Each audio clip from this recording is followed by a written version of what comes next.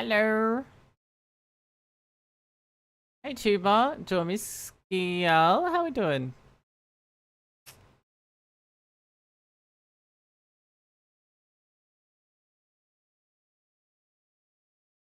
Miss you? Miss you too.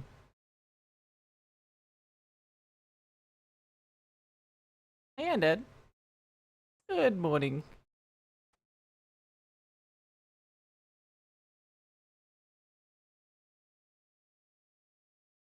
Ah!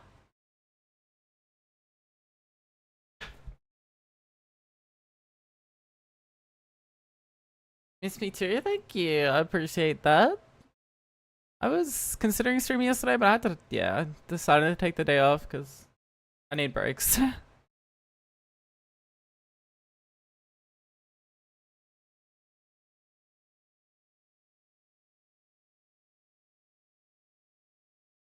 Need to take breaks every now and then.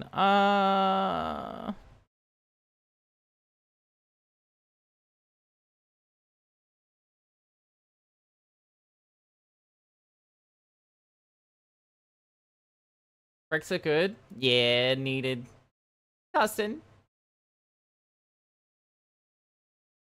When you're out of spoons, true. True.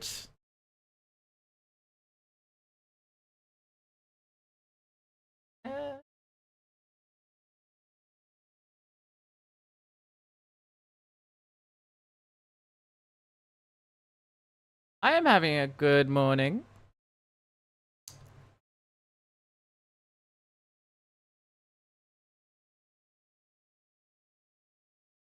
Yep.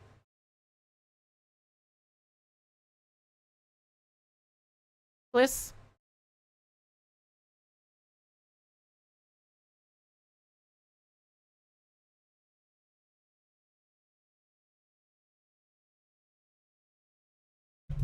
Miss you too, thank you.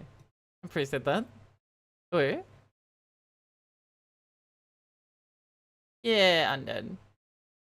Let's go stupid. Don't be stupid today. Hey Gavin, Spyrak, how we doing? Thanks, Suzo. We trying out here. I get what you mean. I get what you mean.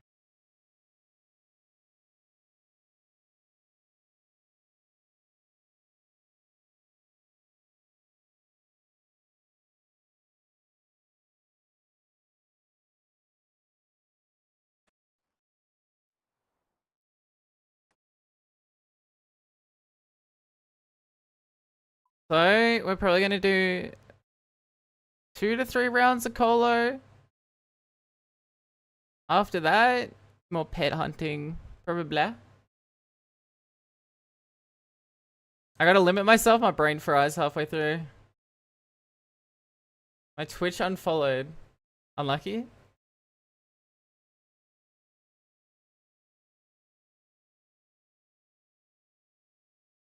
First try? Surely. Wow, a new user. Surely. So much fun. Playing gladiators? For real. My brain is always set to the fried position. Nice.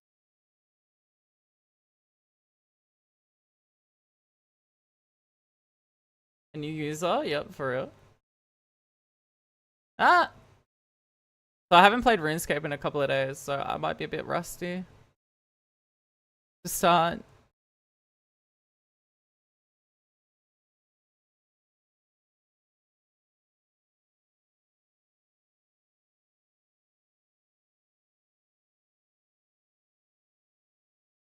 I have to drink those brews. I know, I do. I can't believe I had it. I had it in the bag. I know he has like a second wind.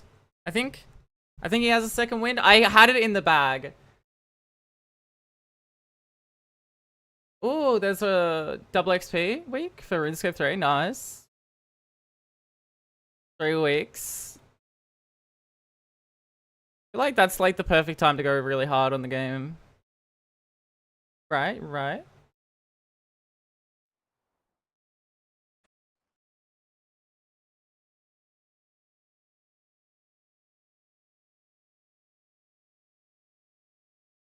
110 fletching?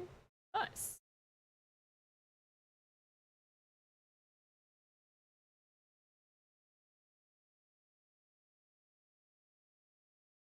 We cute, we cute.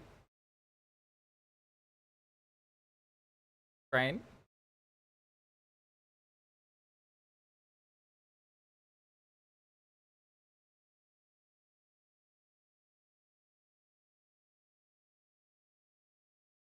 Coffee's so good.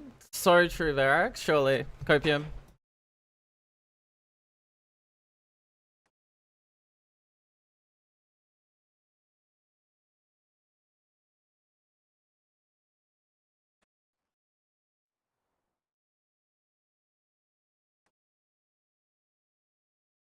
Into a week to use 48 hours instead. Oh, that's interesting. Okay, cool.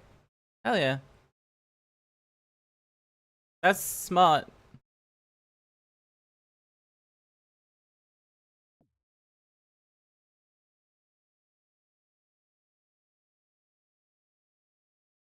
That makes sense.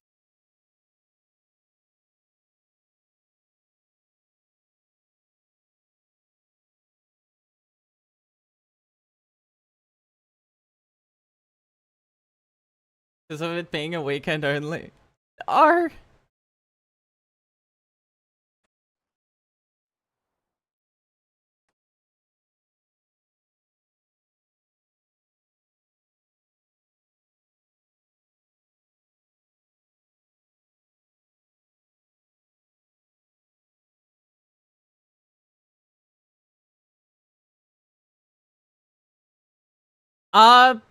Probably is Gavin. I don't. All the old code was left unchanged, and they just add upon it now, I believe, unless something really bad happens. Camo, doing.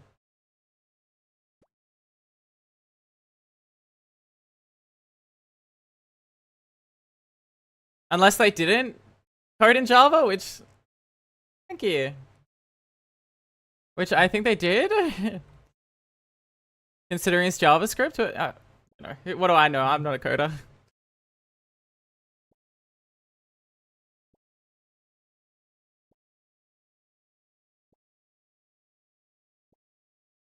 Hey Angels, good morning. Should be a model? No, I don't think so.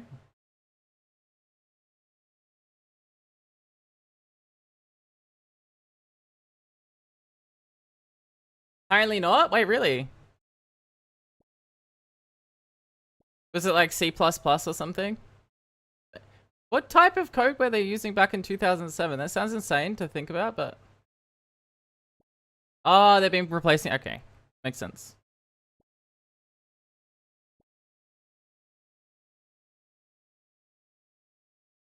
Oh my god. Hey Zoe, what's good? Java back in 2007? Makes sense. I just hear... JavaScript is kind of disastrous to work with sometimes. From coder friends. I'm good, Angels. I'm vibing. Most devs had to use RuneScript, which it... Oh, okay.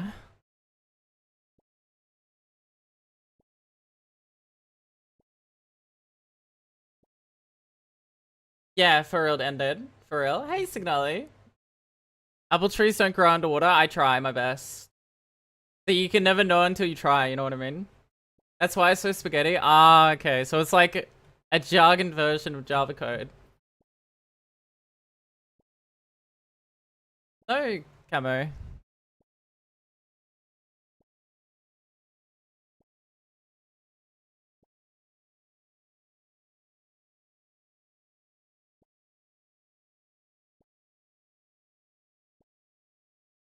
Then no to...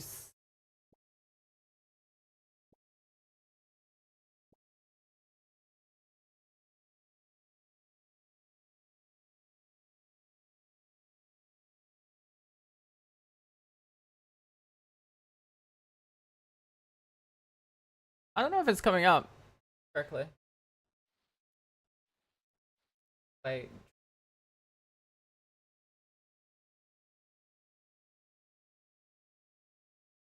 And me, nar.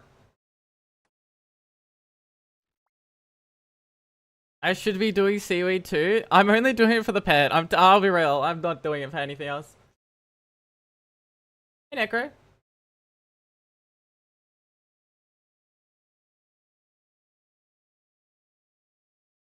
$52 mil? No. Sag. I forgot to replace the trees. Shit.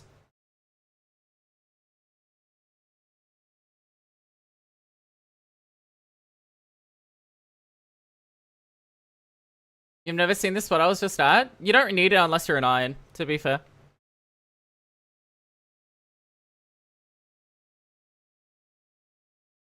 All going for the pet, I guess, but you don't super need it.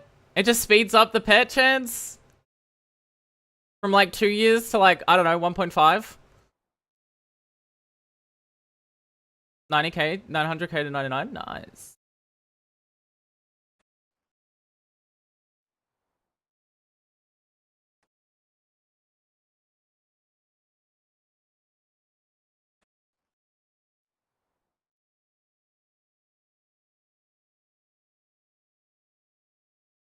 Fish. No. I have no idea what RuneScape 3, like what happens in that game. I'll be real. I did it like every patch on my farm pet grind. Yeah, I'm doing belladonna and mushrooms. I do it at the start of streams. I don't do it off stream though. I just do it to start my stream.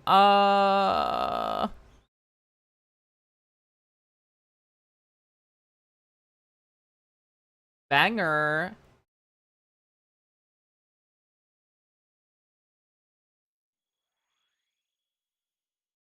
Yeah, this is pretty good. Oh shit.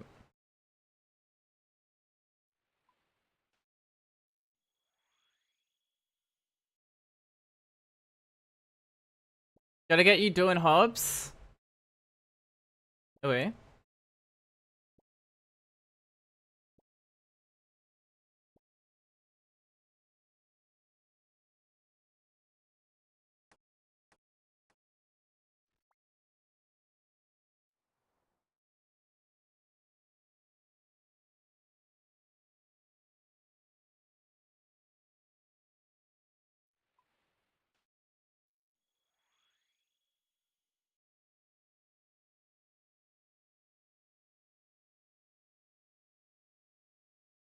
Do you have a license to grow those shrooms? Yeah. Always have. I got the legs. Yep. That makes no sense. I do though.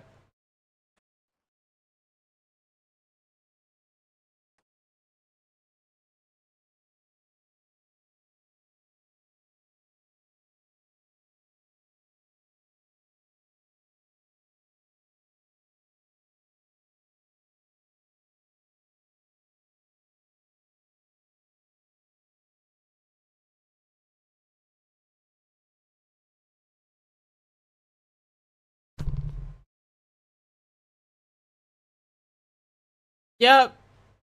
Yep, Slorp and Goblin feet jam. For real. So true, chat. Couldn't have said it better myself, honestly.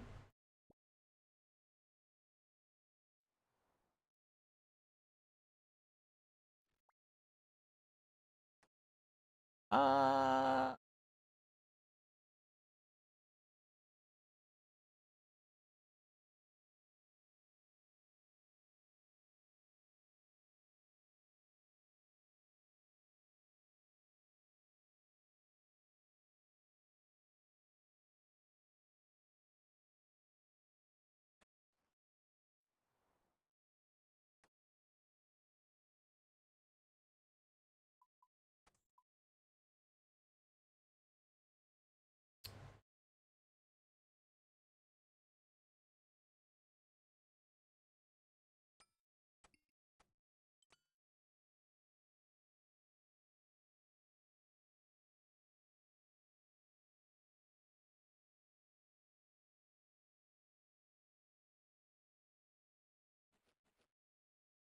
Alright.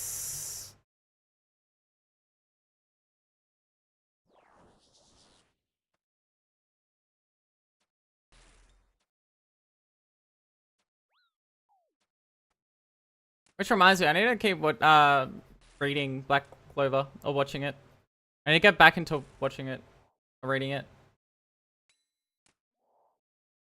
This anime is actually really good after you get past like the first 3 episodes of him just screaming.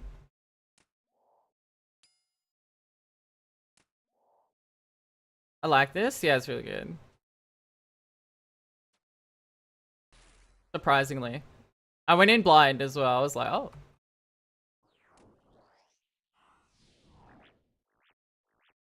I need to catch up. Yeah, I read a lot of it manga wise, but then I don't know why I stopped.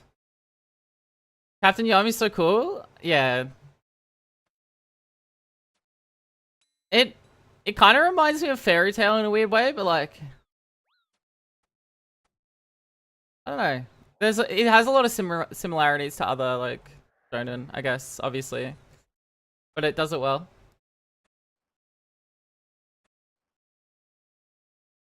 Pretty sure that the producer wanted to make the brother the main character, but then everyone like no one would have liked that, so he's like, okay, yeah, we make Asta the main character. XD. Yeah, I know. It's like, dude, what a boring show if that. What is the emote? It's an emote, man. Just let it happen, man. Soed song? What's that?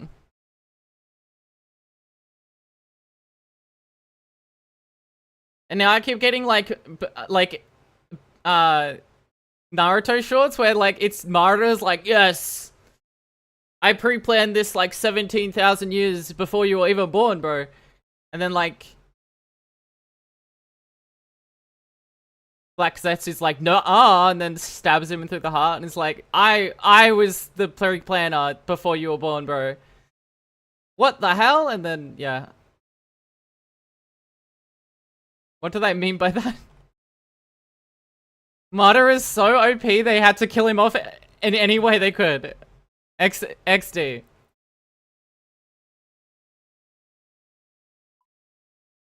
Alright,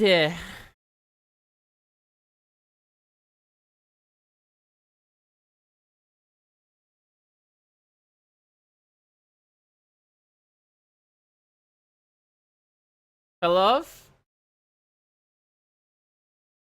Pain Invasion? I get what you mean. Pain was like really good. But the Great Ninja War was also like really good until the Kaguya stuff. Like that was sick for me. I don't know. I was watching it, I was reading it like as it was coming out.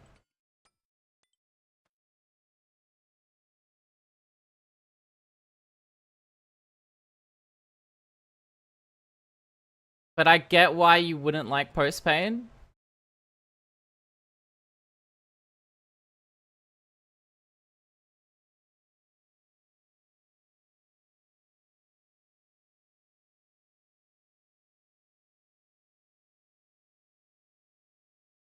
Oh, yeah, I gotta sort my gear. Hold on. Let me fix this. I forgot to edit my tab again. Alright,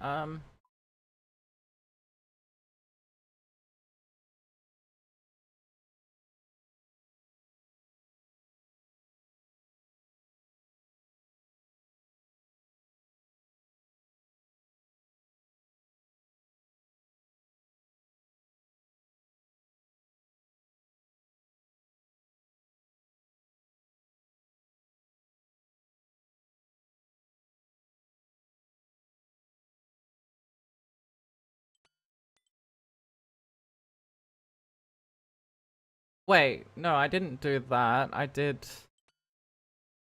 I brought that in and then I did a playload switch.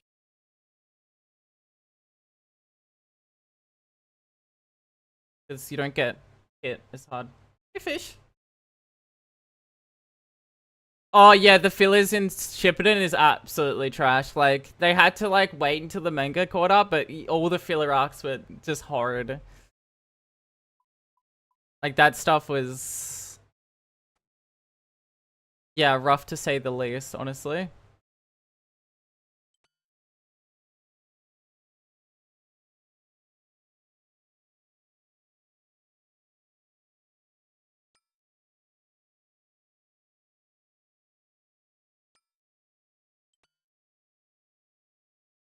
Okay, I think I do that. So I don't bring...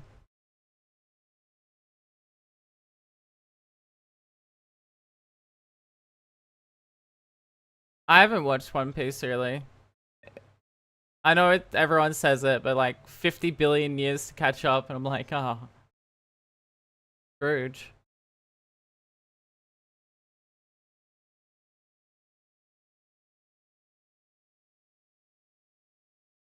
Even if it's not that bad.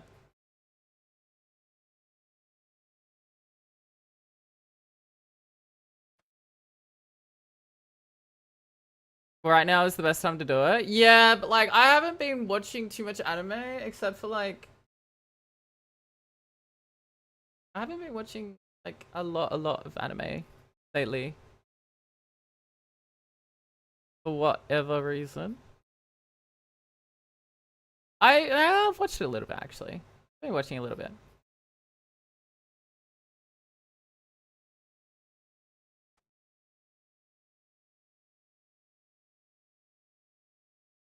Do I just keep the Blood Fury? I don't need a switch for that. I should just keep the Blood Fury. It gives range bonus. Yeah, even if it's not as good. The gray?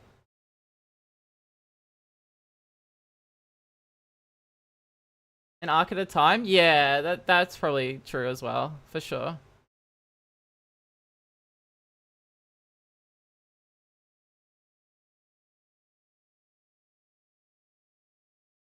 Hmm.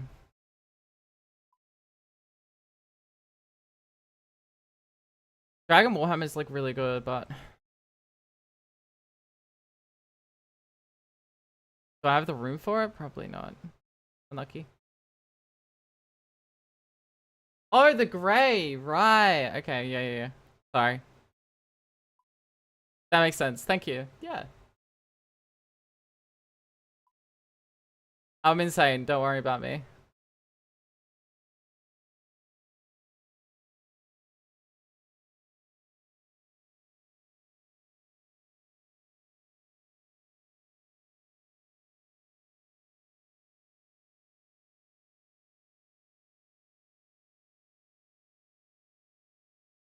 I need a...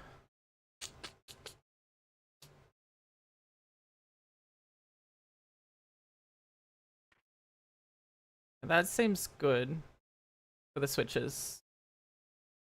Plus my stuff.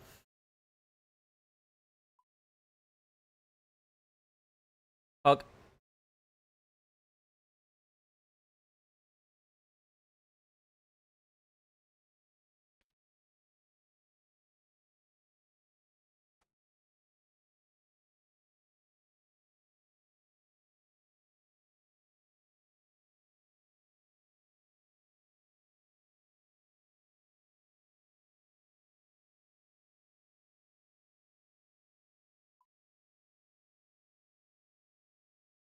Here.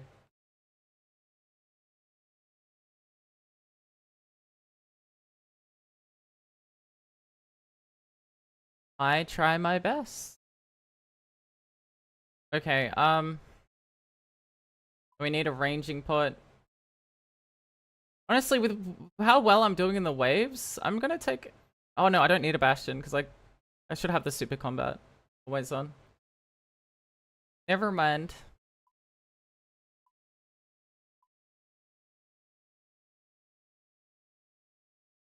Don't need these.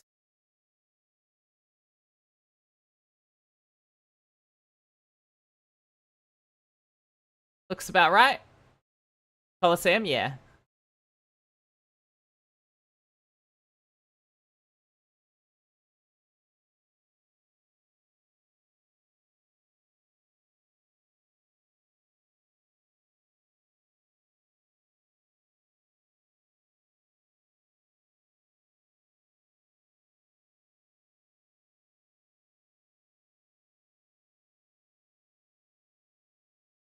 Alright, that's my inventory setup. Cool, all set. How many KC? 0. Not there yet. Getting there. Slowly.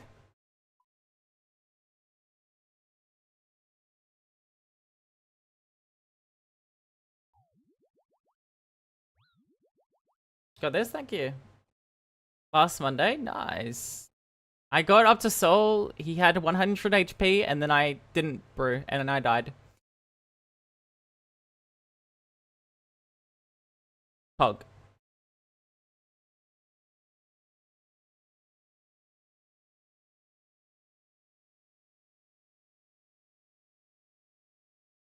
Pog. Autumn Wednesdays? We hope so, eh?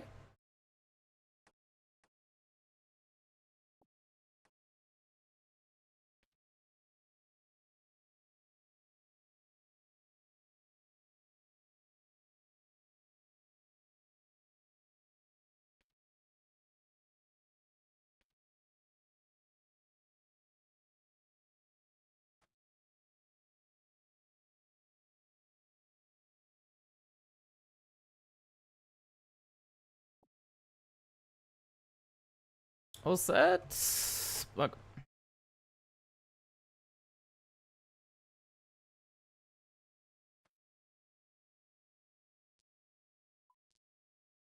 Time to lock in, for real.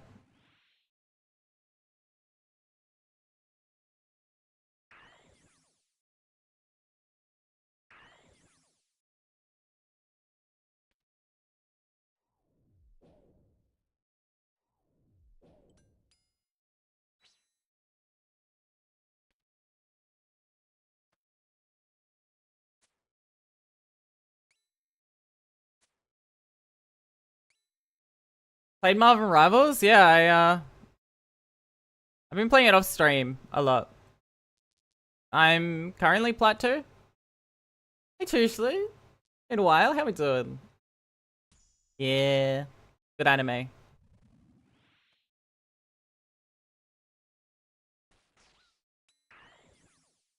Sanity.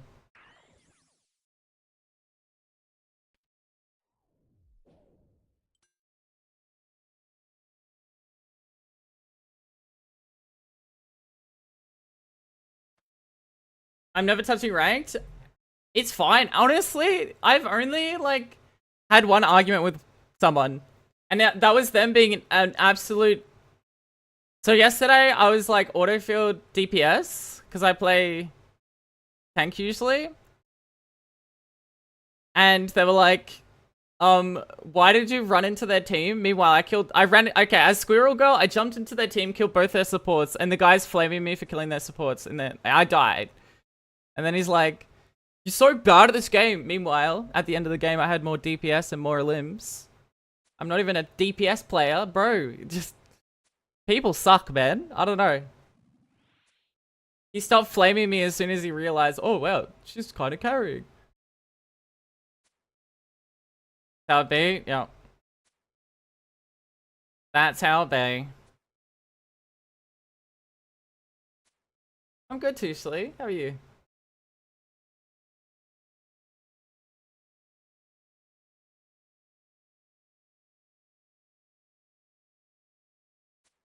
Oh, actually fixed that. Cool.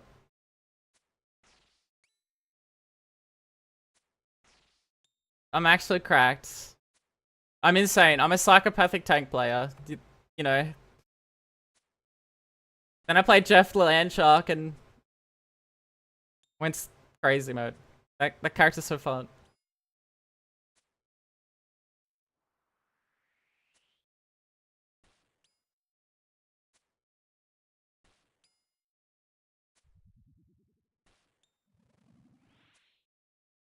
Would heal and support for you? Thank you. Yeah, I only solo queue, so it can be a bit dodgy.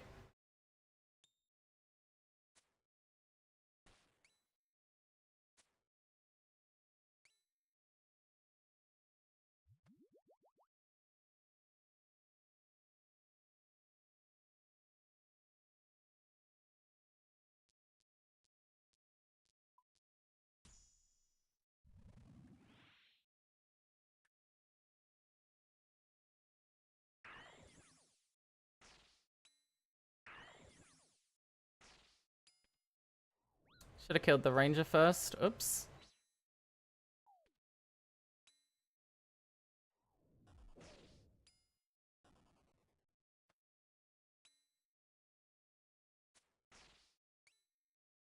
Gotta have two insane people to dive shit together.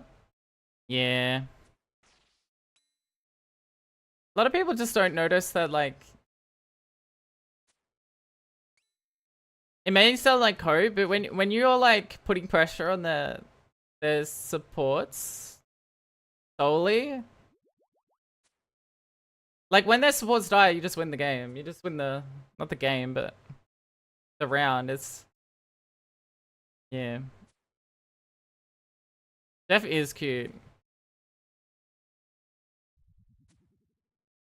I suck at Marvel Rivals. I'm sick at COD though. I haven't played COD in a while. But damn, I miss the glory days of playing COD just constantly.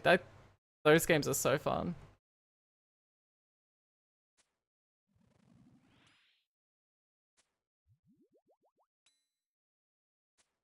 Cracked at Overwatch? Overwatch is hard. I don't know. I've struggled at Overwatch. Mercy kill that thing? No, you wouldn't. You wouldn't touch Jeff the land shark. I wouldn't let you.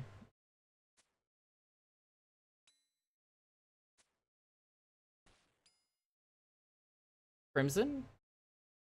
Oh, whoa.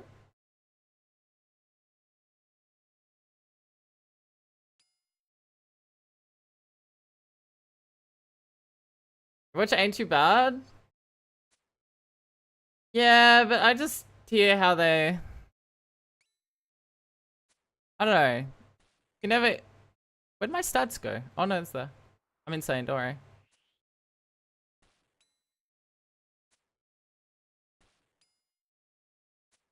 I just always hear horror stories from Overwatch, you know, like...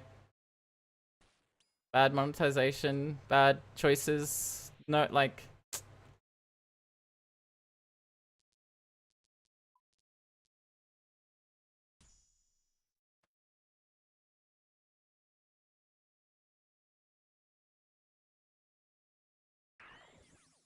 Which may not be the case, but...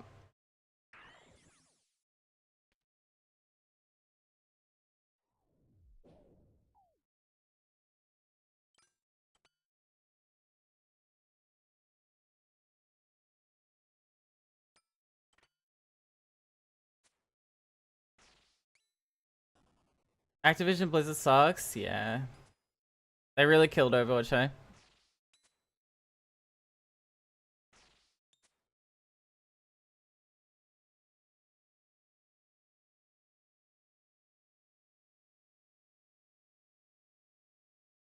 Those are all true? Oh no. It used to be it used to be like revolutionary for the game, like gaming. Like Overwatch was such a revolutionary game for its time, and then, real, you know.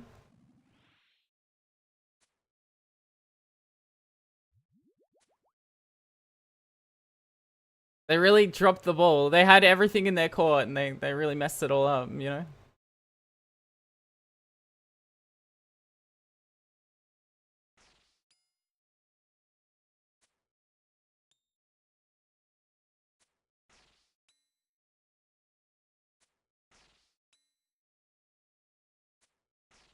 I started reading Fire Force. I didn't get that far, but it was pretty cool. The concept.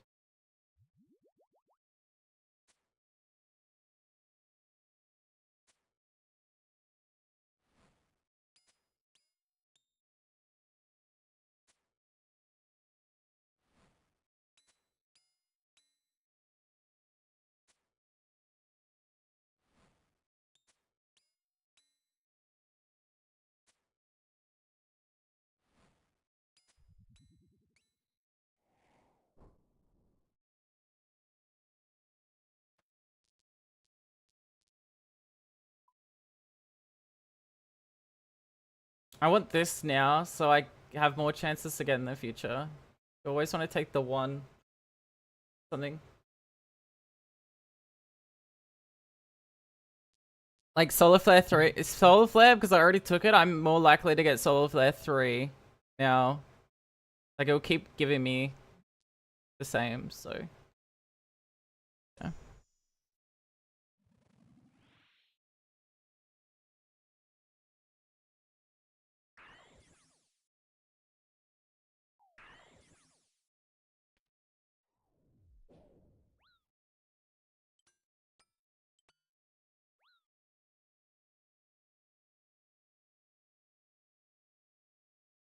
Don't remember the last time you opened Overwatch? Me too.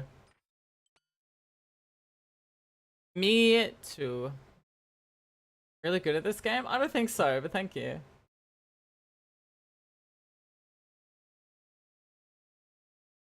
Oh, I don't think it's so, but thank you.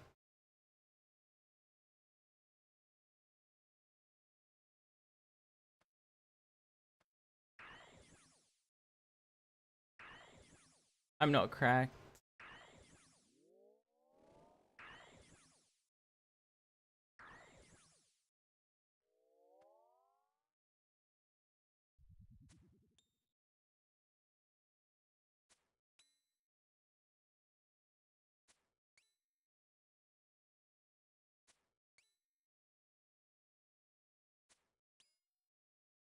Thoughts? Thoughts? Life's getting good. Better.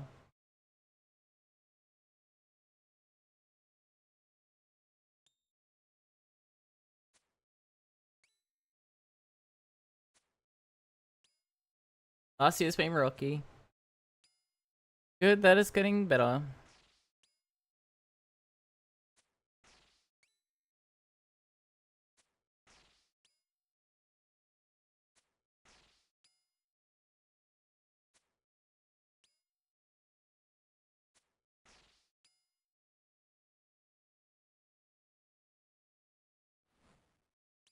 I messed up. Yeah. Oops. I should have just ran out with both of them. Oh well. Get the mistake done early.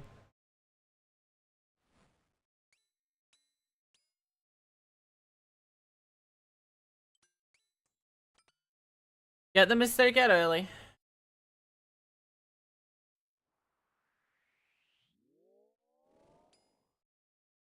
I know. Thank you though. I know most of the, I know all the things you're telling me. Wow, a new user.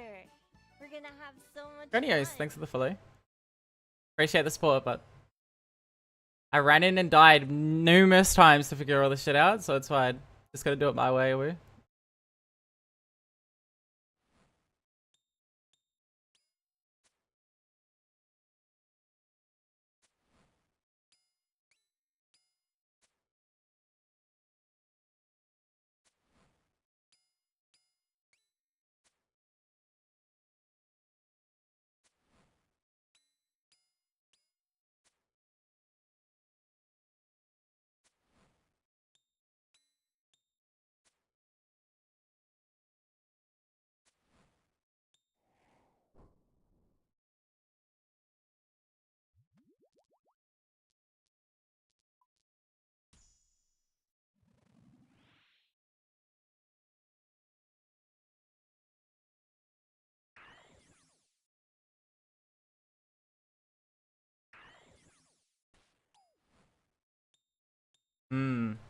Not good. One over here. Bad spawn.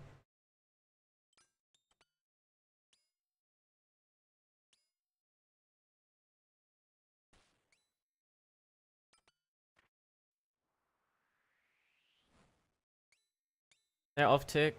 They're on tick. Bad. Wait. Fine. Oh, the major hits me there. Oh, that's so unlucky. Okay, it's just a run angle. I'm dead. Yeah, no, that was really unlucky spawn. Yeah. I didn't off tick them correctly. Fine. We go again.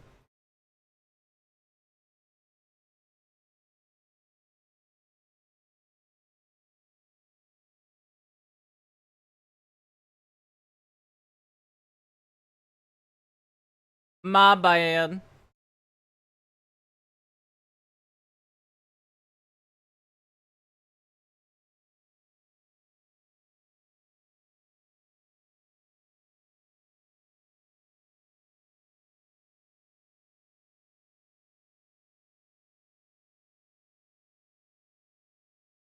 Okay.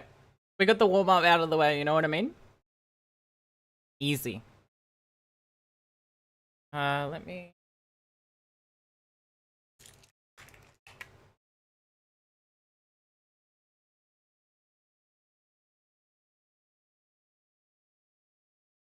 My brain doesn't fry halfway through. Alright,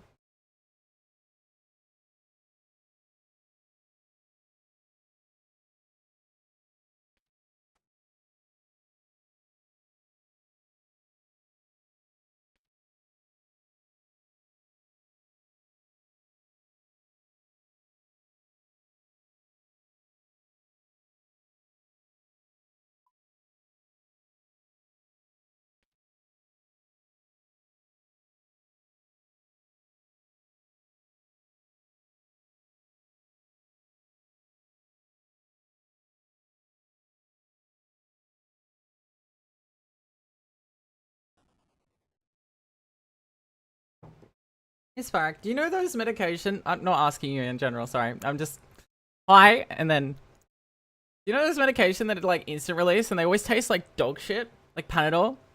Jesus, I have a hard time swallowing those. I don't know why. They have, obviously because they're not coated, they just taste the worst. Does any medic? Yeah, for sure. The ones that are coated just go down smooth. The ones that are meant to last a long time. But the instant release ones that don't have a capsule, they just instantly dissolve when they go in your body. For faster release, and it's just, they all taste bad. I don't know. Skill issue, I suppose.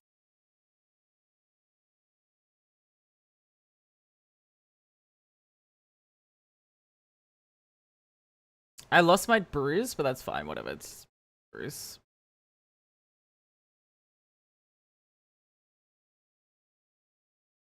Whatever, man. That's better than dying, you know? 500k versus 2 bruise. 20k.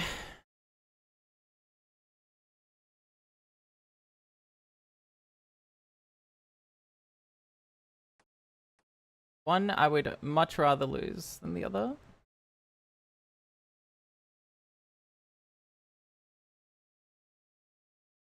Oh. Fuck.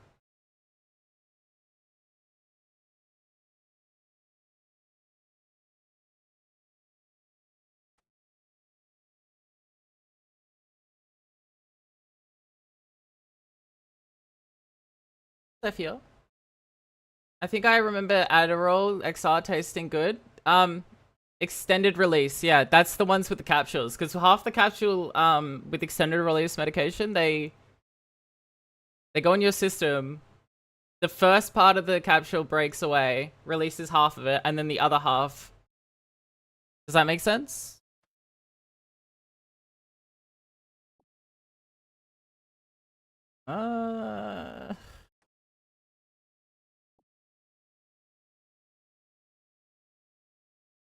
Yeah, those capsules are made to release after it. Like one dissolves faster than the other. One side dissolves faster than the other. That's why it doesn't taste that bad. I forgot to stat boost.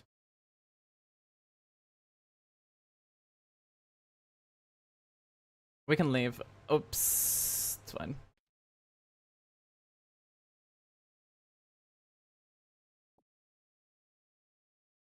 How do we smuggle in this extra brew? Oh, right.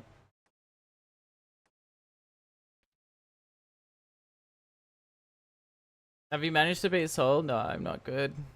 Like that. Sag.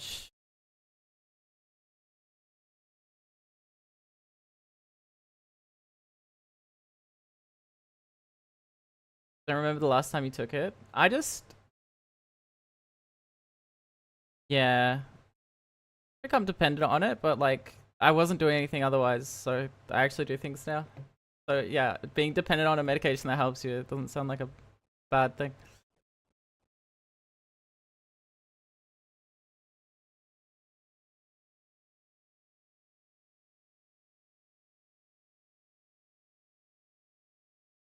Okay, looks about right.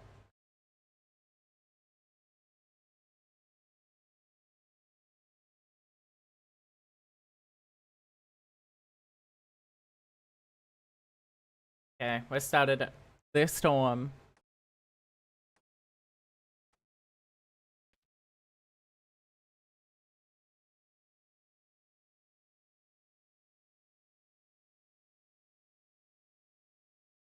Okay, now Wizard was good.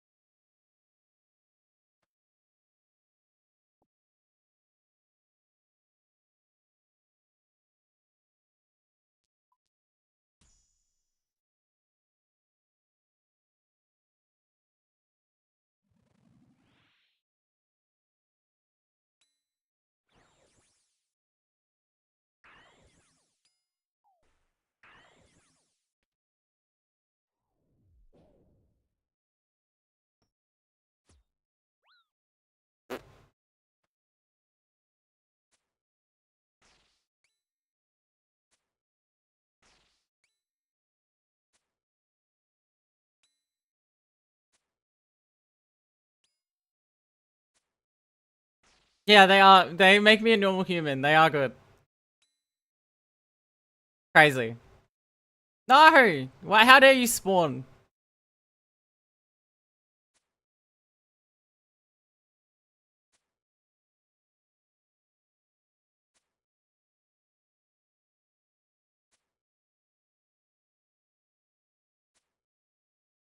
It takes a little bit to get the right ones to find like the right ones that work for you though. It took me a long time, like a year. But once you get there, very good. Ooh, okay. Not a bad idea. Undead.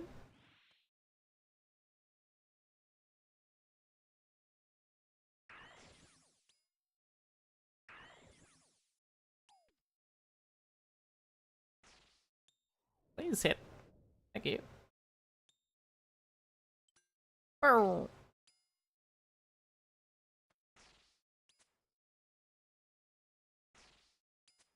Being angry? Well, that's the dopamine leaving your body.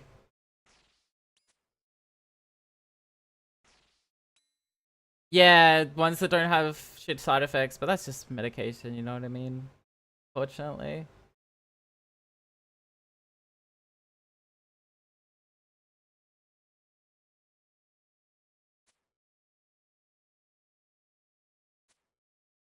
Ah, okay, undead. I'm sorry. That's shitty.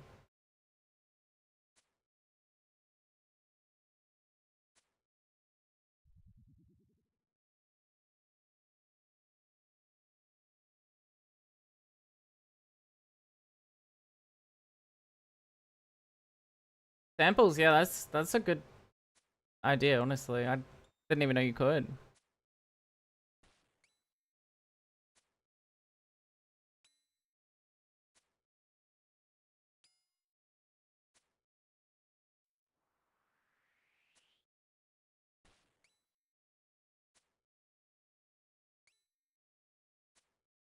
I have pre-rolls coming up. I'll sit at the end of a wave soon. Hold on. After this wave, I'll sit there because I don't have any stats. We'll just sit there. For 3 minutes.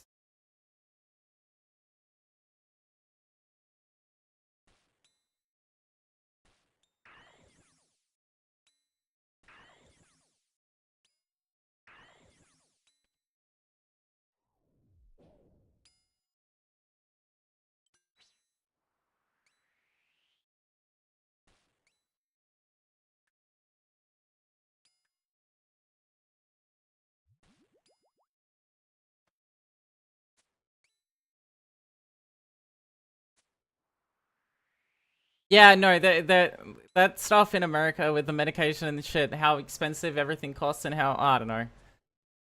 It's so, yeah, backwards. So you have to deal with that.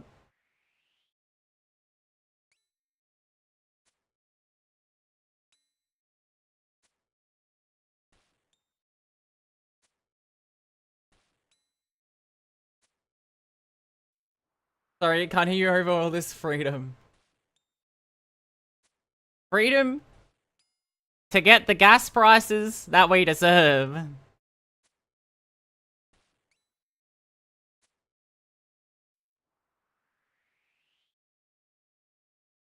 Ah, okay. Interesting. Yeah, in Australia it's all subsidized. You still have to pay money, but it's all subsidized through Medicare.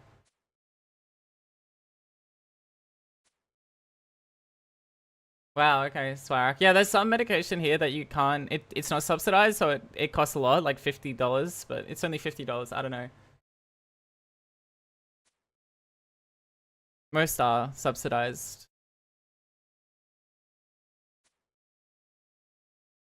Which is obviously better.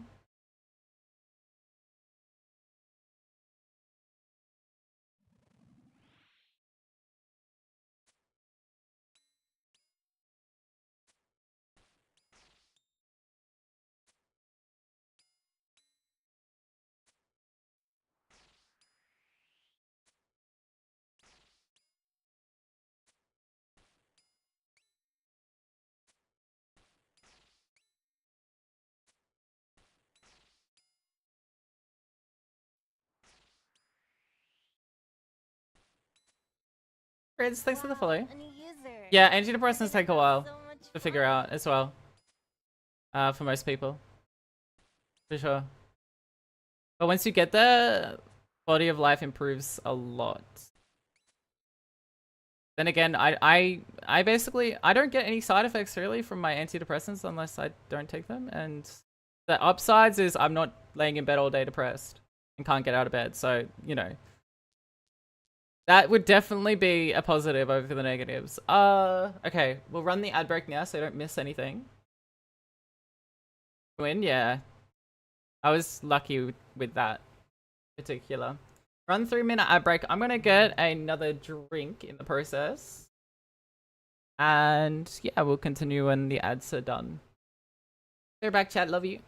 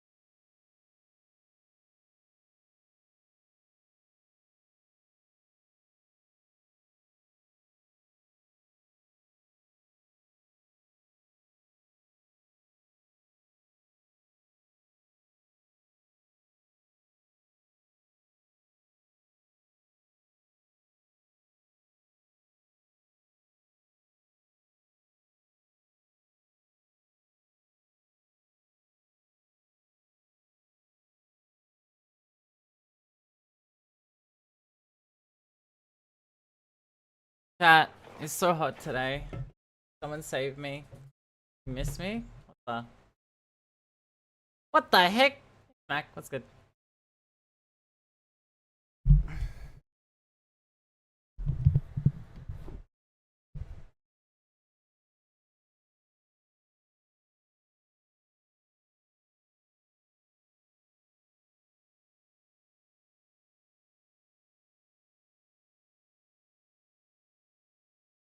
Good, I just need to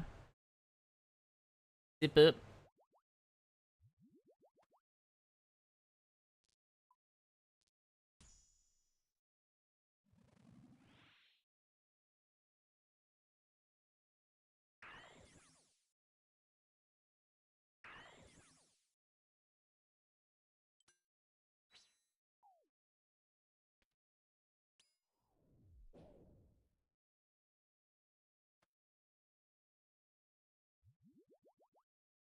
Solid Flare 3 is pretty rough. Bro, it's the easiest thing ever. I don't know what you're talking about.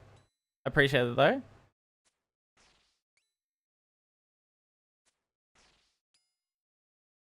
Literally a free invocation?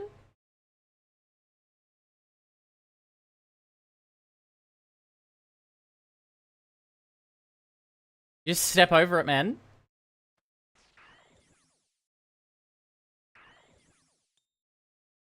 Like this, you just... Oh. Oh.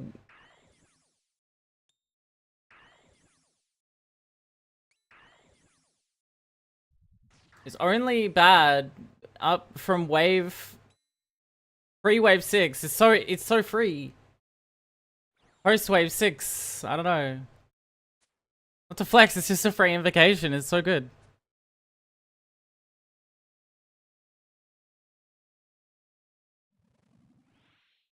So free.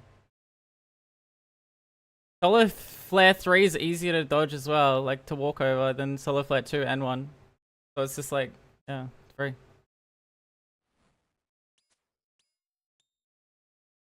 Simply do not get hit, basically. And if you do get hit, well, GG. But oh, you have time to recover. You just have to put your prayer instantly back on. Not bad.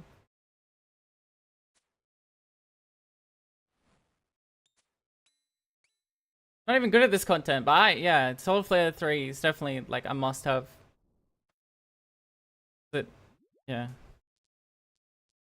Myopia 3 is a must-have as well. Once you learn it. From my calculations, there's only a couple of instances where Myopia 3 can mess you up. I don't know, and I haven't really reached that. Well, I did, but we came around it. We got around it, you know? By sheer will and determination. I.e. just sitting on this hang staff and hoping we hit. But we did hit. We got there. I struggled? No, I struggled with it. Leagues is hard depending on what build you went. What's the PB? Soul at 100 HP.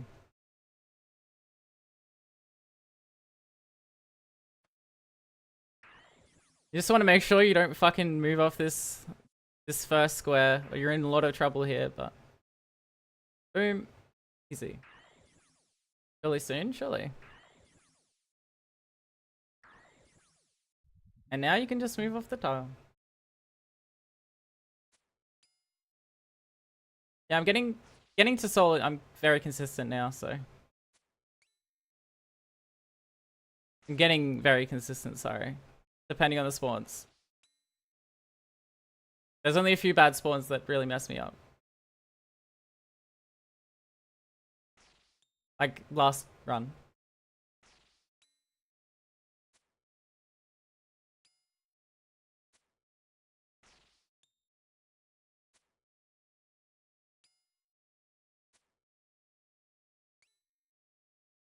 On the ult, when I tried this, melee's way harder than ranged.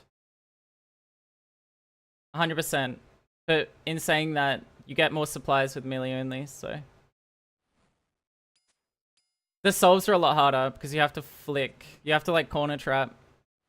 And run around the corner and bait there. I know how to kill Soul, that's not the problem. It's just me executing it. The helper's not gonna really help me much because I know the mechanics.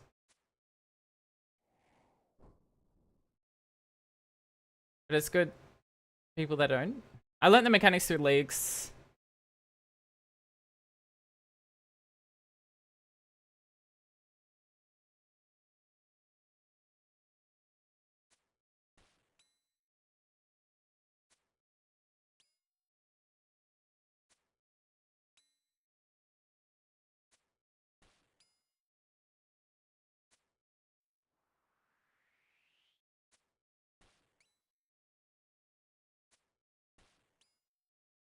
Doing 2 accounts, or yeah, it was hard enough to getting 1 account to dragon.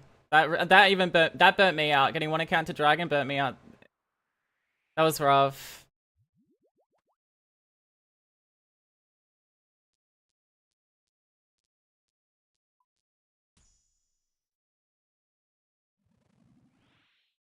Good.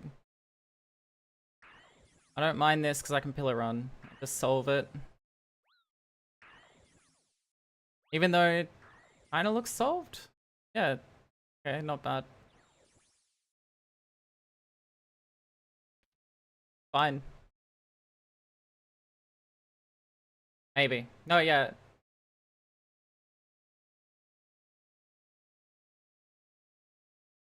With long range is fine. I have my OP1, it should be fine.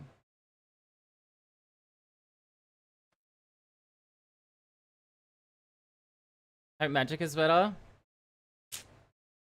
I get what you mean.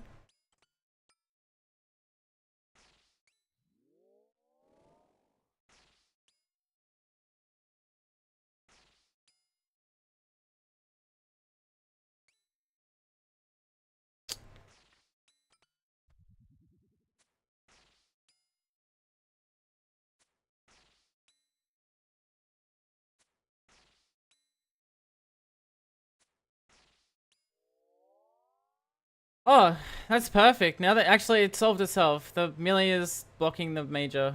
So I just kill the melee and then the... I don't kill the melee, I kill the ranger first.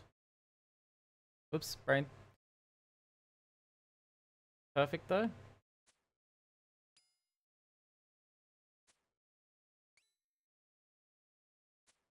Yeah, range was broken. Mage was easily the worst. But I think they card nerfed Mage because of last leagues.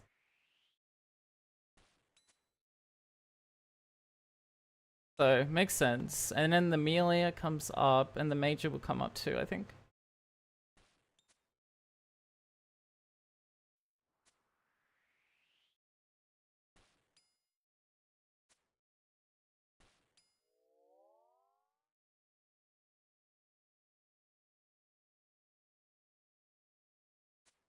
Fine.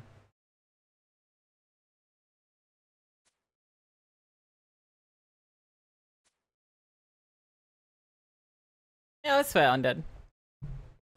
That is fair. Oh. Split.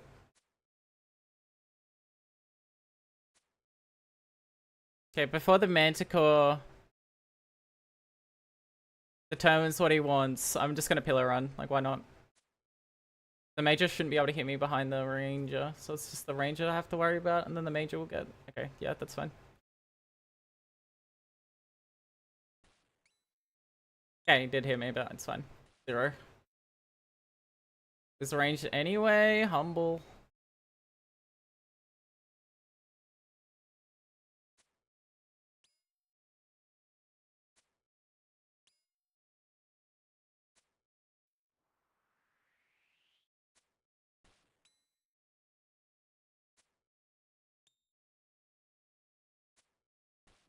Go in without a plan, just don't get disappointed. Yeah, that's fair. That is completely fair, I get what you mean.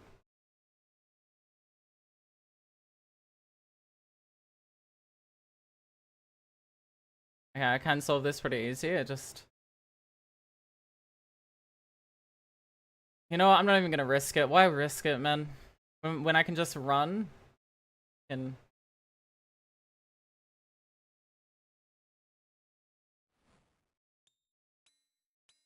just do this, man. Why even risk it?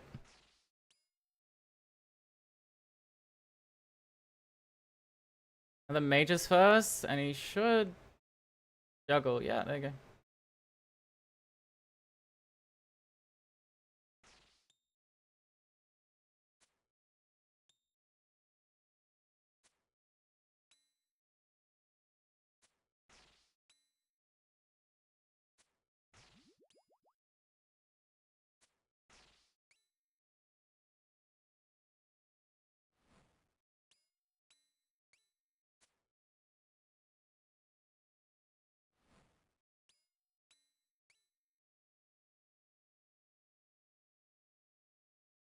Yeah, no brute forcing. There's no reason to brute force here. The souls are easier than you think. A lot of the time, brute forcing is just like what's causing you to die. A lot of the time, when the soul's just right in front of you, you know? Ah. Iron Hell, thanks for the follow.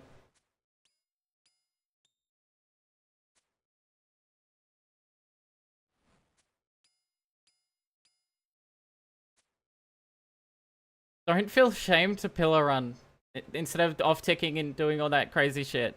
Like I can off-tick, but dude, sometimes it's just not worth taking the damage if you can handle it. You can't handle it. Sometimes if you mess up, you know, just off, like, you don't have, it doesn't have to be super fancy, you know what I mean?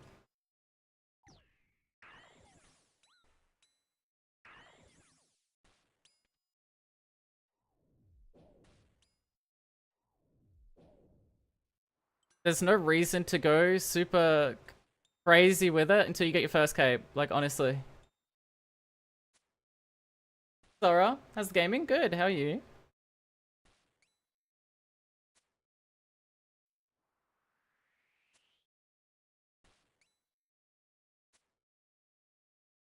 And this is why Solo Play 3 is free after this point.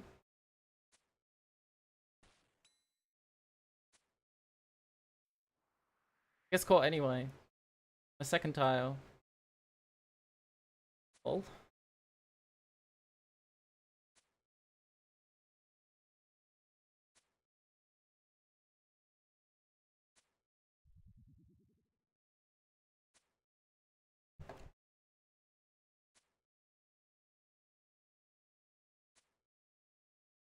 Yeah, I almost killed him the other day. And I didn't brew, like an idiot, and missed the tick. Where I had to parry. Unlucky.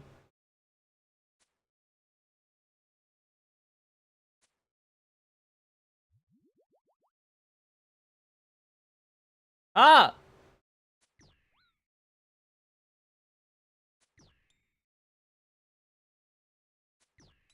Thank you.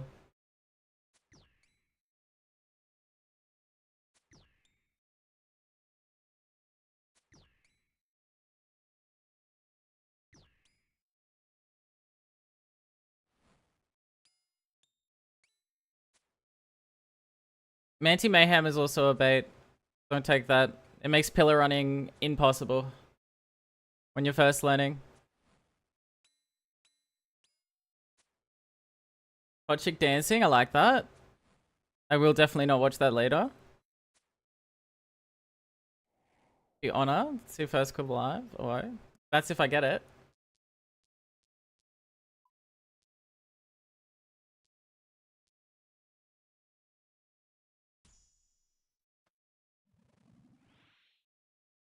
Bad spawn.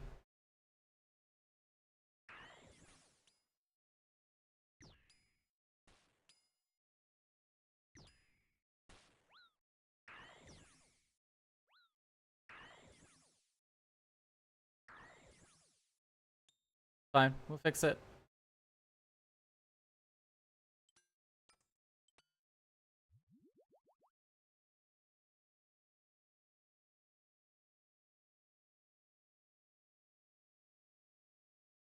I think I died there. The two options are to pillar run and or try and flick the ranger and the major, but LeMayo.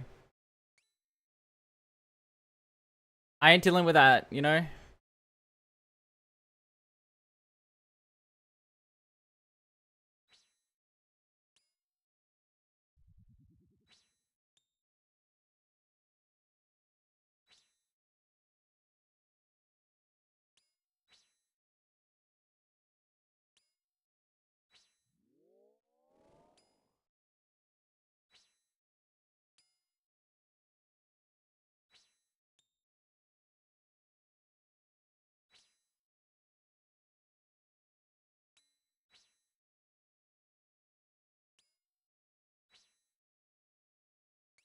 Panicking? Yeah, that's just normal, honestly.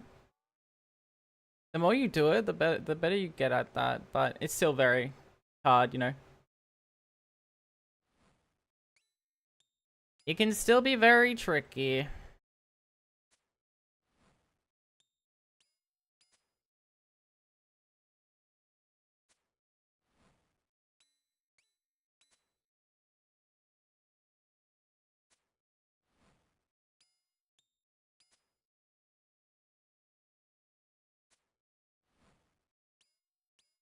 Yeah, that item range boss is coming to the old school soon. Not the exact one-to-one, but it's pretty cool.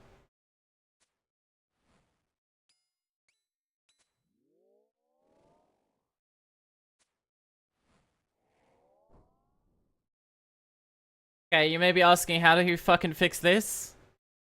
How in the hell am I gonna fix this? Oh well, that's very easy. Alright? That's very easy. You just run out here. Then you fucking you get hit. And you fuck up. But it's fine, because you pillar run. And would you look at that? Both the ranges are on top. Wow. It solves itself, really? Holy. And now I get to just free spec? I just need to bait this ranger over here. Boom.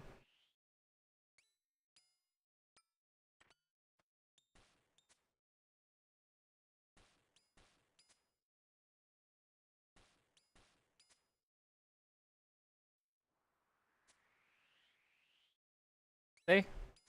Oh, myopia. Myopia? Alright. I fucked that up. I forgot I had myopia 3. Whoops. Bit of a freak out there. It's fine. We're fine. We're fine. Have to...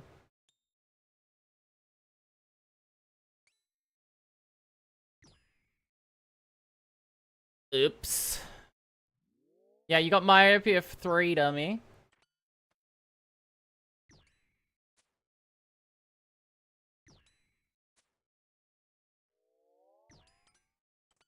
Gotta wait for the next spec. Wave 9 is relatively easy, but I want to be full health still, if I can.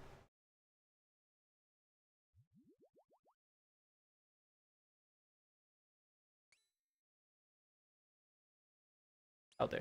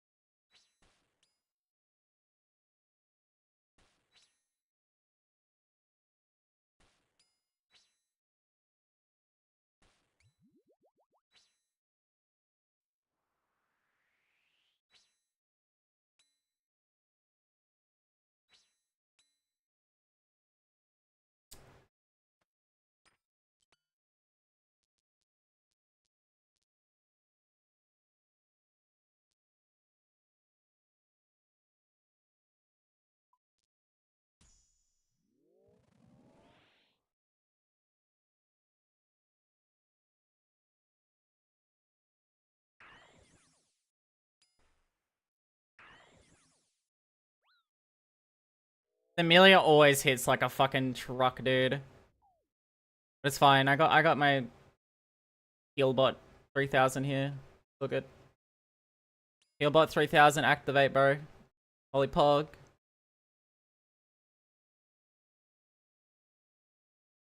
They were closed? No, I'm sorry. No.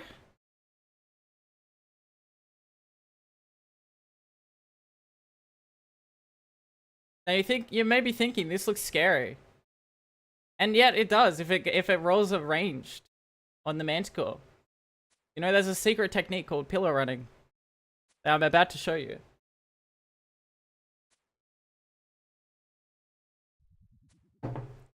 That minimizes all this. It makes it free. Wow.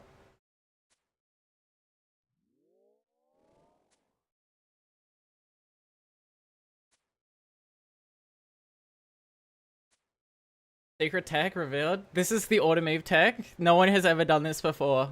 It's copium. No one has ever pillar run in their life. I'm the first one to do it. I swear to God. Copium.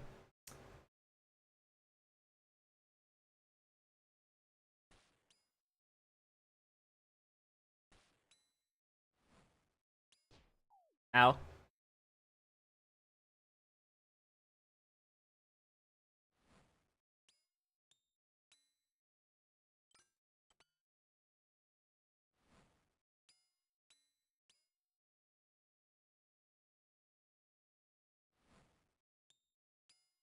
Yeah, unironically, the melee only runs have made me better because I understand the mechanics more. I wouldn't recommend people do melee only, but if they're learning.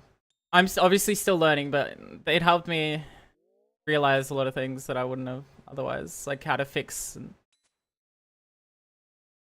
First on Twitch confirmed. So true.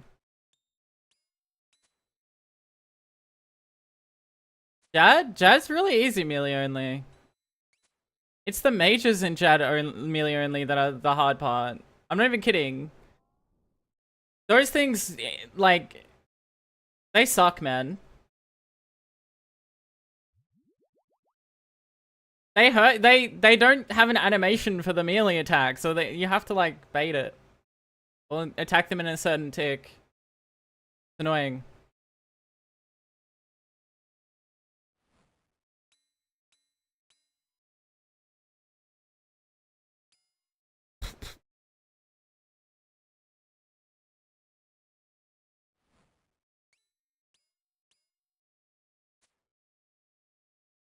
Nox Heli makes it easy? Yeah, but like, what happens if you don't have a Nox Heli? You're right, but what happens then? Oh, who?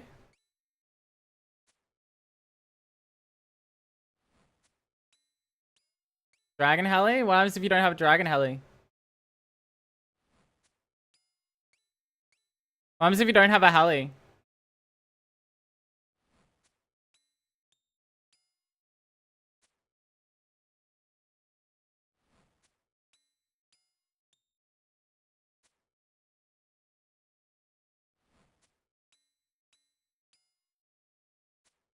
I had the Noxus Heli in leagues. It did make the melee only runs easier, yeah, for sure. It was good, man.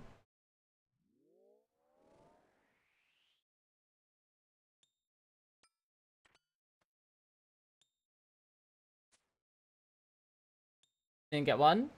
No. I went really dry. I didn't even get the lance. I wanted the lance. To be fair, it was such a shit upgrade. I don't know why I wanted it. I did like 300 Hydras and didn't get one. The drop rate was 1 in 200 or something. And the KC task was 300. I'm like, I'm done. I'm not coming back here. Never mind.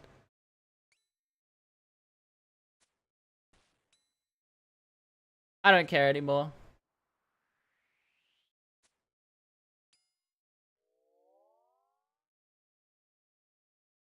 The spider looks way harder in RuneScape 3. God damn it!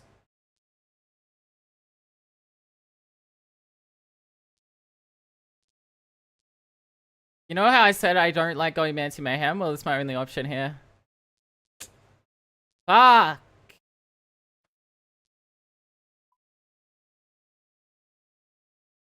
If there's a bad spot, I'm TPing out. I'm sorry. I have to.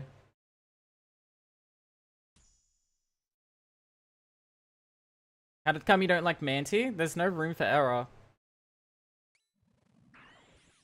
Like right now.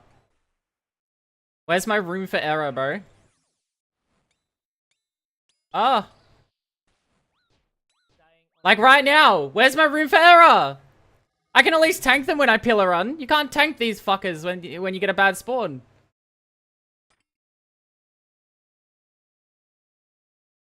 That was... Why exactly I don't like Manti Mayhem. Fuck.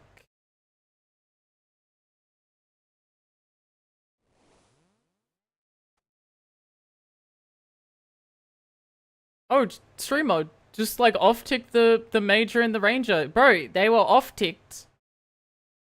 And the guy the Manticore was Mage. And on the other side, it was the same thing. Like, what the fuck do you do there other than pillar run? It's a trick question. Rhetorical question. You don't do anything, you die. If I didn't have Manti Mayhem there, I wouldn't have died. Tell you what.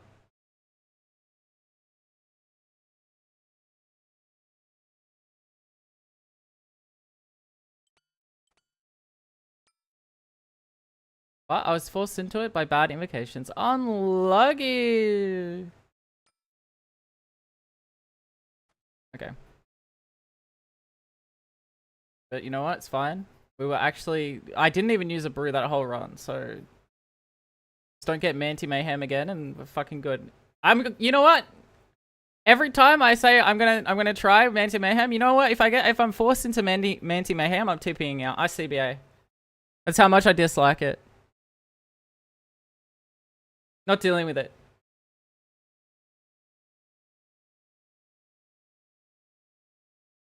Well, streamer, you could have like off-ticked the... on the other side of the pillar. No, you couldn't, because the fucking Minotaur was spawning and would heal the other ones. You know what I mean?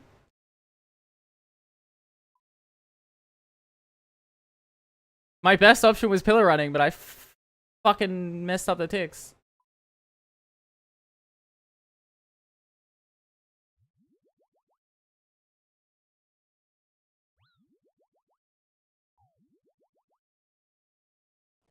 This is an unlucky one. Fine.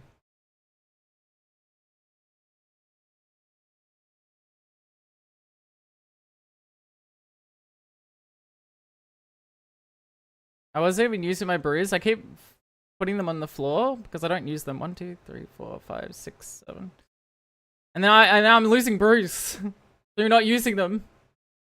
But I need them maybe.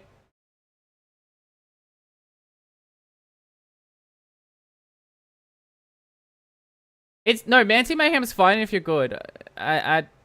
If you've done this content before, like a lot of times, it's fine. Don't get me wrong. It's a fine invocation. It's absolutely okay. Just pillar running and trying to prayer flick Manti Mayhem, and on top of that, like 2 ranges. Yeah, it's not fun. It leads to a death like 99% of the time, in my experience. Which is a giant problem if you want to make it far in the... You don't want to die if you want to make it far in this place, you know what I mean? Kind of counterintuitive.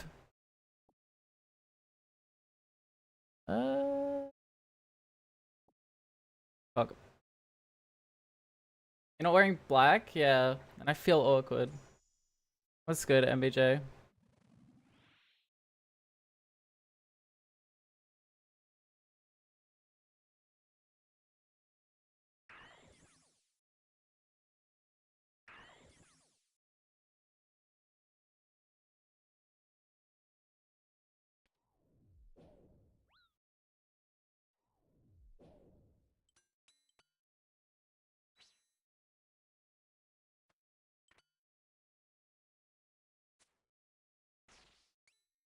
Playing Phasmophobia with the boys? Nice.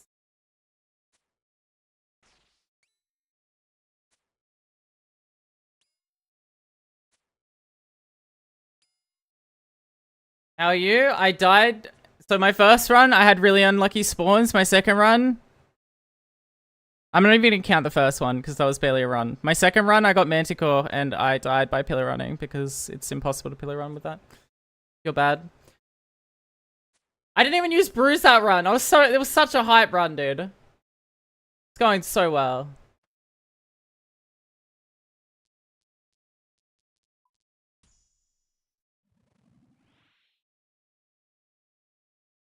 Jagex really got to remove the RNG base on the top of the RNG base minigame, you know what I mean? They gotta stop this bullshit. Grrr!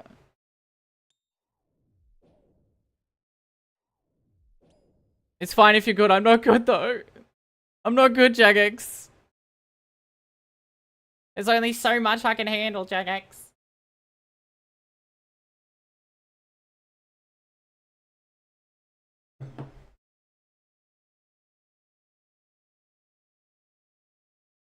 How do I fix this? By getting good. You know what I mean? It's okay. That run was cursed as soon as it was perfect with the invocations before. I could like salvage it, but as soon as you get Manta Mayhem on two Manticore spawns, it starts to get a little bit tricky. Wave 10 and 11, Manta Mayhem is fucked if you have bad spawns. Can't get good. Reminder that Daniel Bundy, the legend himself, it took him like 4 months to get the Inferno cape, but he still got it. So everyone can get good. They just need to do it, you know what I mean? Easy dub. Wait, I don't have the range debuff. I can just... Ah! Ah!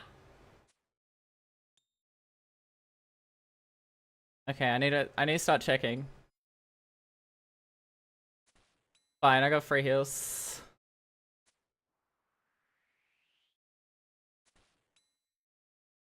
If I ever beat the Colosseum, everyone else can. I swear to God. I'm a dumbass. Oh my God, the biggest speck of your life. You love to see. Oh, ew.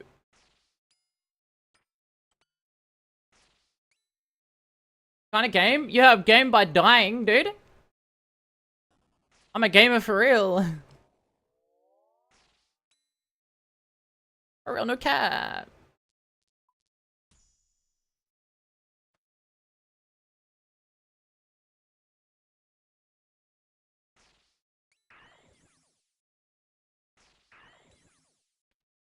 Please die soon. Don't hit me.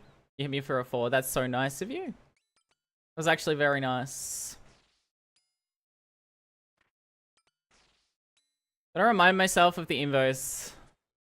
Sometimes I forget because you do so many runs in a day. If you do a lot of runs in a day, don't do this by the way. Don't do a lot of runs in the day. But if the invos start blurring between runs and you start like messing everything up. Like you think you have like Blasphemy like 3 and you just don't, and then like instead you have like, I don't know, myopia. Yeah, when you forget you have myopia last run and then like you don't know. Yeah, oh. No, not good. Oh my God, huge specs for the big one.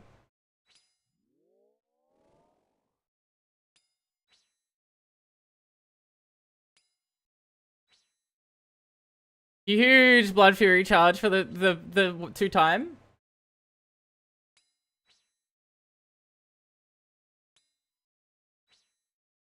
Alright, this is clearly not working. We're just gonna kill it.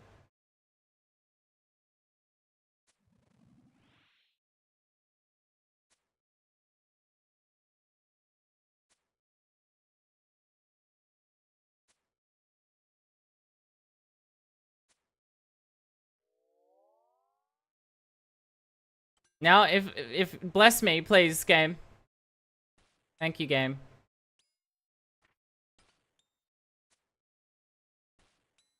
Thank you, game. Remind me to pick up my brews when I run out of super stores.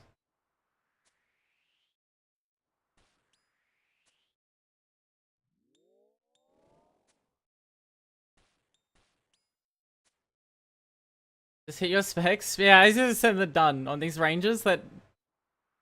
I don't know. The scythe is good on them, but from what I found, everything else sucks. I don't know. The axe is okay. I feel like they have like a billion melee defense somehow.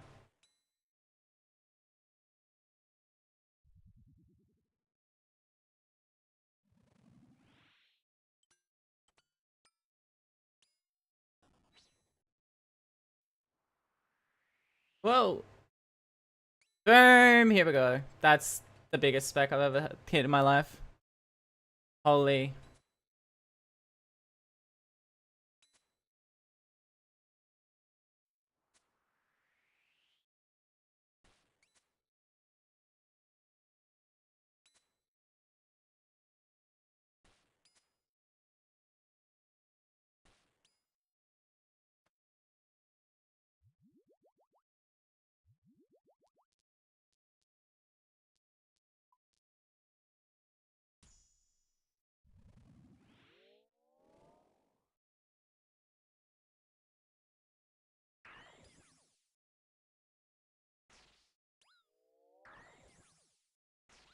At least with how many mistakes I still make here, this should be a good sign, right, chat? I can do it too. Auto makes like a billion mistakes here still and is fine. And that is true. What are we watching? I got a video. Loaded up. Locked and loaded.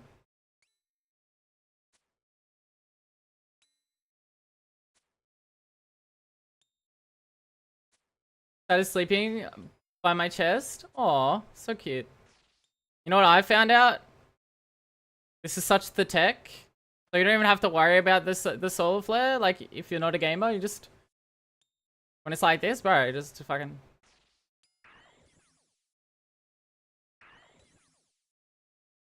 feel that. Wow. Bro killed the melee.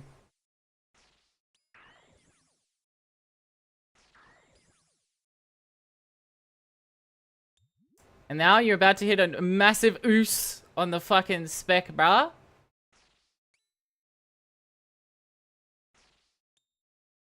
I'm retiring, I think. I think I'm retiring. That was a 1. That was a fucking 1. That was not...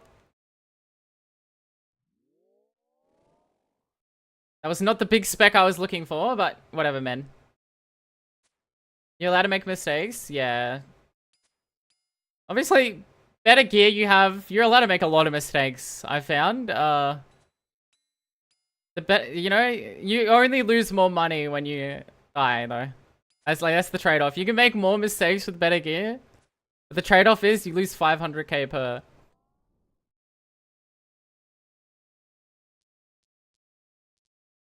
Okay, this is fine. It's just kind of fucking annoying, but it's fine. I've kind of gotten used to volatility. It's kind of free. Depending on the spawns, of course.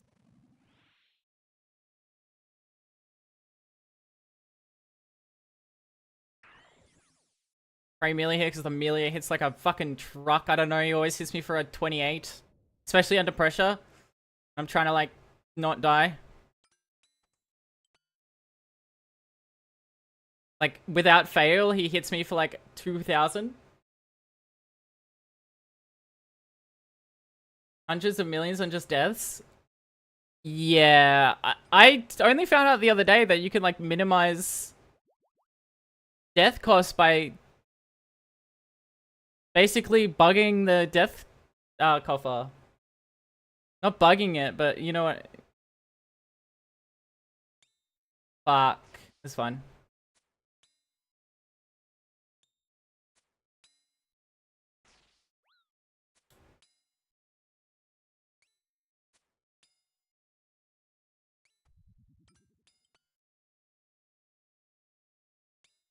I think it was fine. Fortunately, the Major doesn't have a lot of health, so...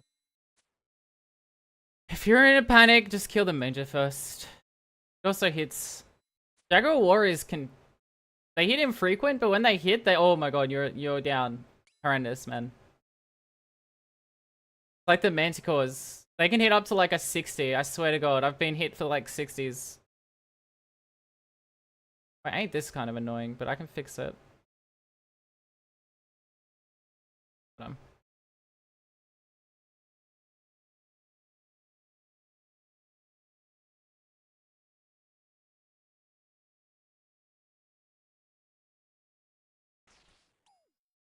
Kind of messed it up, it's fine. No, it's fine, because we got a free spec, bro. Holy pug. Summer. And we just healed for like a billion. Feels good, man. Mages are always good to hit if it's not for the Fremnik Ranger. You heal a lot on the mages usually. They don't have much of a defense, melee defense.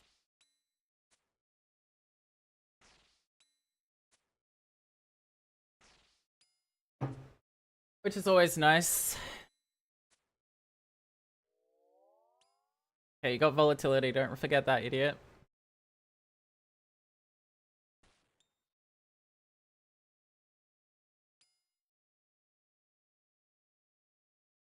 And here to make sure the force. There's tendonitis from everything on my computer, honestly. But I've strengthened my wrists a lot. I haven't used my brace in a while. I only use it to sleep now.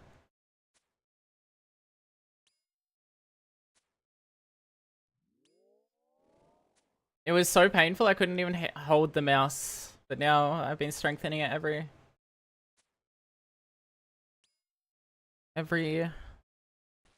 day.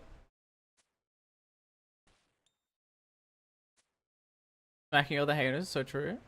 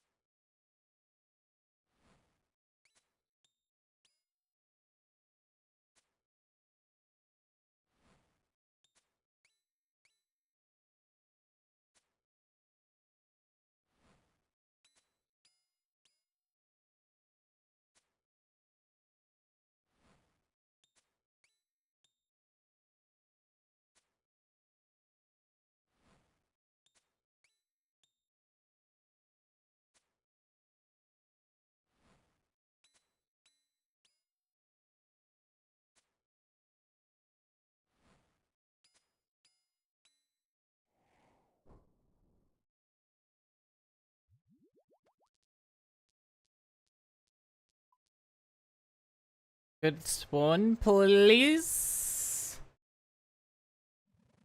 I moved too fast? Fine.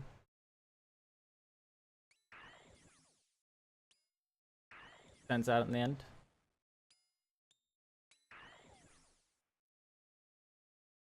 Oh my god. Never mind.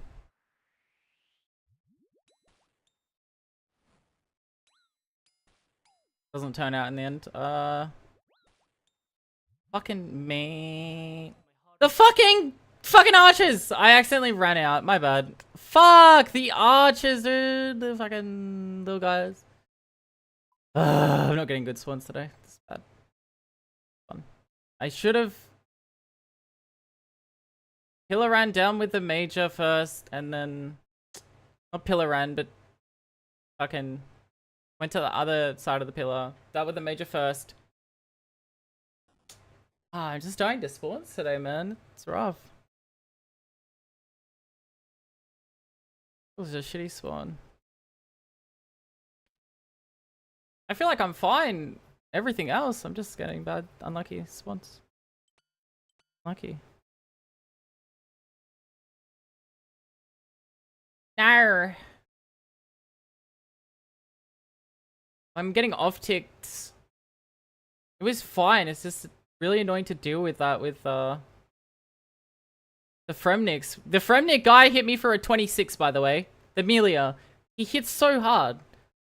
You have to deal with him so fast, and then if you got a messed up wave, it's just... I fucked up the spawn. I need to like just sit there. That was the biggest issue. I keep fucking up the spawn. I keep running too soon again. That's why I'm like... A lot of these bad spawns are happening. Unlucky. I just need to like sit on the pillar. I don't know, like on the spawn. Make sure you don't fuck it up. Doesn't matter if you take a hit running back.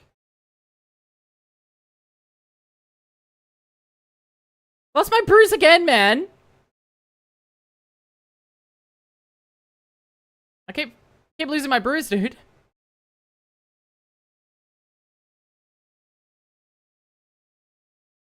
I'm doing so well until I'm not. You just want to get you just die in one shot. No. Okay, pick up the bruise, please. Don't forget the bruise, please. Do not forget the brewskis.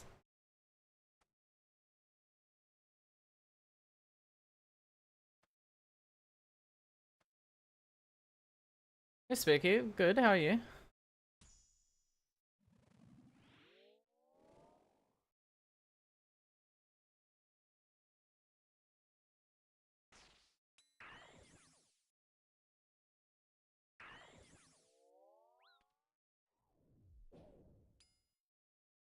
And yes, if I was better, I could deal with that.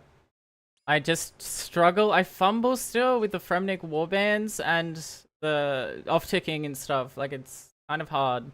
If there's one Manticore there, it's completely fine. I don't feel threatened at all. It's the fact that there's a Ranger and there's a Manticore. So if the Manticore goes on, like the other round, the Manticore goes on ranged. No, the Manticore goes on mage. Then you're in, like, absolute strife. Like, what the... It's unlucky.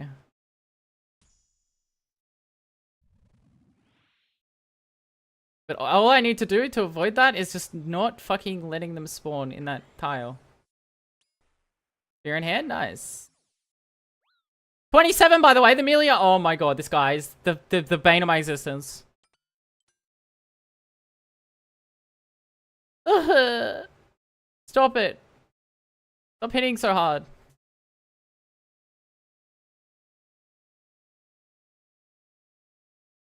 The worst part is I feel confident when I get up to soul. I like, dude, I just keep getting bad spawns. Or bad invocations. Although arguably all that bad spawn was my fault, so fair enough. I need to stop doing that. Whoopsie. But when there's two, like, a ranger and a major spawn over here, yeah, it's fucked. You just have to pillar on. I don't know.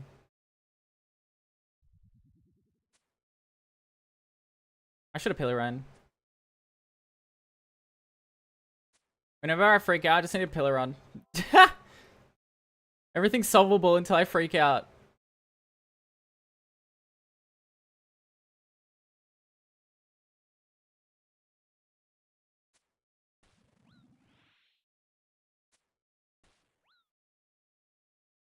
Wow.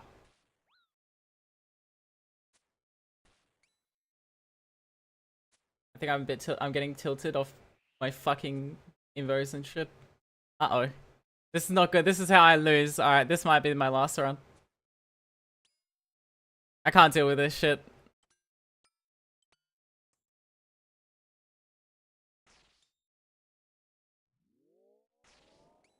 If I don't make it to soul this run, GG.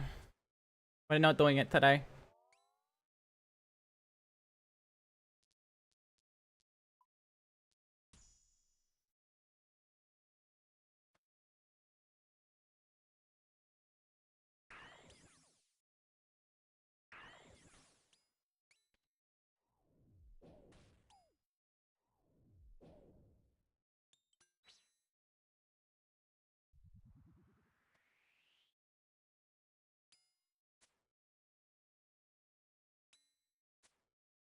Alright, my brain just fries, yeah. Hugs. And then I make stupid mistakes, like I going out without praying range and then dying. I'm getting hit for like a 38, but it's fine. I got get it out of jail free card with the heal.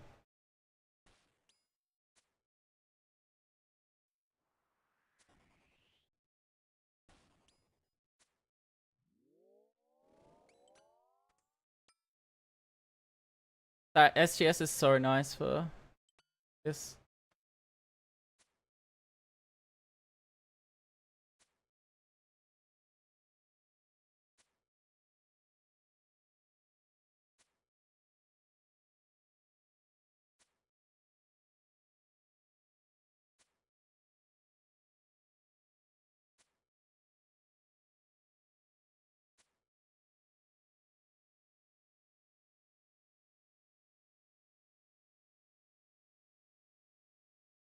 If I just get a bad invocation, I might reset and then go again, but it depends on... I won't try and push through bad invocations. Depending on the wave, of course, but... Not even worth it. Chance of dying with bad invocation goes up to like 90%. Oh, I'm sorry, Pugs. Hope you feel better soon.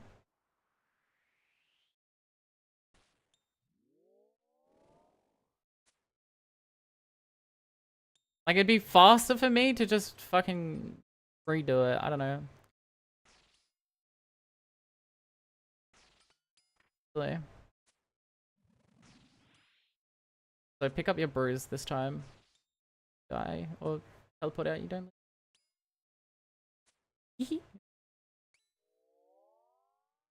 I just don't use that many supplies until wave 6, so like, the spawns are bad on wave 6.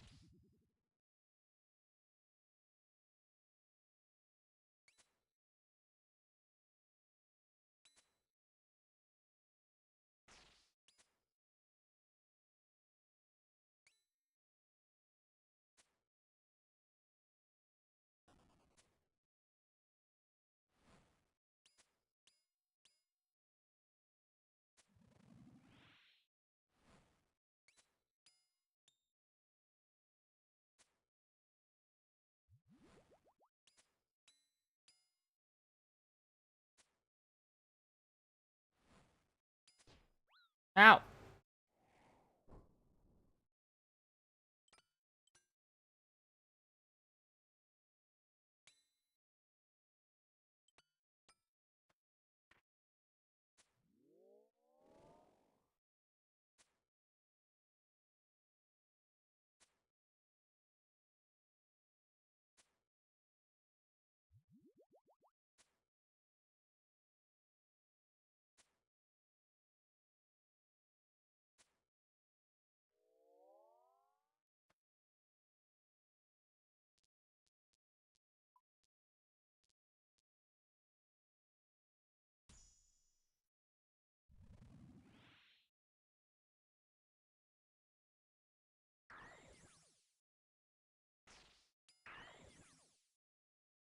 Stop hitting that. Stop hitting that one.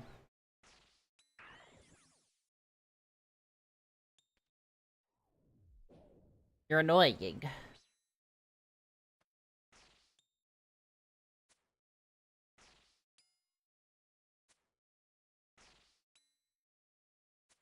Nice.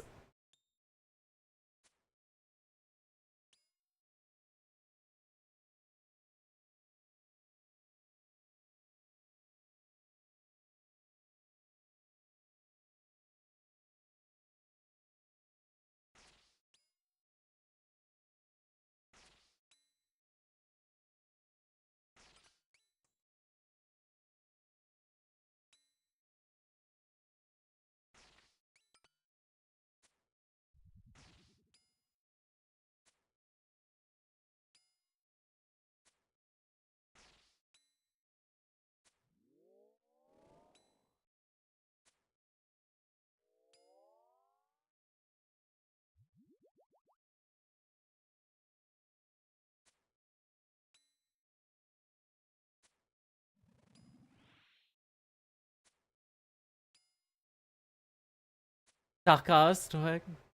Love that.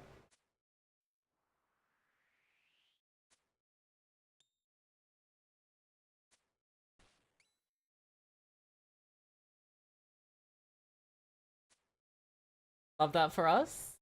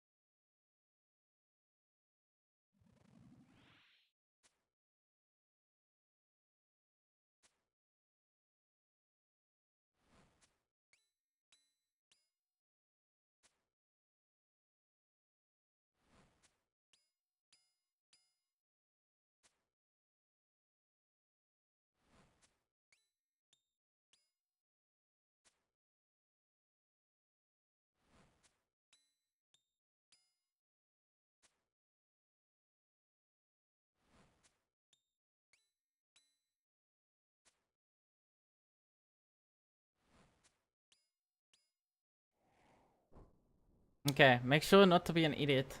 Time to stand. God damn it! Oh, I don't even care about that 3 mil. Fuck the 3 mil. That's not a quiver. My invos are fine. I don't need this.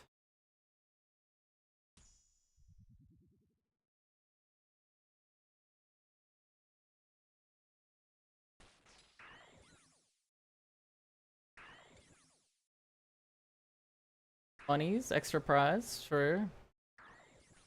That's if I win though.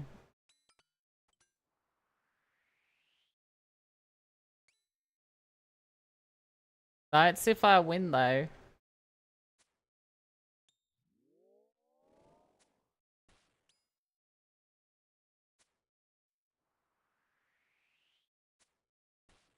When you win? Nah. Good night, undead. Sleep well. Really depends on my invos. And not being stupid like that. But this one. I'm not thinking. I need to chill.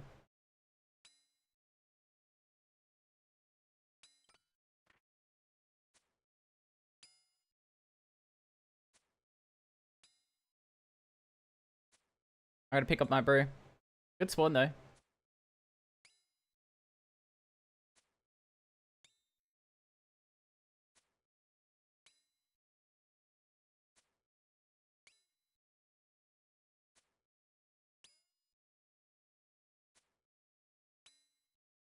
Pitch black? What? Eh?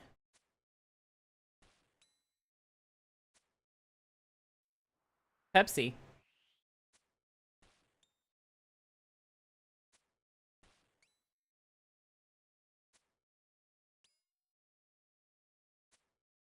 It's dark. It's very dark, but not pitch black.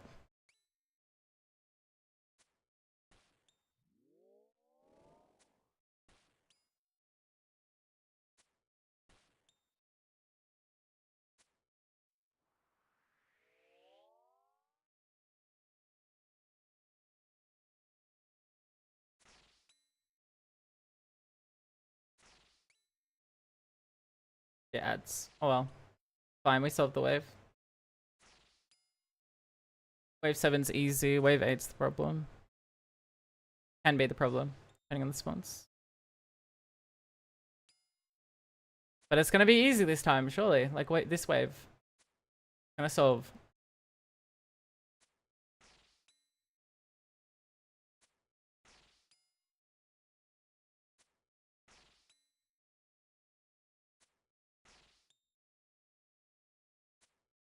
It's gonna solve and we're gonna laugh and we're gonna be so happy.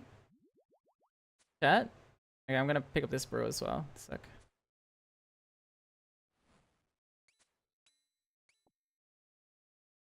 So I don't lose all my brews if I have to dip. So yeah, what's good?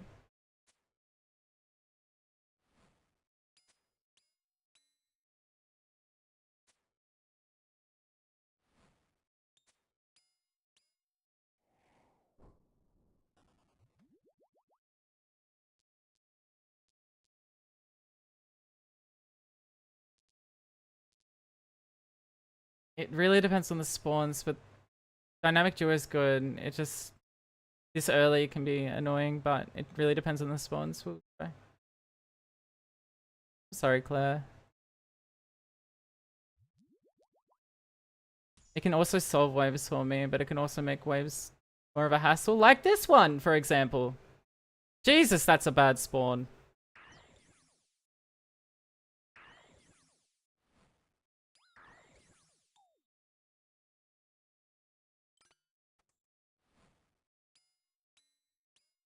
So we're gonna pillar run. We're not gonna fuck around. Oh no! We're gonna brew up and then we're gonna pillar run, because Jesus Christ, what is this?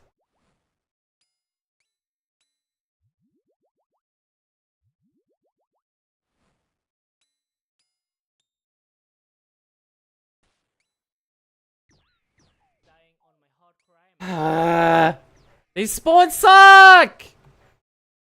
I'm so mad! Give me something! God fucking damn it! Constantly this whole day. Just absolute atrocious spawns. How can you have 2 mages and a ranger on the same fucking...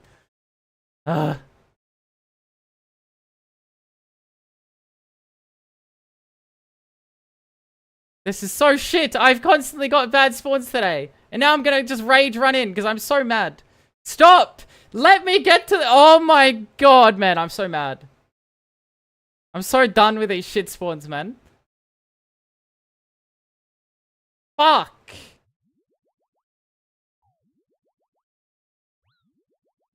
I'm so unlucky. This is the worst day I've ever encountered for spawns and everything else. I've never had such shit spawns in one day. Even when I'm fucking tilted out of my mind, I have good spawns. This is so fucking dog shit. Oh my god, man. It's actually driving me up the wall. Anyway. Jesus Christ.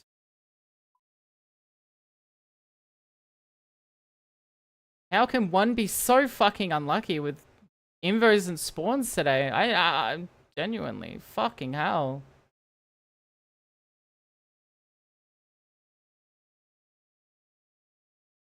It's concerning. I don't know, man.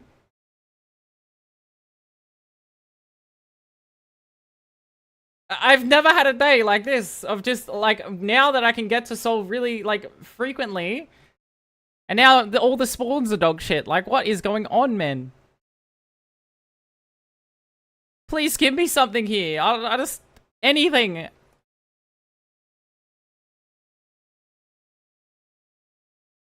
Please. I am begging you, game.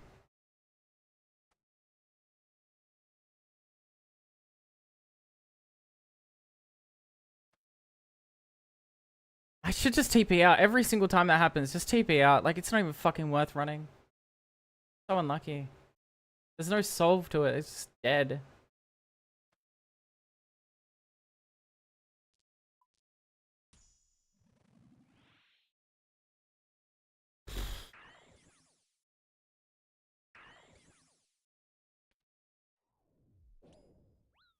If I had full tour over there, I wouldn't die. XD. Hopium. KMS.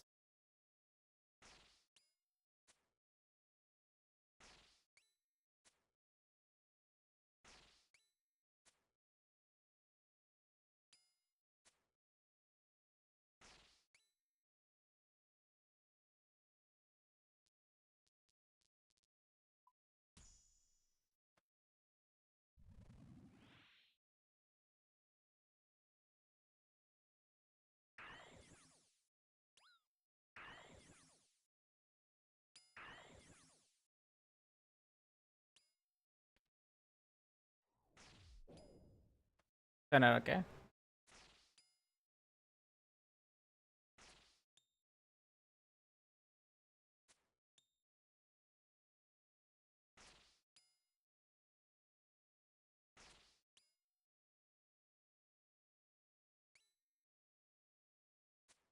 Like, yeah, I don't know. This shit is... I had to go the duo there, I feel like, unless I went to the 33 extra percent damage, and maybe I should have taken that, because Shockwave, like the dual Colossi is fine. That is the spawn that is not fine. That is the wave you don't want to have it. All the other waves, it's fine. Like, it's actually, it helps a lot. That was the only wave, I risked it, and it's fucking hell. I got the worst possible outcome. Crazy.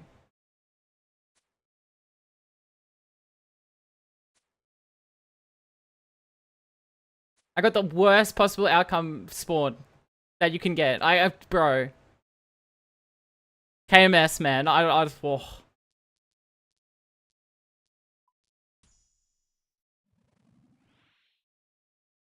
I ran too early, but...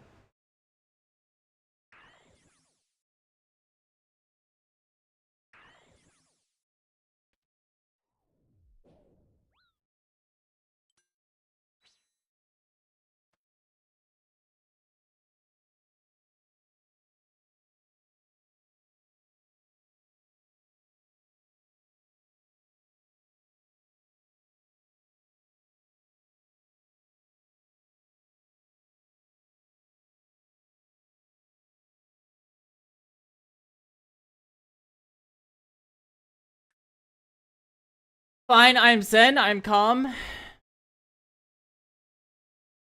Not even hearing someone tell me to play League of Legends could bring me down anymore. What is this? This is Colosseum? It's great content. Arguably the hardest content in the game, apart from Solo Tob and... I don't fucking know. Inferno. It's harder than Inferno, apparently. Probably.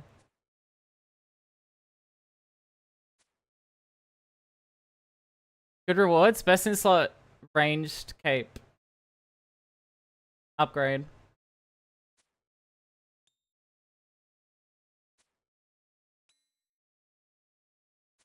It's just, it's very RNG dependent on many things, and it's very annoying. Otherwise, it's great. Apart from the RNG here, it's great. It's good fun. Bragging rights? No, I don't even think you get bragging rights anymore. Most people just think it's bought because everyone buys their shit now. Feels bad, man. But I did it on stream, so... Well, it's like reaching level 50 Inferno before... So you start out at level 50 Inferno, basically. So it's fun. You don't have to go through the boring waves. But then again, like, you can really be nailed by bad RNG here. Like, very bad. It's been happening a lot today. It's great. Gotta do it twice then? I mean, yeah, I'm doing it on stream. I will have bragging rights after. Oh, then everyone will call me bad anyway. There's no winning, chat. Sadge.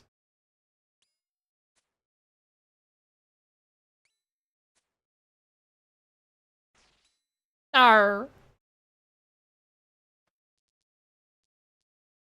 Okay, I want Myopia 1 here, so I'm more likely to get Myopia 2. I don't care about Solar Flare 3. I'm already really likely to get that, so... Yeah, it is. Balances out because you can send temps so much faster? Yeah, true. But then I find myself, like, just running in and dying constantly, so... You know, it's rough, man. Like, I feel like with Inferno, I'd take it a lot slower. Here, I'm just running in and dying. It's great. Ow. Redeemable, thanks for the follow. TFD player, by the way. Cool.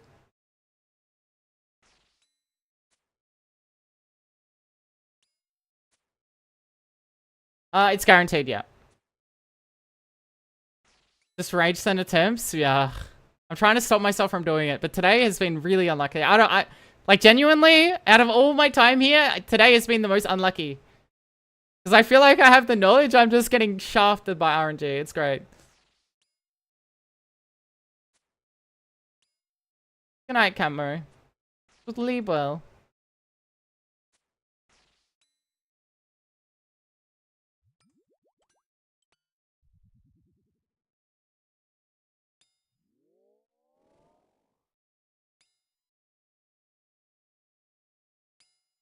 Sleep well.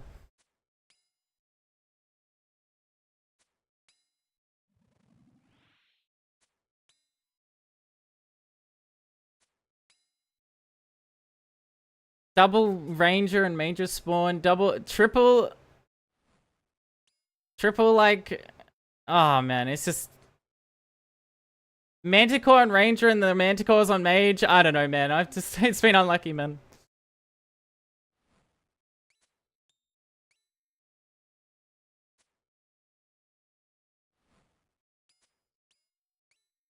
Forced to pillar run, but having to take Mancy Mayhem and then feeling bad, man.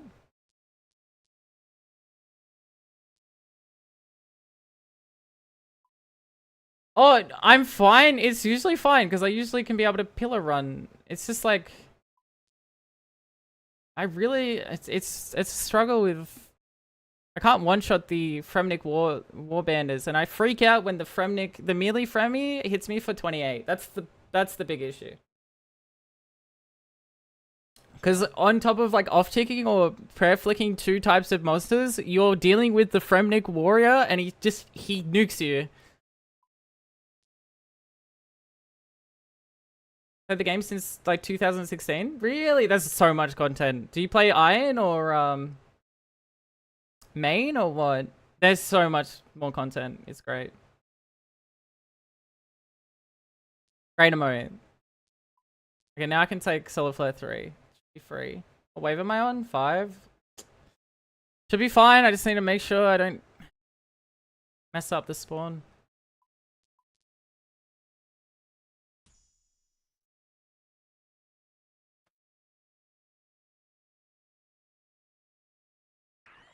Actually, pretty unlucky spawn, but it turned out okay. Out of all the spawns I could have got here.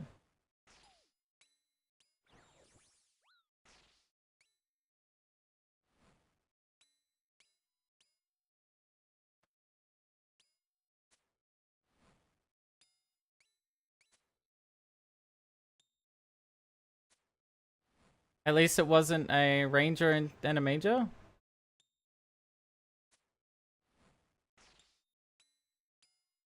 Feels good, man.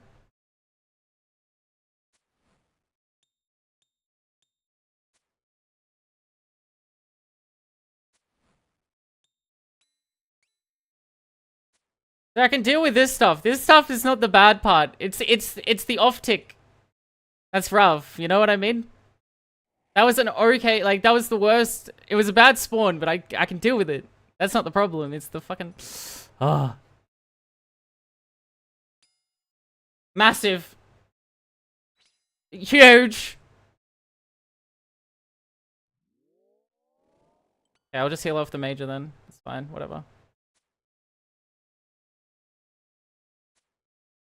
Hiding instead of running. I forget to walk. And I know I need to walk and I just forget. Like I kind of autopilot. Fortunately.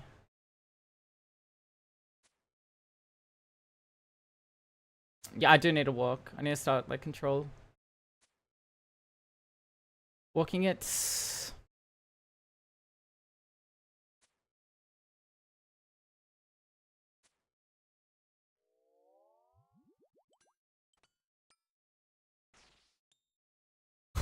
Ah! Man! Where's my specs, man? Jackass. I'm even boosted. I'm cursed, man. Come on, give me a spec. Come on. Huge spec. Right here, right here. It'll do. That was good. That was good. Thank you. I don't even need it for now. I just need it for next wave.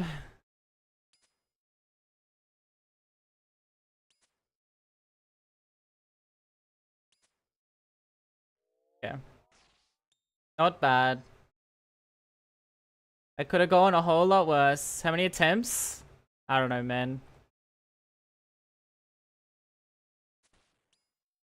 Not counting 145 deaths without watching guides. How long? Less than 2 weeks? About 2 weeks? I think.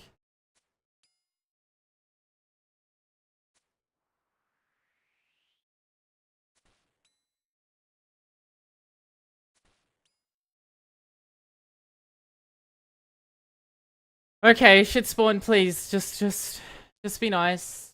Just be nice. Just be nice. Wave 6. I usually don't have issues. Just be nice. Come on.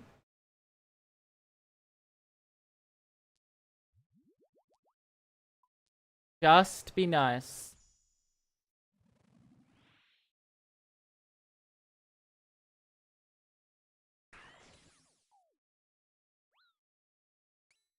I fucked up. I misclicked. I need to hold control. It was fine. Yeah, I need to hold control. I need to start holding control. I'm not. That was so free. Okay, I think I'm in the rage queue angle, but it's fine because I'm gonna do it this time. I told myself I need to stop, but I'm gonna keep going. I'm a fucking idiot.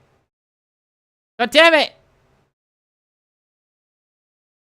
This is my last one. I CBA, whatever. I need to stop myself. Stop it. This is my last one, okay? Then we're moving on to brighter things in life.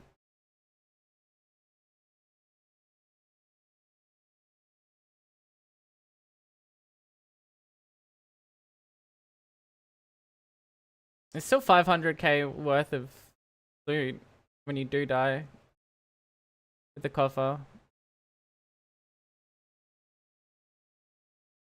The next grind after this, just pet hunting. I'm only down 3 mil. You should bless your lucky. I'm down like I think I'm down like 50 mil. LeMayo. Fuck.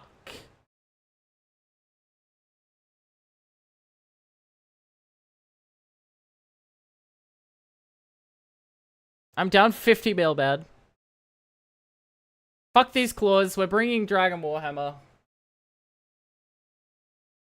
We're getting to soul this one. That's all that matters.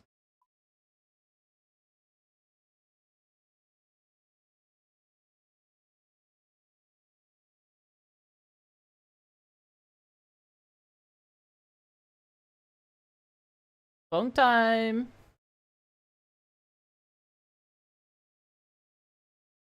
That axe in your inventory is Soul Reaper axe. Built it myself, like an iron.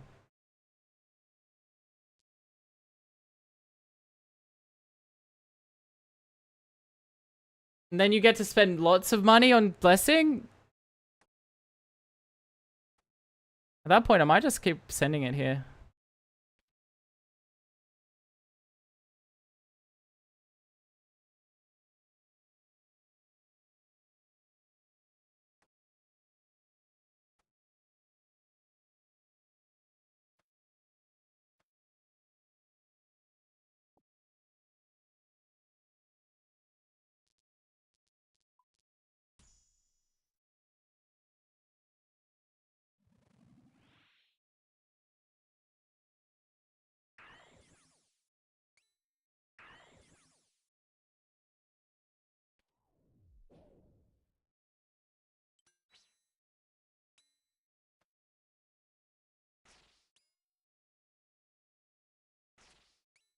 You don't know the Tebow? That wasn't in the game 2016?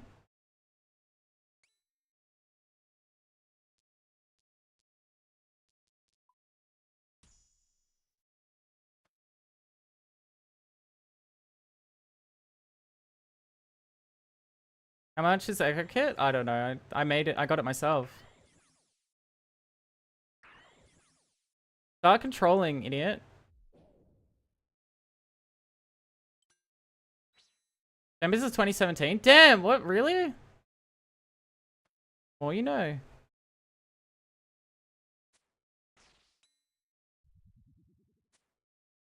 I've heard T-Bone in passing. It's the first god weapon. I don't know what they meant by that though. It doesn't hit ever. I got mine off Wish. Wish.com, you know what I mean? It's meant to hit really hard. It's meant to be really good, but I got mine off Wish. So it's not.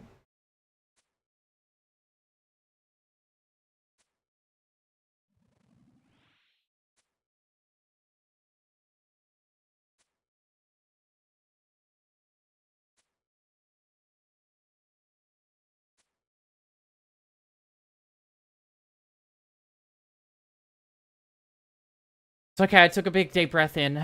We're fine, we're fine. Even with bad spawns, we're fine, we're fine, we're fine. We're chilling. Honestly, the waves are the hardest part in the Colosseum. By far, man, I don't know. Soul's hard, but it's not as hard, dude. It's not as hard as bad spawns and bad invos. Getting to Soul is the hardest part of Colosseum, obviously, are we?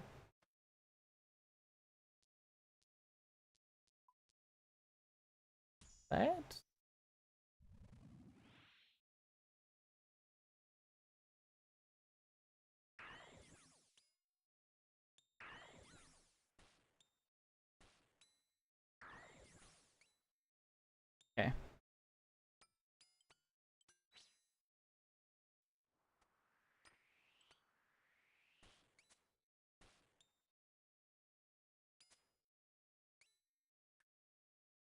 Glad you like the emotes.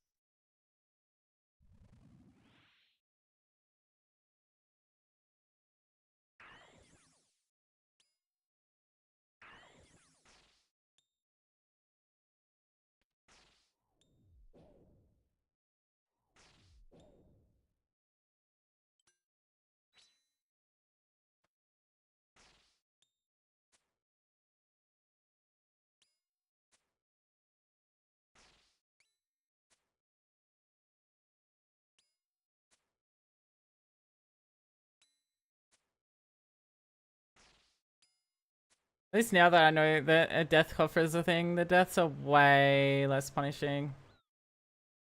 Which is great. Very nice.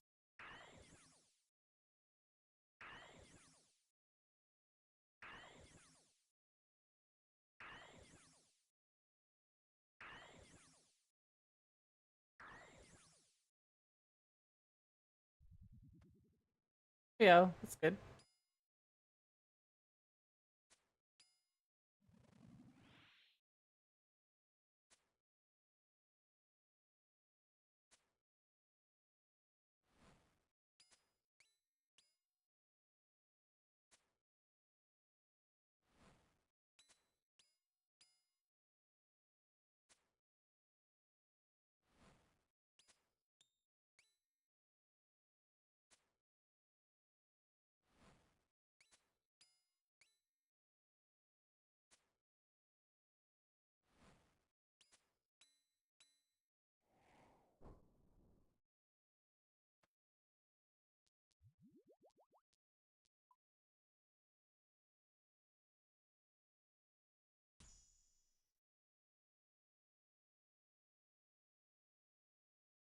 Wow, a new user.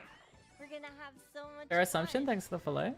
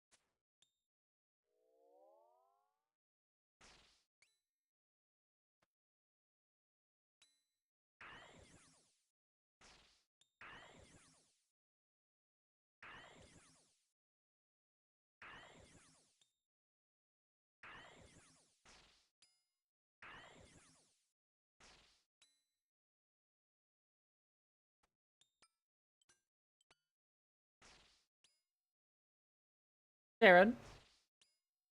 Good morning.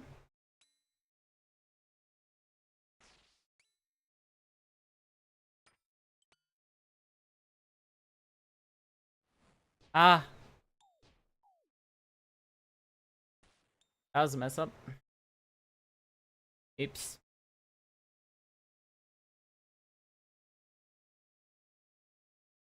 Good.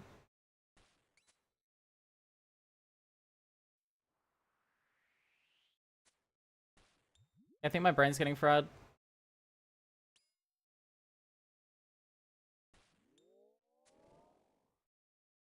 Fair assumption was good.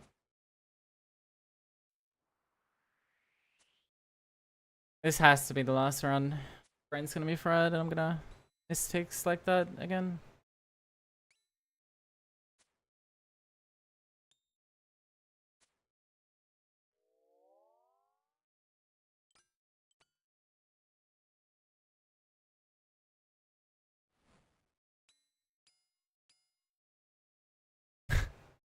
Huge.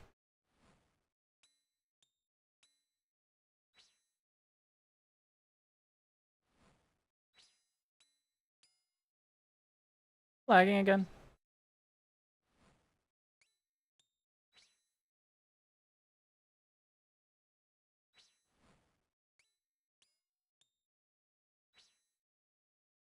I know that killer run was my bad, but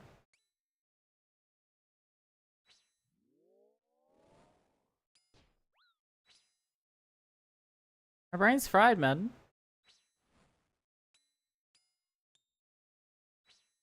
My god, I can't even manti or flick.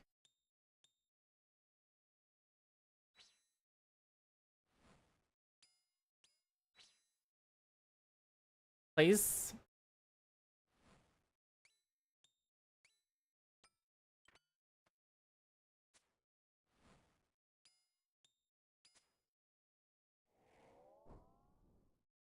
The brew angle. Fine.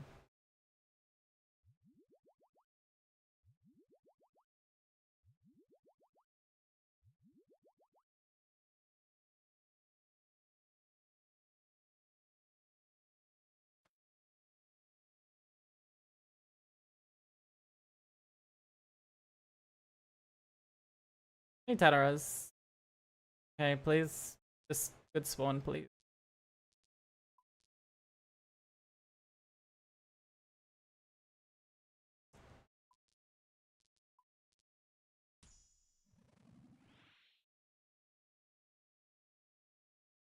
Oh my. You. Bruh. You can't have asked for a fucking shitter spawn, bro. Like, Jesus, man. Fuck this place, man.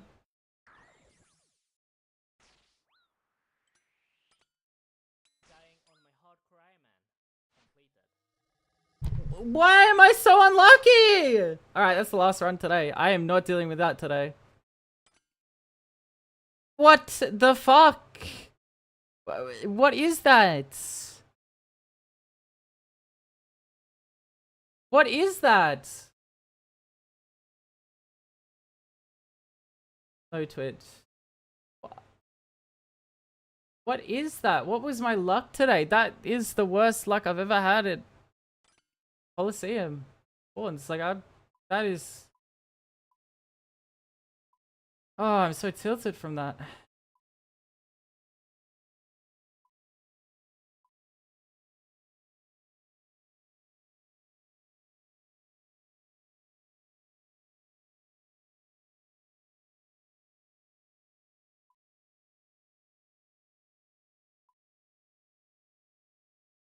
I've never had a worse day for spawns ever in my life. That is crazy. What the fuck?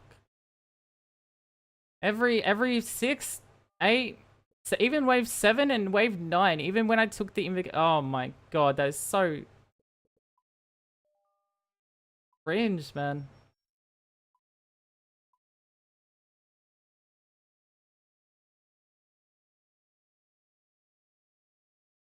Another day I just can't get to Seoul, I guess.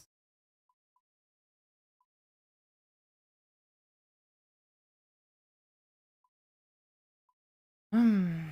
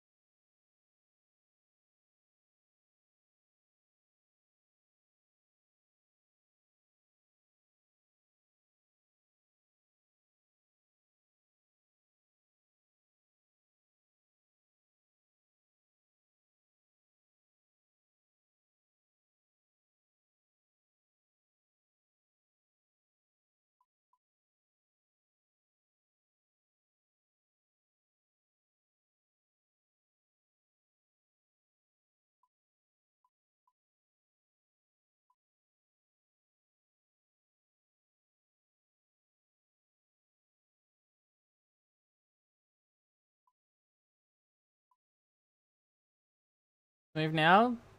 Liliana probably.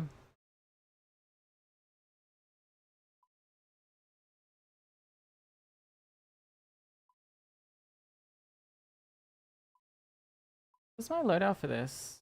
I don't have my runes.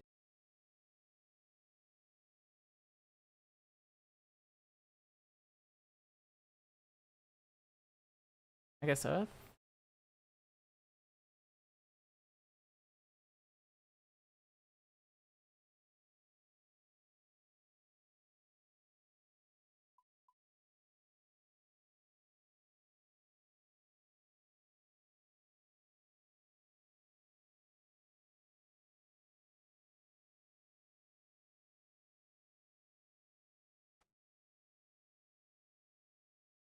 Okay.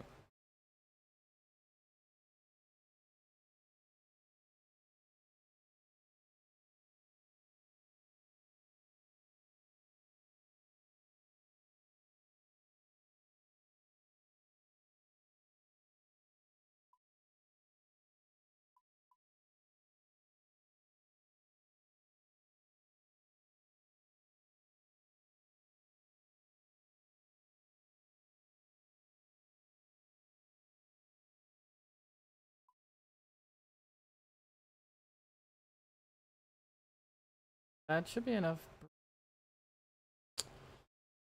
Deeper restore. No, but serious. I don't know. I just felt like that every hard wave, I just got shafted by spawns today. I don't know. That was sad. One of those days, I guess. Okay.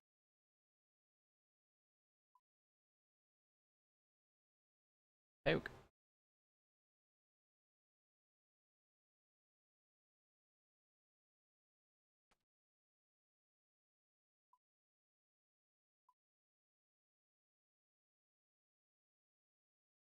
Take two of these. Two of these. Three of those.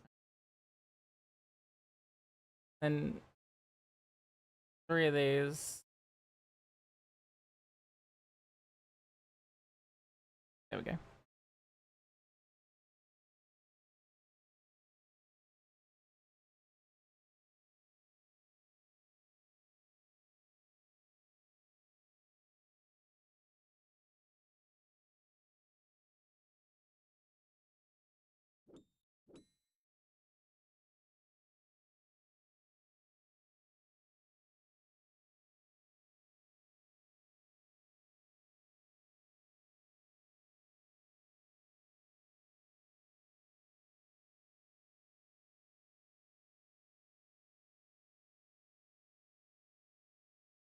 Alright, Zilliana until the end of stream, I guess. Pray I get a draw because, God forbid, I need one, I think.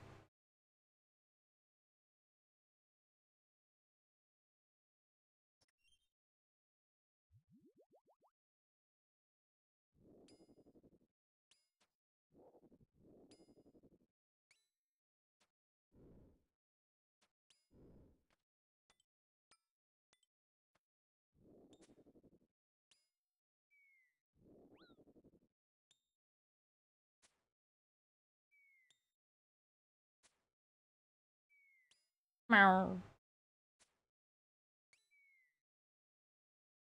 Wow, a new user. We're gonna have so much fun. Thanks for the follow.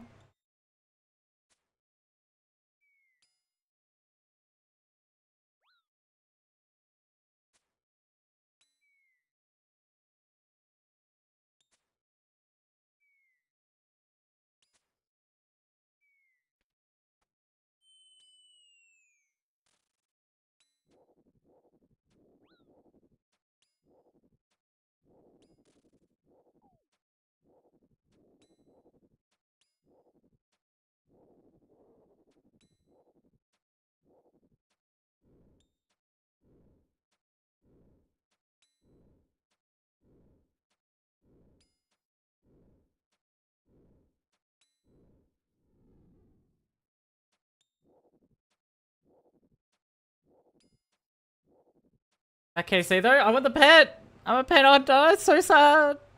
I'm only halfway there. I only passed the halfway mark recently. No. Oh, what it is to be like a pet hunter.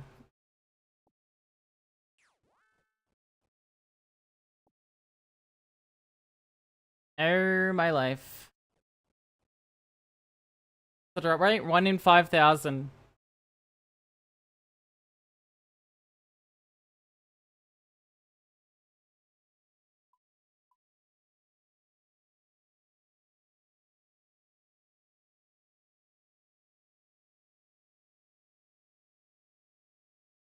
Yeah, all God Wars dungeon bosses are that, but you have to also get KC to enter usually, and they didn't really think about,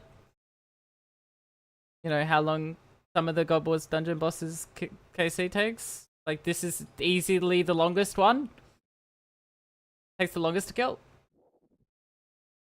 Oh well. Is what it is.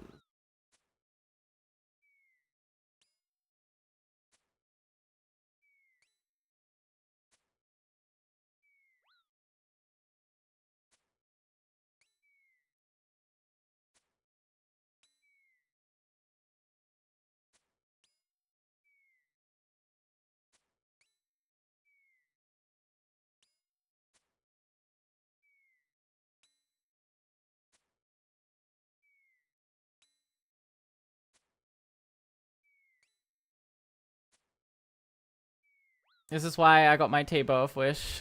LeMayo. There we go. Oh, hell yeah.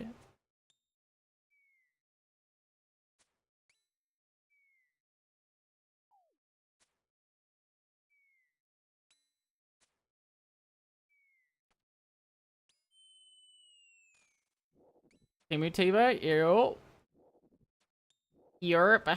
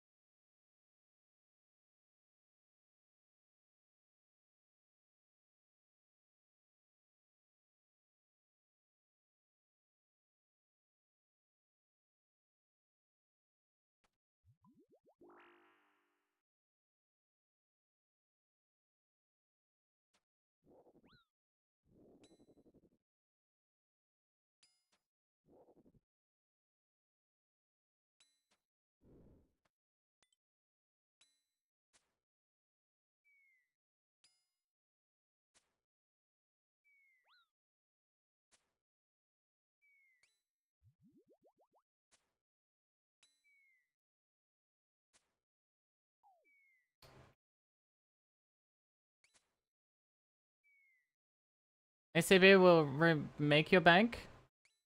I don't know. I sold an ACB right before I started the COLO grind. Now I'm back to 32 mil. Just bad, man. But you're right. I just need another one.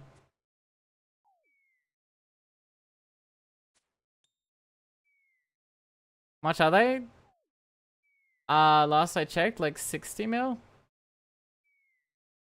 No, I'm not adding it. Sorry, man. No Tyler's cheating on anyone.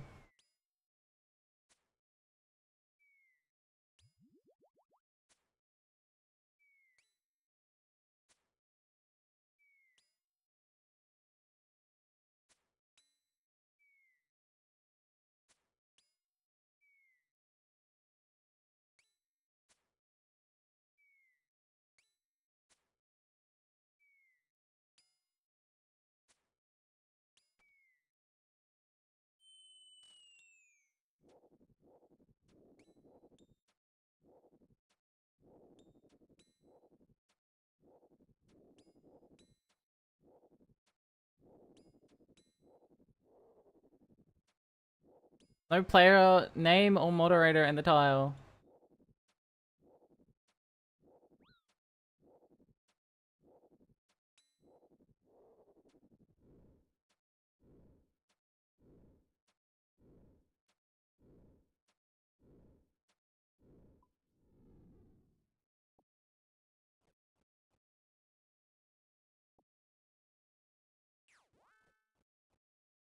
Boring? I'm sorry. I don't want to burn my bridges before I've even made my bridges. I'm sorry.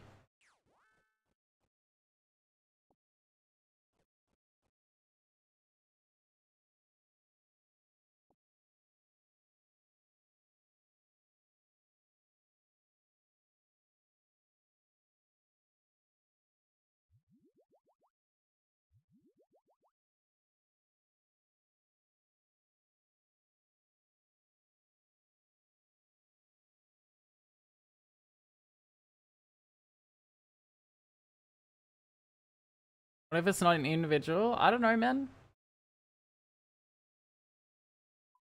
Group of people? No, no, that sounds worse, man.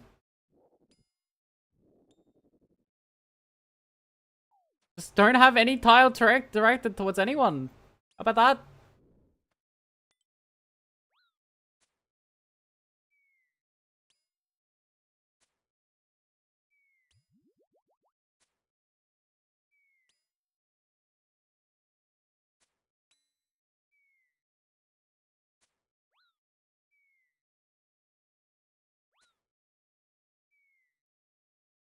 Like, I put in B here with a fucking random ass tile name, and then people like... I got flack for it, man.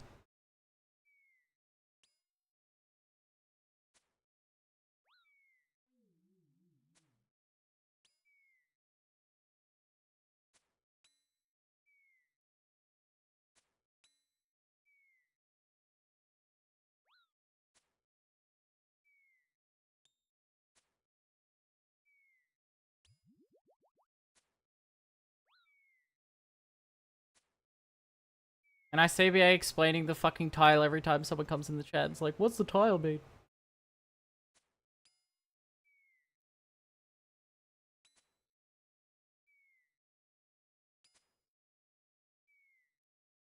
Sorry? No, that's not... No, this happens every time. That's why I don't have the tile.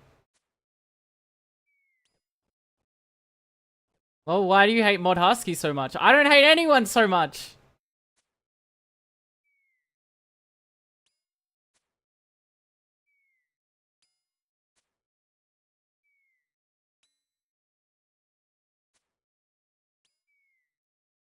I hate nobody, man.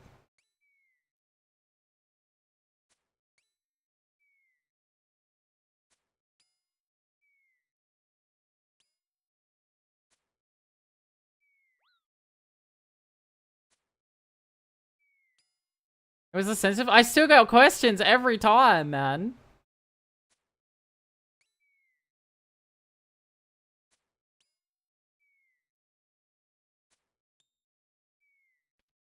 Doesn't matter if censored or not.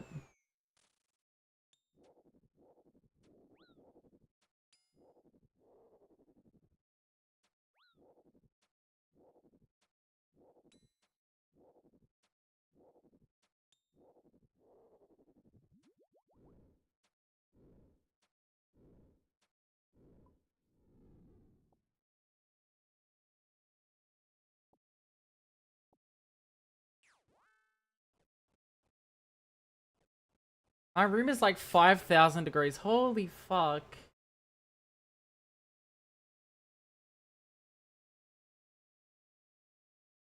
Dying. Crazy.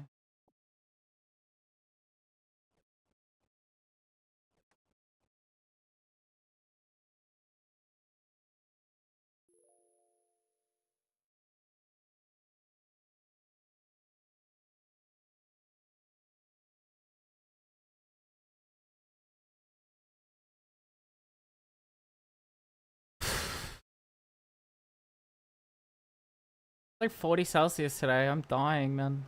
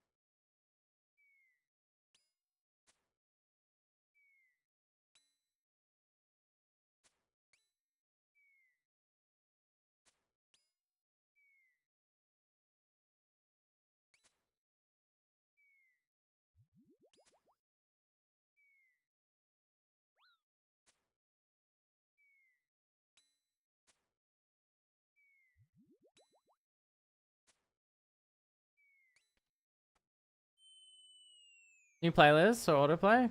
New playlist, but just something different. It's not mine. It's Flash's.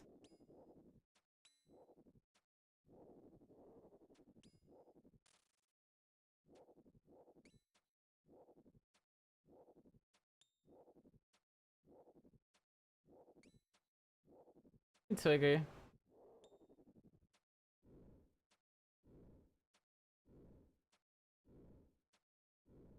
Willcore?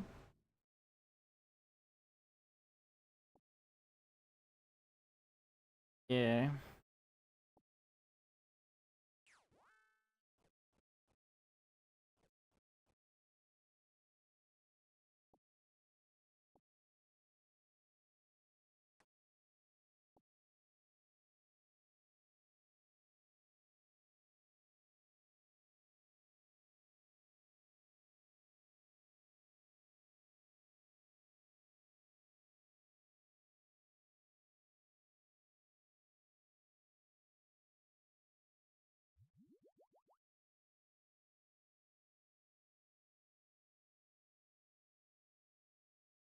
Here. Oh wow. I've had my Revolution idle running in the background and I have a lot of points. I forgot I was running it. I made a lot of points. Just it takes me like a millisecond to like get infinity now. Oh my god. Whoops. That's not a bad thing. I just checked it. And I'm getting infinity in like 2 milliseconds. That's crazy. What the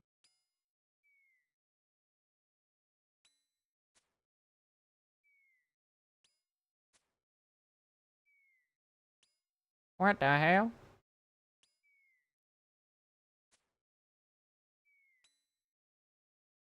Sorry, Cola is just driving me up the fucking wall. I'm really pissed off about that today. I swear my spawns were all shit. I had the worst spawns I've ever seen. I'm still mad over it. You can't... Oh my god. And on that pillar you can't mitigate the spawn, so it's just... You die.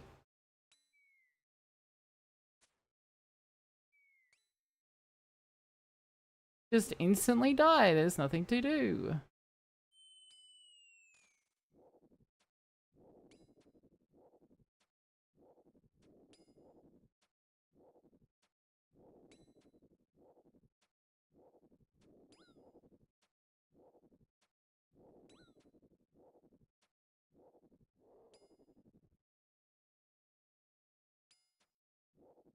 This is why I don't like Colo as much, because Inferno, okay, you get a bad spawn, you can deal with it.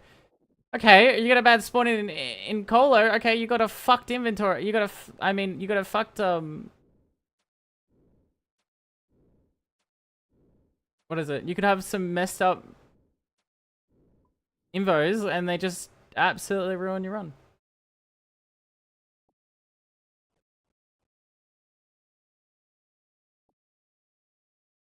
As has happened today.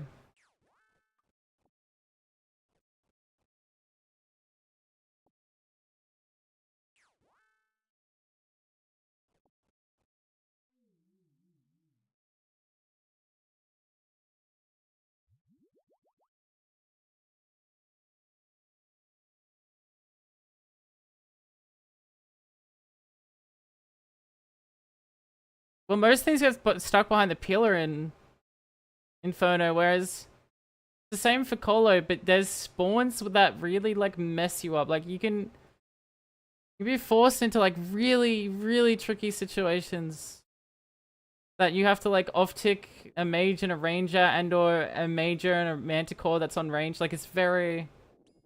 Did I get quiver? Yeah, I got quiver, man. Great.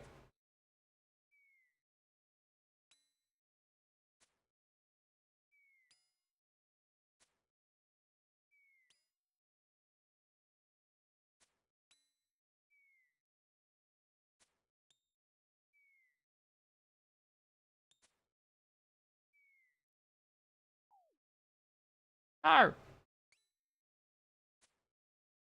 Nice, GC. Thanks, man. I'm using it right now, man. It's crazy. Hella nice.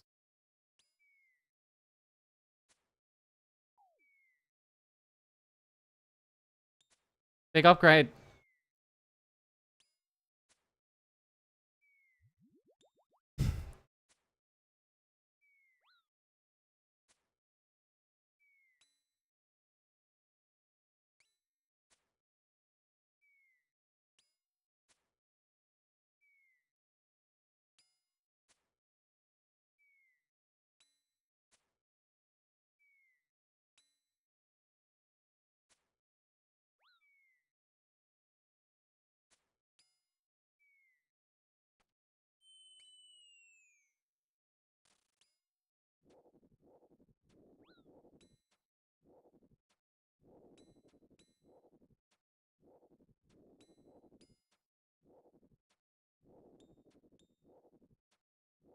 That Minecraft villager sounds?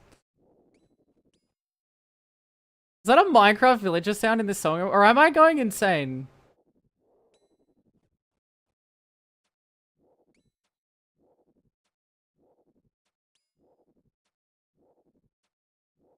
God forbid, someone help me. I think I'm losing my mind.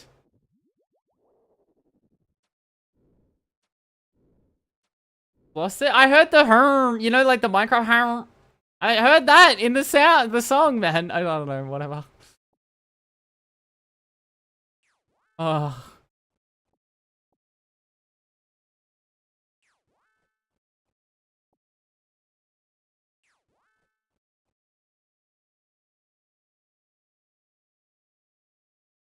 That help. I need a doctor. I need a doctor, but instead of for my body, it's for my fucking mind, man. My massive brain needs a doctor. Any doctors in the chat? Any doctors?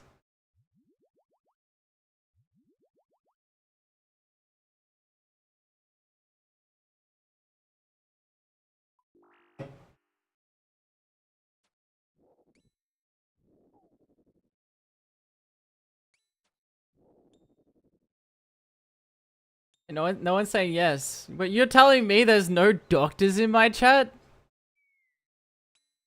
What the heck?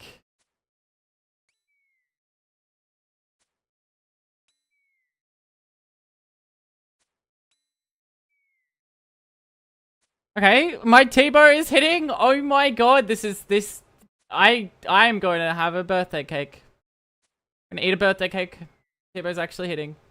Never mind, I'm gonna.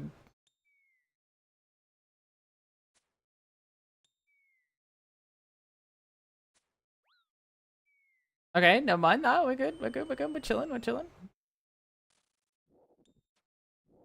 All for some bones.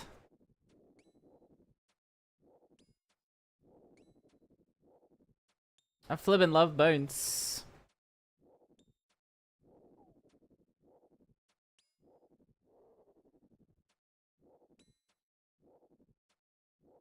If I get the heal this time, I'm gonna make another one. Surely the armor, the god sword is pretty expensive as well.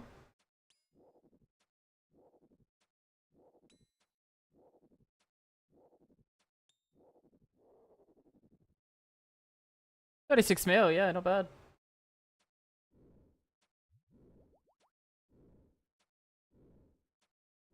I'll have two for my colos. My colo runs. I'll have two to alternate, man.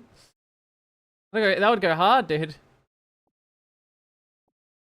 Same spec bar, but two for the flex, you know what I mean?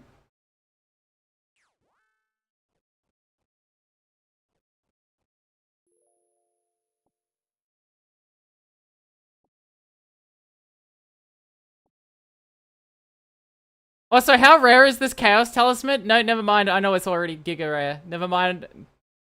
Do not answer that. I know it's Giga Rare. Do not worry.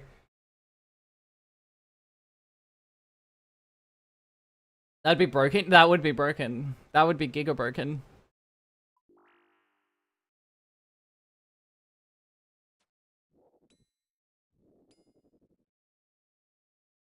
That would be concerning, honestly. Like, a lot of content would be... Imagine going into like a raid with just all spec weapons and just specking out with like, dude. Dual god swords? Yeah, where's that feature? 2 different god swords that you cross spec? One for each hand? Why not, man?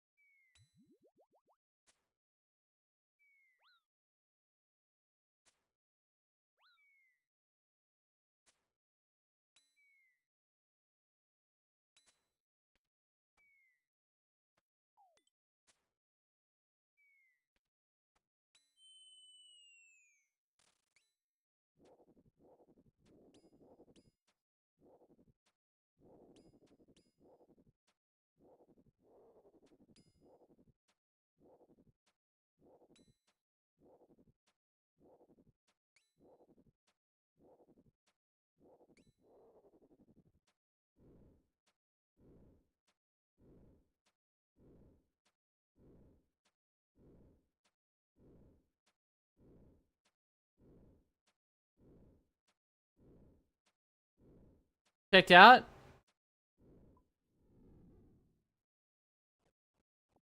You know how I was just rage running in before and really tilted? I'm more tilted and I stopped rage running in.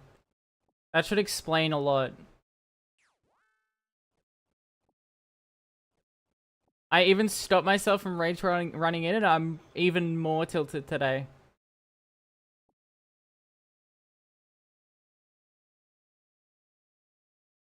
I've never seen such bad RNG in my life, is all I'm gonna say. On that front. Now, if I was better, yes, I could deal with the RNG, but I'm not good. Yeah, all I see is, I swear,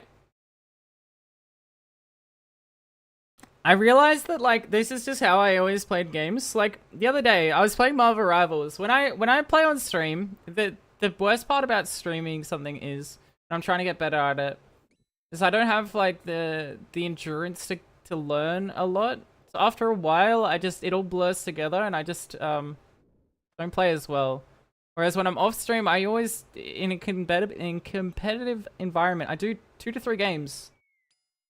And I don't lose those games. Like, it's very rare I lose those games. Like, I played 4 games of Marvel Rivals last night, and I only lost 1. Out of, like, 4. I think I just have a low endurance for stuff like that when I'm trying to play my best. Because you don't play your best, it's more frustrating? Yeah, because you make very simple mistakes, and it gets tilting. For sure.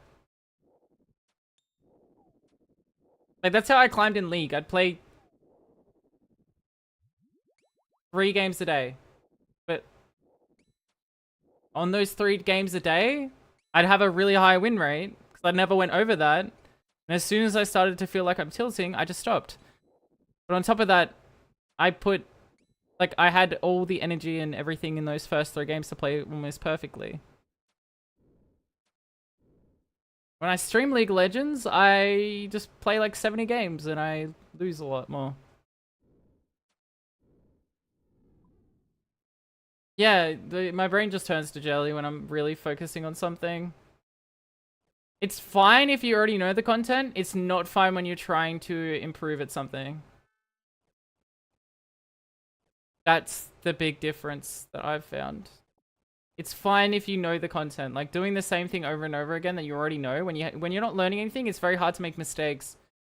Even when you're tired. But when you're learning something and putting all your mental energy into it, it's rough.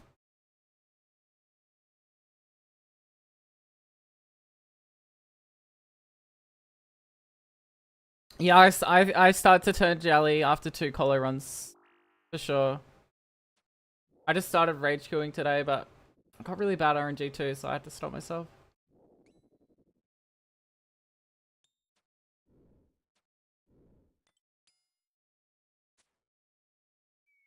Better to stop and come back later. At over 50 cogs? Yeah, for sure. Solo raids also like turns my brain to jelly too. What I found, because you're concentrating on it all. So you know it completely.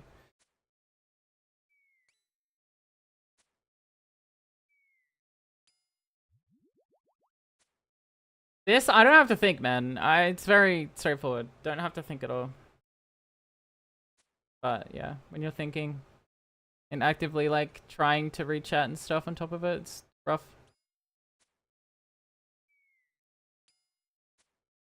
Very smart to just do it later. Well, I was rage queuing and I was just running. I got to soul in my first 2 attempts every time, and then today's the exception because very unlucky spawns and RNG, but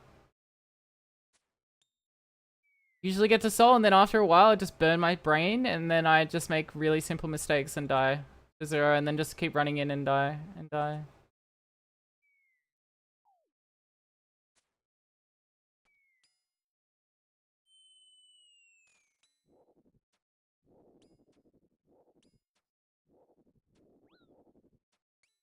Well, I know most of the things I have to do. It's hard to execute it well when you're so tired. Mentally. I know all the shit I need to do. There's nothing I'm learning about this. I'm just not executing correctly. Like, I'm not... Yeah. I know everything I need to know for Colosseum. To get the completion.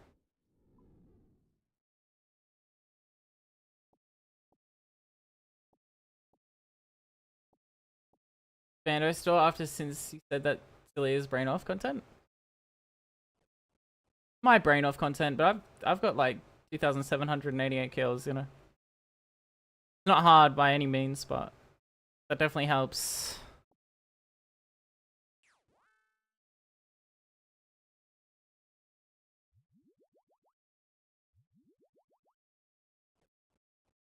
"30 goblin kills, run in and then die immediately." Yup.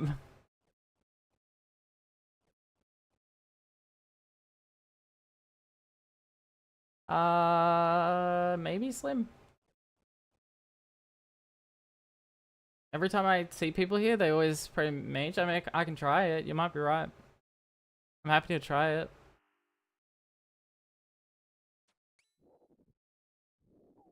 Well, he just hit a 12. I think the mage is incredibly accurate, like, 3 is the issue, but... Oh, there we go. I think, yeah.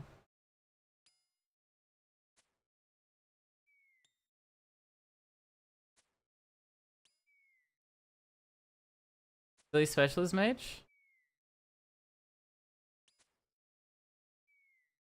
Oh.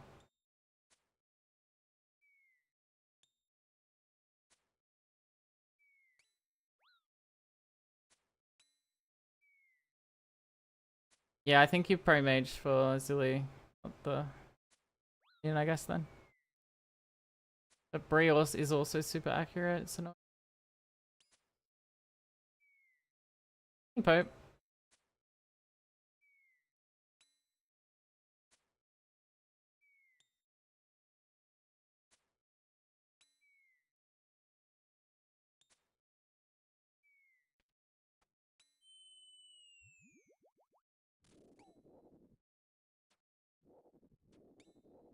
I've only done leagues.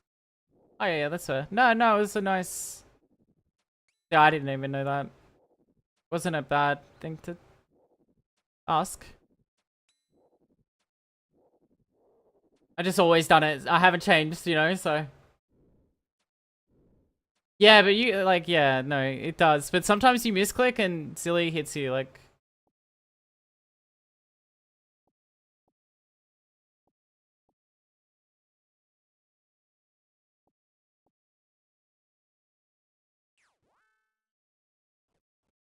that's also rough.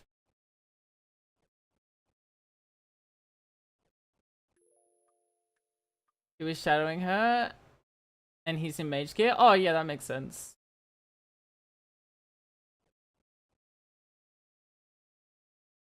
I think shadow's just better here, honestly.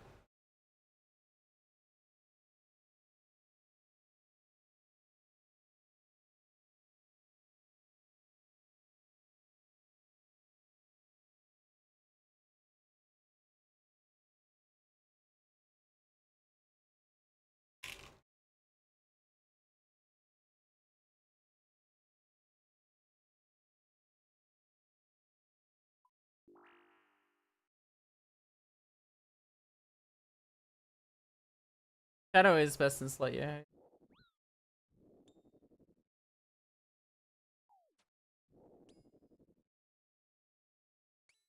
Shadow's one of those items that is just always, because the way that it's created or the way that it works, its mechanic is it's always just gonna be better. Like it's always gonna be good. I mean, it's always gonna be insane because it just keeps getting stronger the more they push out mage. Yeah, like you can never unless they nerf the shadow. The fundamental of it is just insane. Yeah, it is pretty insane, eh? The fucked mage. I mean, even with the I don't know why, but I didn't even mind the changes. I didn't even mind the cape. Why did they get rid of the cape? Like the upgraded imbued cape. Like I don't. Why did they change it into like a? I don't know.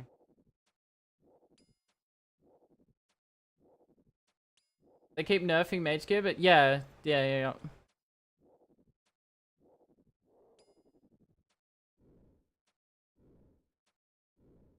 So all mage under shadow is just useless at a point. Yeah, like what? In an occult upgrade, everyone uses an occult with like it's I don't know, man. But everyone uses the cape slot too. Like there might be some instances that you don't bring the occult, whereas you would with the cape. I don't know, man. I'm lost. Less of a multiplier? Yeah, exactly. But that's what they did. And it's also really cheap. Like, it's... To get max mage... And this is just because TOA is so easy to get purples, but... It's like... I don't know, last time I checked it was like 1.2 mil for max mage with a shadow, which is crazy because the other styles is 10 times more expensive, you know what I mean? Corva and full Masori upgraded is crazy expensive because you have to go through necks and stuff. And obviously Scythe is less chance of Scythe or T-Bow in the raids, so... Yeah, I don't know. I really dislike TOA as a raid, but obviously I'm biased.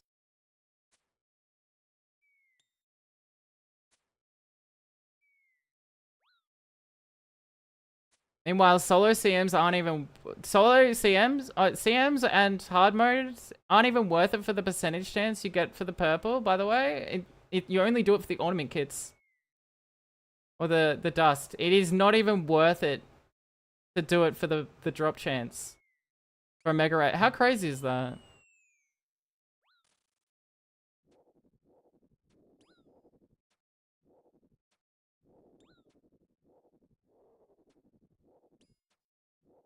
Damage percent upgrades because I don't want to break the shadow more. Yeah. Yeah. How much are better for Scythe Hunt? I don't think so because you go through more raids on regular. You save 10 minutes. If you're Giga, you save, like, with a Giga team, you save about 10 minutes per run, which adds up to a side. It adds up over the percent chance that you get from doing the hard mode.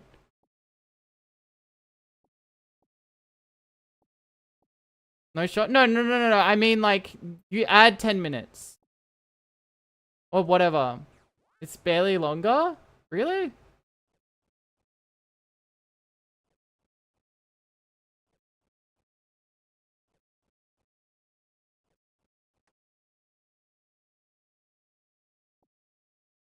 Hmm. All I know is the regular raid is better for Scythe.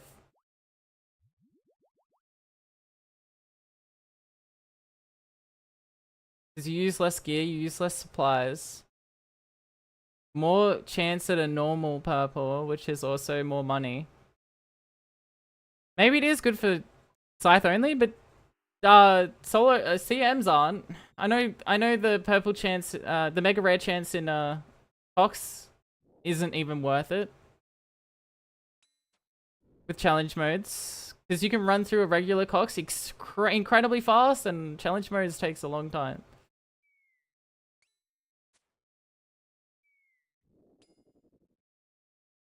Yeah, yeah, yeah, Slim, for sure.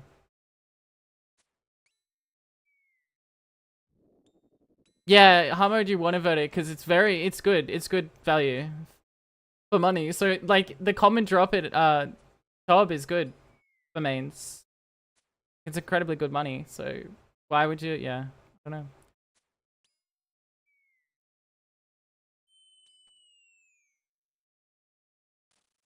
Which is good.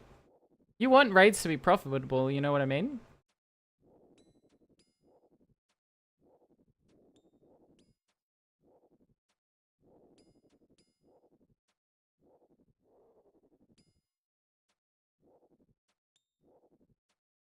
It's just like when you run into a TOA situation when the raid is incredibly easy and the offset is like, so to do 500s, which is basically the best purple chance, it's probably like 50 times harder than doing 400s.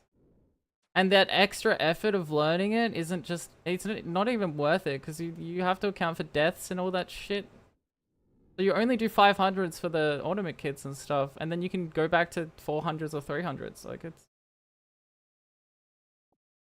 Yeah, no, yeah, that's also true. You can get Shadow at, like, anything above 150, which is just insane to think about.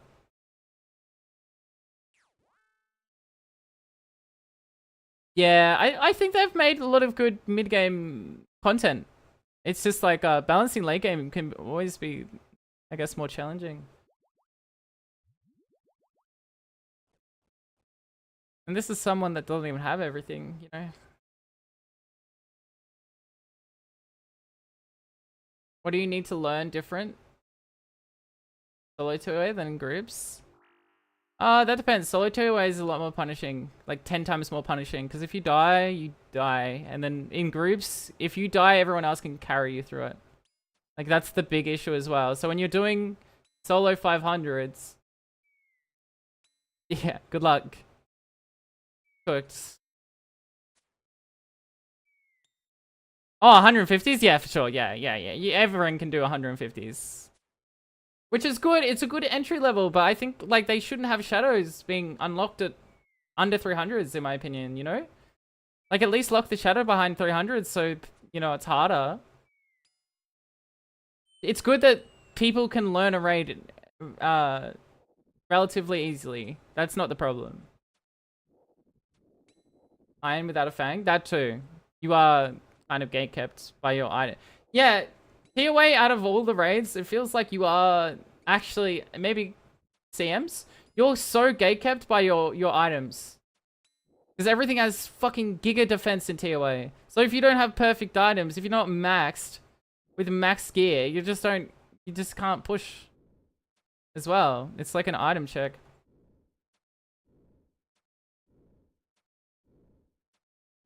Yeah, true, fish. Yeah, I guess it is the same. You're right. You're not wrong. Yeah, for 100%. Yeah. The solitaire way is just all the same. Yeah, you're right. Apart from the butterfly method, you don't have to learn that in groups. Someone else can do that for you. But yeah, apart from that, I think you have to learn everything else. Compared to solos. Maybe no, in solos you also have to learn the boulder skip. Not the boulder skip, but the Baba room, the floor skip or whatever, the shockwave skip. I think that's the only difference.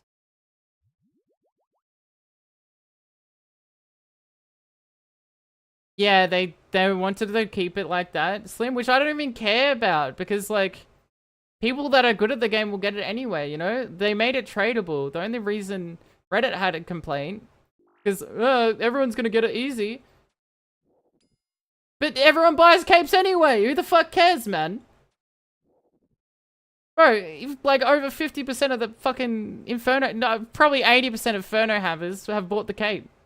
That's not gonna stop people. So you may as well make it tradable. So people can make money off it. You know, by doing it, by learning the content, you make money through doing it.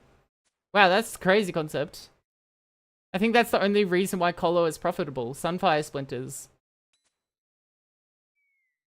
I don't know why this new boss doesn't have a value to anything apart from like the drops, which arguably, why would you push higher levels if you just get the drop early or something? Why would you ever push for harder invocations when you can just reset and just run it back? They should fuck off achievements. Well, yeah, exactly. That's why by doing so, you can buy the cape, but let's just say if you haven't done the content, it's unimbued. So it just adds an extra layer to it or something. Like you get better stats if you actually do it and get to a certain wave or something with the cape, if that makes sense. Does that make sense?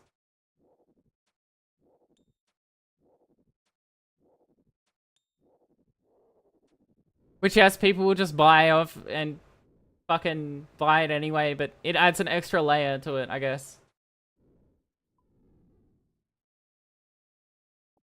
When maybe people won't buy it just from the fact they have just the unimbued version. I don't know, man. It's a this is just how I see it. You know, I'm probably wrong. Was the cape was tradable, not the upgrade? So my thought was that you basically could trade the untradable cape for profit. Yeah, see, I wasn't against that. I don't know. Maybe I'm wrong. I could be wrong. They changed it, so maybe that was a bad idea, but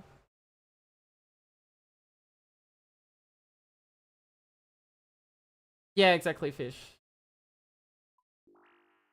Terrible take? I mean, okay. Fine to have your opinion, but if achievements is the thing that you care about, then people are already exploiting the fact that they just buy the capes anyway off third-party sites and get people to do it for them. So there's nothing about achievement is tangible to the person. Achievements in this game is not tangible to anyone else. So if people like break their accomplishments, then they're just shooting themselves in the foot. Everything shouldn't be, not everything should be tradable, you know, but I'm just saying, like, there could be aspects where you, like, yeah, get an upgraded variant of said thing by doing the harder version of the content, you know what I mean? Whereas the regular drop, you know, hey, Dagum. I don't know, this is, yeah.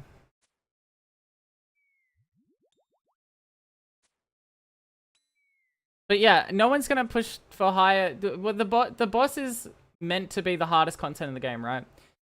Why would anyone push for higher tier difficulty? And this is just coming from, I wouldn't be able to do it. But just coming from like a good player perspective.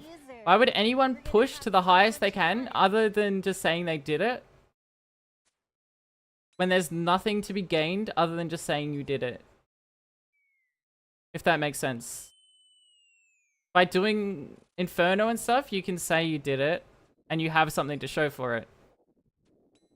Alright. Maybe a cosmetic for the cape? That would be cool. But it's not a cape anymore. But it could have been cool. Just like they have with TOA. Like, I don't see it. Oh my god. I'm so smart, chat. Because people will grind out that because they like cosmetics, but it doesn't break the economy or anything. And then add like a regular drop like through Sunfire Splinters that just keeps going out of control at the super high levels. It's really hard to get there. That might imbue the cape or whatever. You have to get to the wave to imbue the cape. I don't know. This is just, I'm thinking on the spot, but it doesn't sound like a horrible idea. I mean, you know what I mean?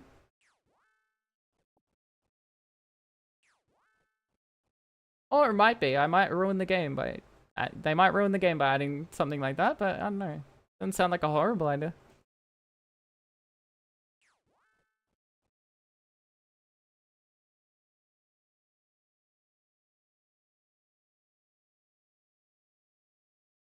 High pushes makes for a better pet rate? Yeah, that's true. Yeah. Pet chance? Yeah, for sure. People will definitely push for high pet chance.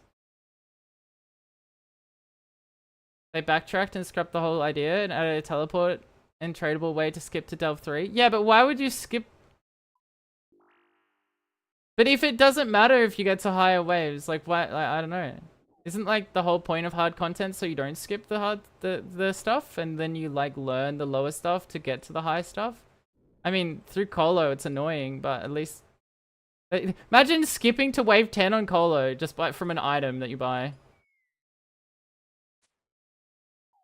That just all of that shit gone. You know, it'd be so easy to do it. Or say wave 8. Imagine if you skip to wave 8 in Colo just from an item that you can buy in the GE.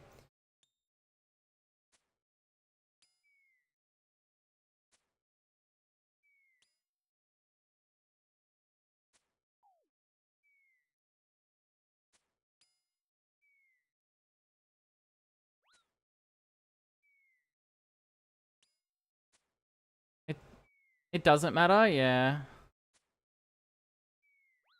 Delve 3 to wear the cape so you can already skip to the wave to buy. Really? That's crazy. What the heck?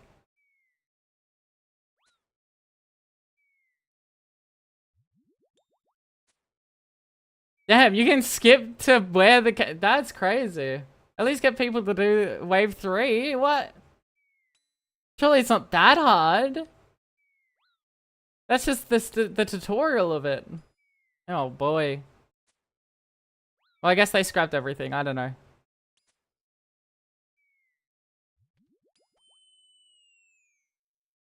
I'm not good at balancing games.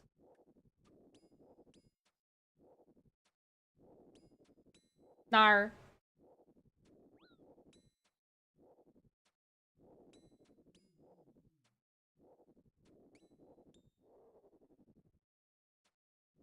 There should be achievements for the content, like cosmetics or an imbue of the item. I don't think you should minimize people's accomplishments, but in saying that, I think there could be a middle ground where you can buy items that are lower level, right?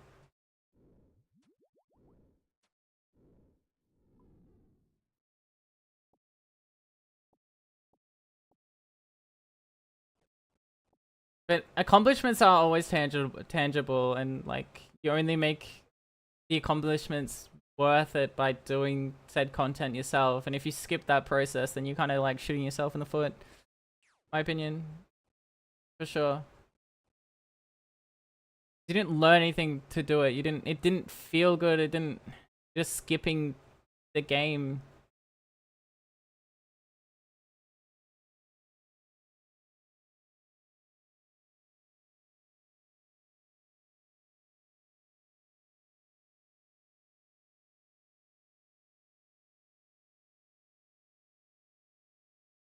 I don't know.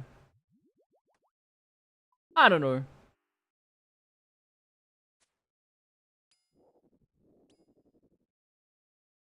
Oop, Tebow out. Oopsie.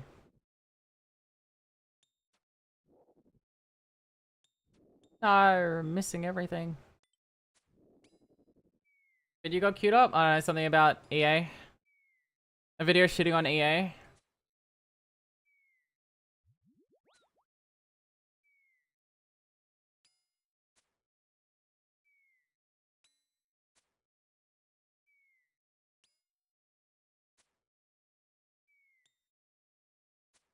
Classic? It's just so easy, man.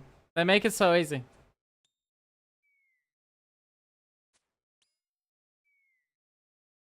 Corporate greed ruined a company again. Wow.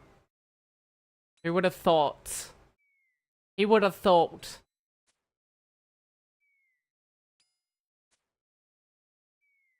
Also, they're releasing games that no one has even heard of.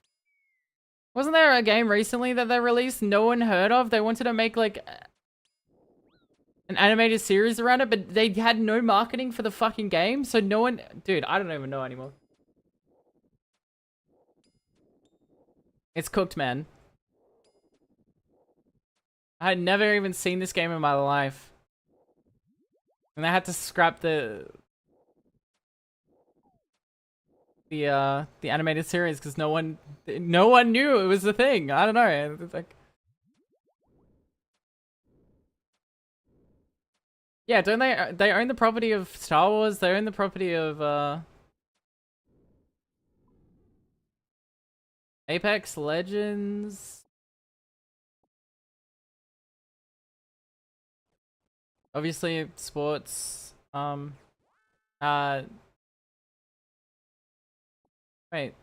Yeah, it's EA, right?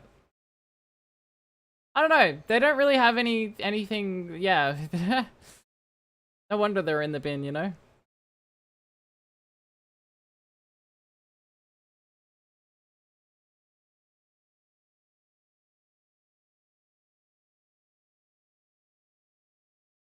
I don't know, man. I've just seen it time and time again. You just see, like, a big executive gets in the top and is like, make more money!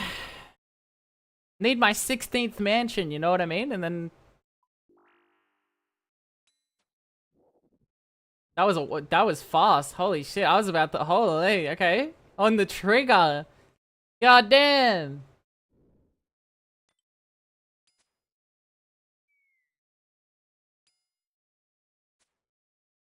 Solid. I was about to click that. Oh, you got me. Beat me to it.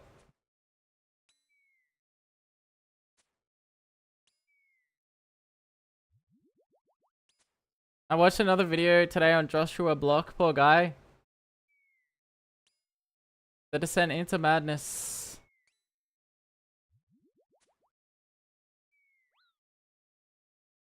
Any new? Mr. Bass actually got mad at him for once, which has never happened before. I think he's getting a bit fed up with Josh, which is probably a good thing for Josh. Because every time anyone ever just mentions put the fries in the bag, Josh actually has a mental breakdown. Like, there's something like deep inside of his brain that activates when that happens, and he actually feels... It actually hurts his soul. The bubble might burst. Yeah, I'm kind of worried. Pretty much over Bethesda? Yeah, I don't trust Bethesda at all. They can... Anything that Bethesda produces, they have to, show me they've made a better product. Look at Starfield, guys. It just works. You know what I mean? It doesn't work. But it just works, chat. It doesn't work.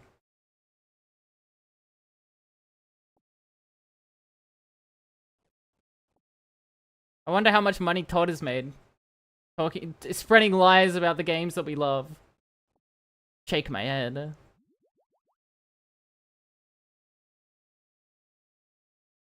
Well, last got the game they made was Oblivion. I disagree. Fallout 4. I actually enjoyed Fallout 4. I disagree. Fallout 4 was the last good one.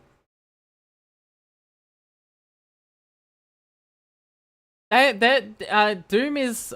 Bethesda only publishes Doom. They don't actually do anything with the creative work of Doom at all. They just publish it. That's all it. Yeah, I get what you mean. I get your complaints, but I'm a massive Fallout fan. I just really liked like the modern take on the Fallout. Like the gameplay was really good. The gameplay was really good. Everything else, not so much. The story was a disaster. I don't want to talk about it. But the gameplay was fun, which is... Yeah, the engine, yeah.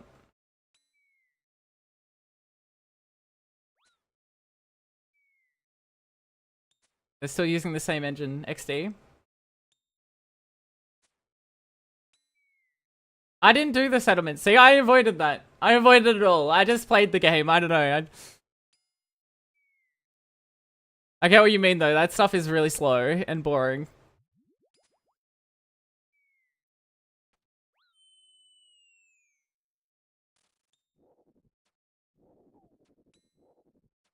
Or less. Not just that, but the fact that they force you into dialogue options that didn't even... It did nothing. So, like, half the dialogue options, if you went into speech, which I always do a charismatic character, the outcome's always the same. Like, you have a high speech in that game, it does nothing for, like, a few instances. It's so bad. Yeah, Fallout 3 was good. I like Fallout 3. For what it is. Let's just say that. It's a good game for what it is. It has a lot of flaws too, but we love that.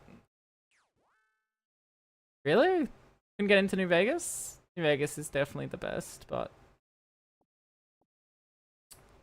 I have a close place to Fallout 3 in my heart. It was like the first Fallout game I ever played, so... It's hard to trump that, you know what I mean? In terms of like just... how I feel about it. Yeah, Oblivion's my favorite. Elder Scrolls game, yeah, for sure. I played Oblivion so much too. Oblivion was such a cool game. Especially with how, like, I really liked the... I hated Skyrim for the fact they made it. Everything felt like it had to be way too serious. And I like the arcadey nature of, like, Oblivion. Like, oh, I'm getting my endurance up. Okay, now I can run across the map, like, and jump really high and stuff. Like, that was so cool to me.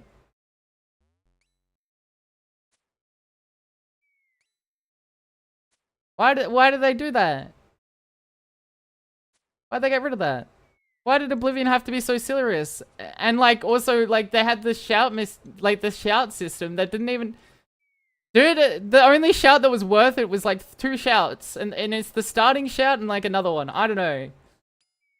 There was only like 2 good shouts that I ever used.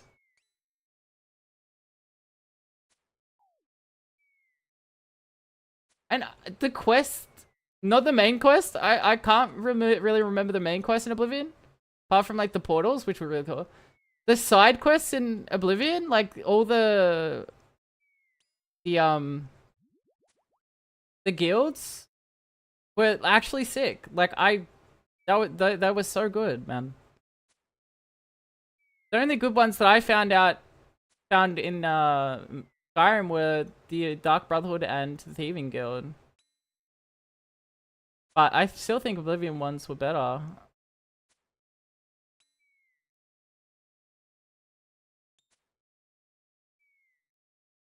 Yeah, that was so cool. And I really like Oblivion. There were so many ways around those types of quests. Like there was multiple avenues, whereas I feel like there was kind of multiple avenues with Skyrim, but a lot less mainstream. Oh, I haven't played. I never played the DLC Siphon. And not to say Skyrim's a bad game, because it's good for what it is, you know what I mean? It's just like, I really like the arcadey nature of Oblivion.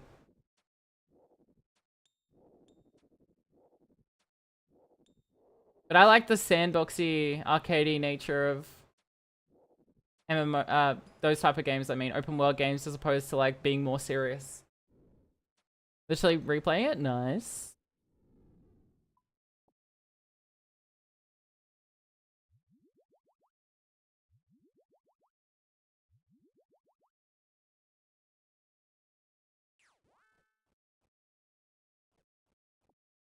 And then again, like, the fact that Skyrim was such an easy entry point to gaming for a lot of people is, like, good too. It just didn't have as much depth, I'd say, as the other ones. Which is fine, it's just, yeah. Hundreds of hours into Skyrim over the past 2 weeks. Nice! Heck yeah. Yeah, I think the depth was a big thing for me. And some people would say Oblivion was overly complicated with the leveling system and stuff, but it felt like a classic RPG, which I really liked, you know? I like D&D. I like the classic RPG trope, you know? Oh, you put levels into this? Well, I kind of like that, you know? Like, you have your main levels that levels you up, and then you have your side levels that don't level you up and add to your level. And yeah, it's pretty cool. Unless you really screw yourself over by choosing really bad main levels, but...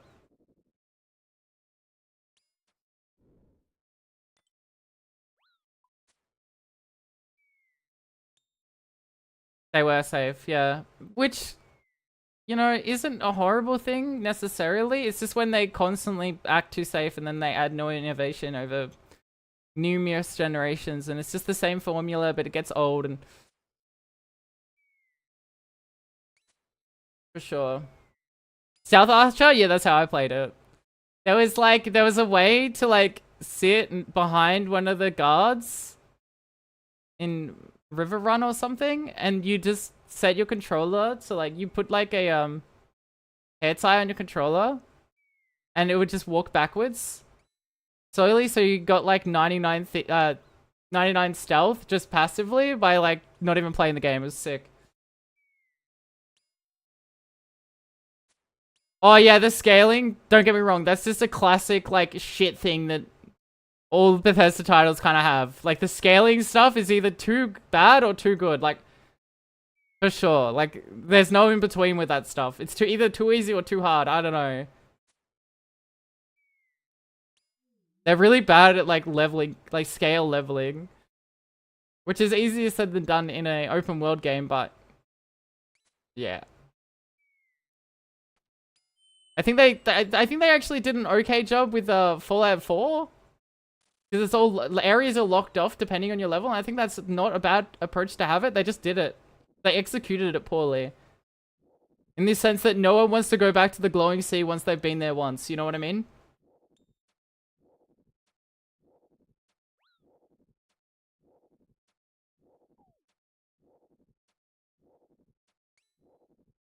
Yeah. I thought Fallout 4 scaling was good, but they had areas that were levels, like level based. They didn't have the basic formula they used in older games. They kind of learned their lesson, which is surprising. Wow, a new user. Big chest, thanks for the follow.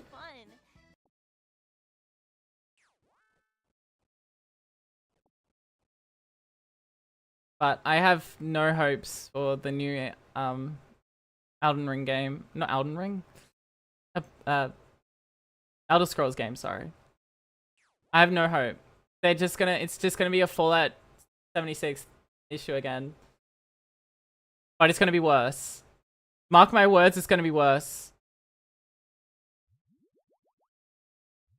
And maybe it's gonna be a Starfield situation that the community hates it that much that they don't even want to fix it through mods.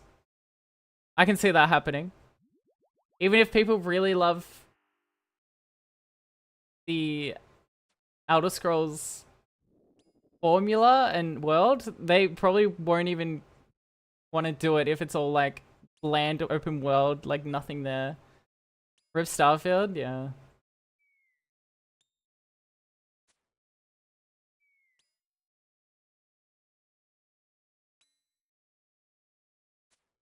Someone made an account. Wait. Someone made an account. I think that was just having a diss at me, calling me a, like, F-tier personality. And the account instantly got banned. Like, off Twitch, not my... I'm sorry? It's not really a diss either, I mean...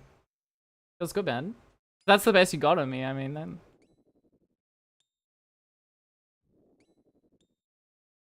F-tier troll? I mean, I'm happy to have a bad personality, you know? It's fine. At least I have something going for me, you know? I'm surprised at how fast the account got suspended, though. Account suspended or deactivated. Account created 3 minutes ago. Someone made that just to troll me, man. Damn. Unlucky.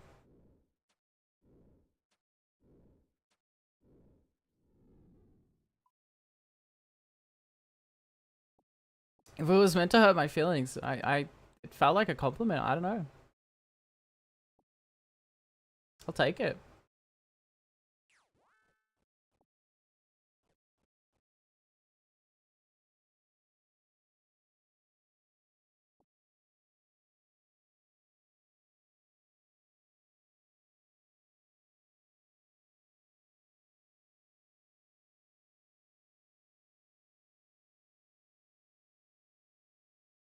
Okay, I'm gonna be logged out in 20 minutes. That's where the run ends. Oops.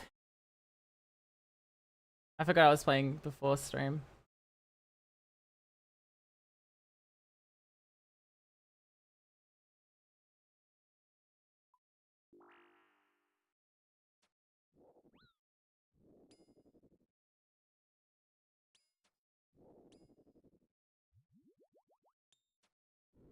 You mean you'd be logged out? You're forced logged out after 6 hours.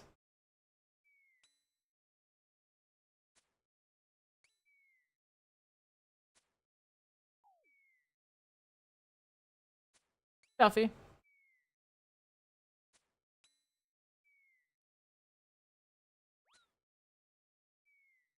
You're logged out of the world. And you have to log back in.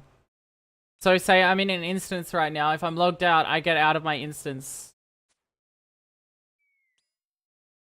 And forced to not be in the instance. So essentially my run is over. In simple terms.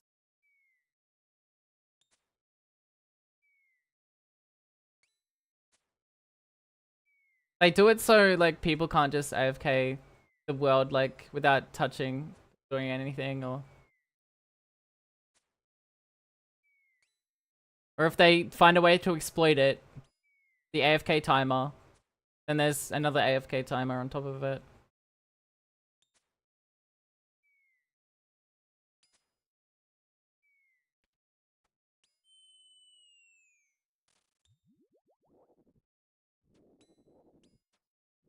No DLC? Fallout 4 and Skyrim only felt playable with DLC and mods. Fallout 4 is definitely a better experience with mods, for sure. There was only one DLC in it that was actually I never played the second DLC, I can't say that.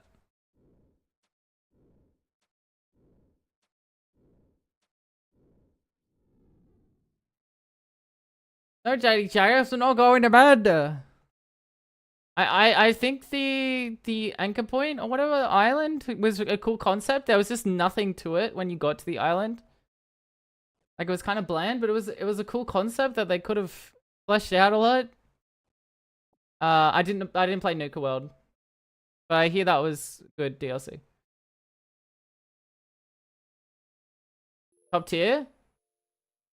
See, I'm hit or miss with the DLC in Fallout 3. I loved it, but I also hated it. So there's like the DLC in Fallout 3 where you go to the fucking place and they take all your gear.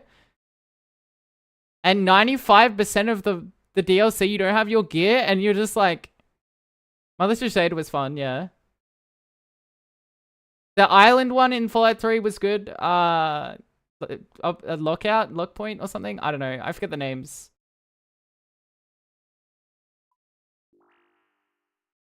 Pittsburgh? Wow. Yeah, it's probably that. No context, Cheddar. Thanks for the follow. The only one I really... but it wasn't even bad because it had a lot of dialogue options. Like, it had a lot of lore. I forgot you existed? Oh, well, jeez. All rusty weapons? Yeah, I think so. Yeah, and you got put into, like, the fighting arena. Um.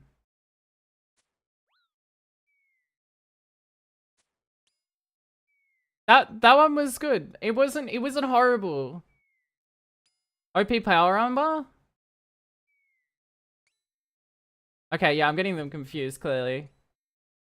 Oh man, I need to go through and play Fallout 3 and Fallout New Vegas again.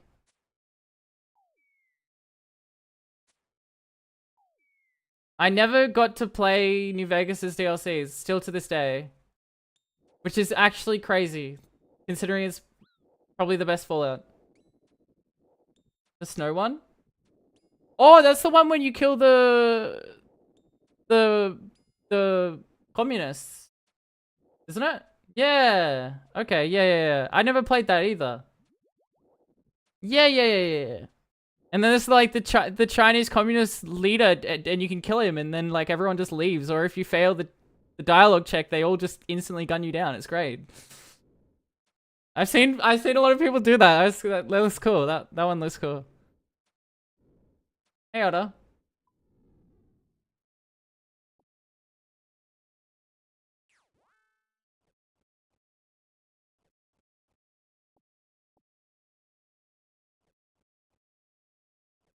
Name a Skyrim DLC though? I can't. I never played a Skyrim DLC.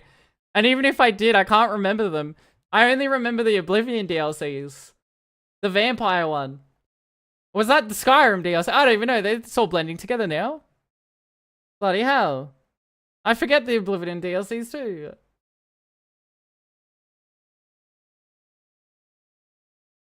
I don't want my aircon off. I think Skyrim had the vampire one.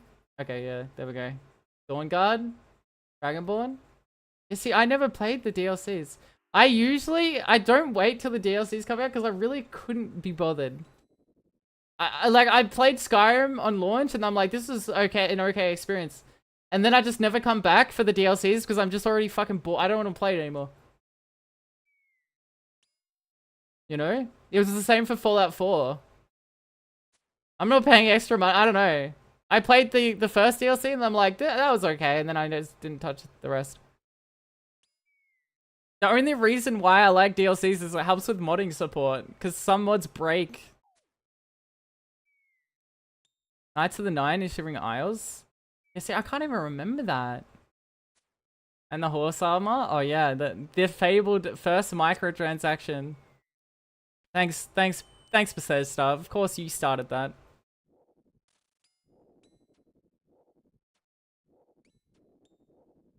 Oh yeah, some of the mods in Skyrim are insane. They're really good, yeah, for sure. But that's the beauty of Bethesda games. Like, the modders make the game a 10 out of 10 experience. Sometimes the game itself can be a hit or miss, depending, you know? Modders fix half the shit, they add new shit, it's, yeah. So good.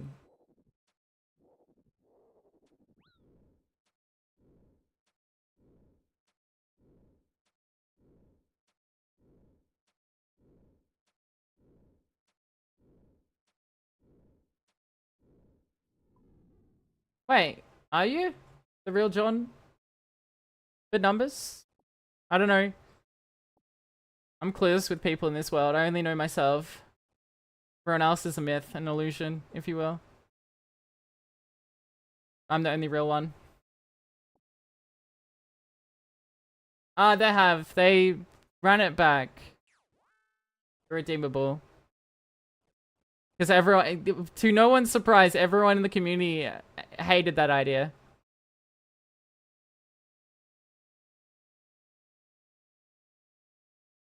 Oblivion remake? Yes, I'm more excited on the Fallout 4, New Vegas and Fallout 4, but usually these giant projects never get made. But the New Vegas in Fallout 4 engine looks so cool.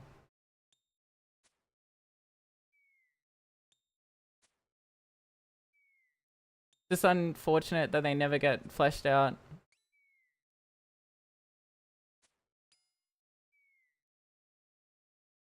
Leaving highly the dev. Oh no, it wasn't the devs that did it. It was the higher ups. Yeah. Yeah, no, they take it down. Like imagine taking it down, a whole remake of a game. Oh my, Bethesda just. I think that's why most of them go down, because they can't use the same music or voice actors or something. So Bethesda always strikes them. So to avoid this, I think Fallout 4 New Vegas is doing all new voice work and all new songs and everything. But that takes a long time. Oh.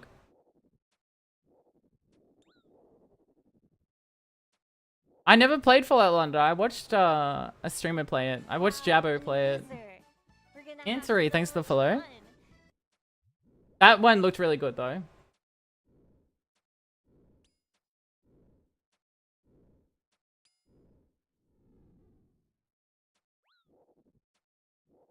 Who's the two? Who's the other ones? So is Crash Central? Ah, unlucky. SK? Yeah, my queen's been playing a lot of Marvel Rivals lately. Respect, queen. She's addicted to the game. I am too, kind of, but I only play off stream at the moment. Okay. Need to log out. Let's get to safety and then we'll watch the video. Shitting on EA. I like shitting on giant companies that ruin my gaming experience all the time, every time. Because they ruin my life and my childhood, my fun and my...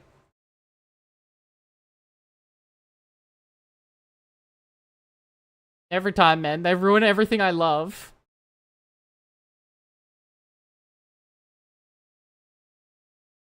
Fallen Order was decent, yep. But the performance was really bad. The game itself was fine. People couldn't play the game though. Hate watching trailers? Nah, it's a video on how bad EA is. Now. So it's basically hate watching. Is the sequel the same? No, it's not the same game. Completely different. They also added a lot of cool stuff to those games. Like, they had a Darth Vader in it, in the lore. And it's canon, by the way. Like... Yeah, I'm about to get there. I mean, is it unplayable? It was pretty bad when I tried to play it. I own the games. They're really fun. It's like Souls, but like Dark... it's like Souls, but the way that they play is Souls... Like, I would say Dark Souls 1 meets Star Wars. It's super fun.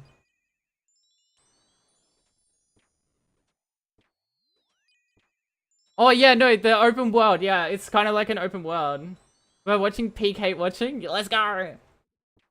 I like how all the world loops around and stuff. And there's enemies that you have to come back for. I don't mind that in those type of games, like Souls games. The developers of the game clearly knew what Star Wars fans wanted. It was just, I think it was EA forcing them to publish the game sooner than what they could, because XD Dragon Boots, yeah, it's just an EA moment, you know what I mean? I've finished all. Well, it's a different type of game. It's like Sekiro. It's more like Sekiro, I'd say.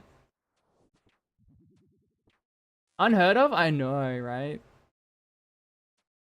It reminds me of Sekiro. What is this? We're about to watch it.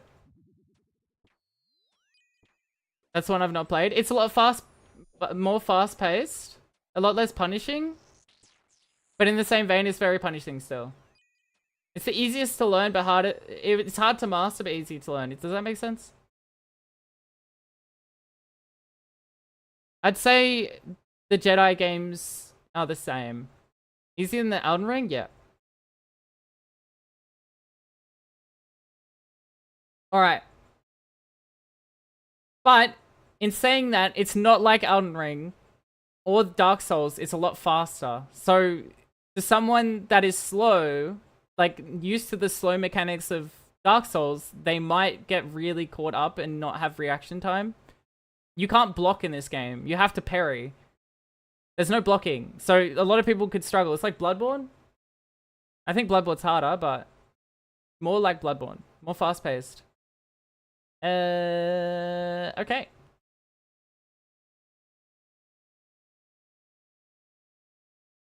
I need to go to the bathroom real quick, and I'll run an ad break so we don't have it during the video. I will be right back, chat.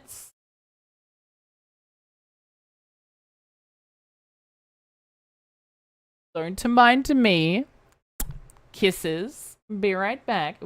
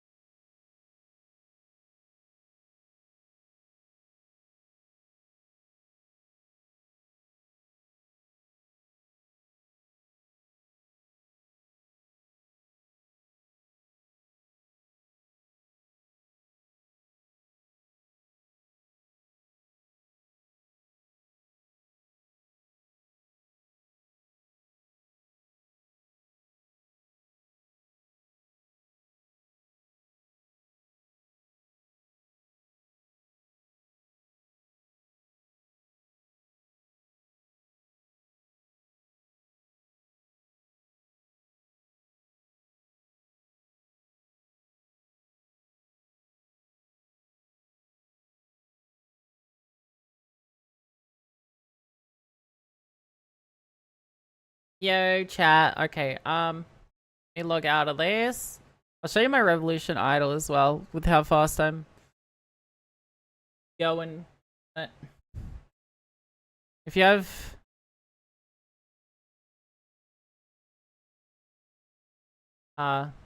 epilepsy, don't look for a second.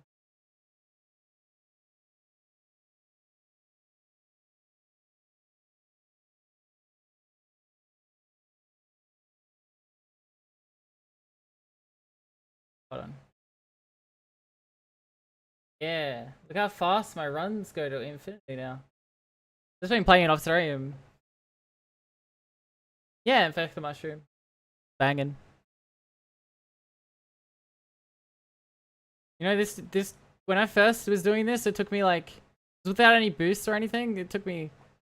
Well, there's an infinity. Wow. Anyway.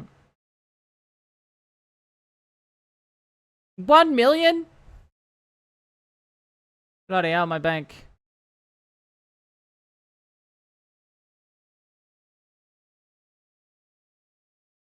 Am I looking at an idler game?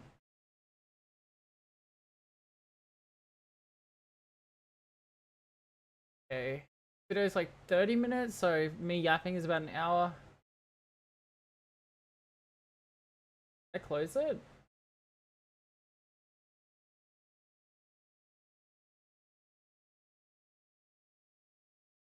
All of that? It's like a skill tree. Once you hit infinity, you go into a skill tree, and once you only are in infinity, you go to another skill tree, man. It's crazy.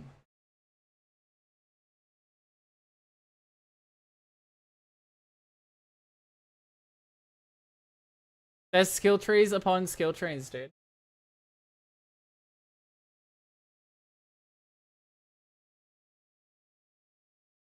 Yeah, no, it is basically PoE 2, but you don't have to play the game. Alright. I haven't watched this video, I've only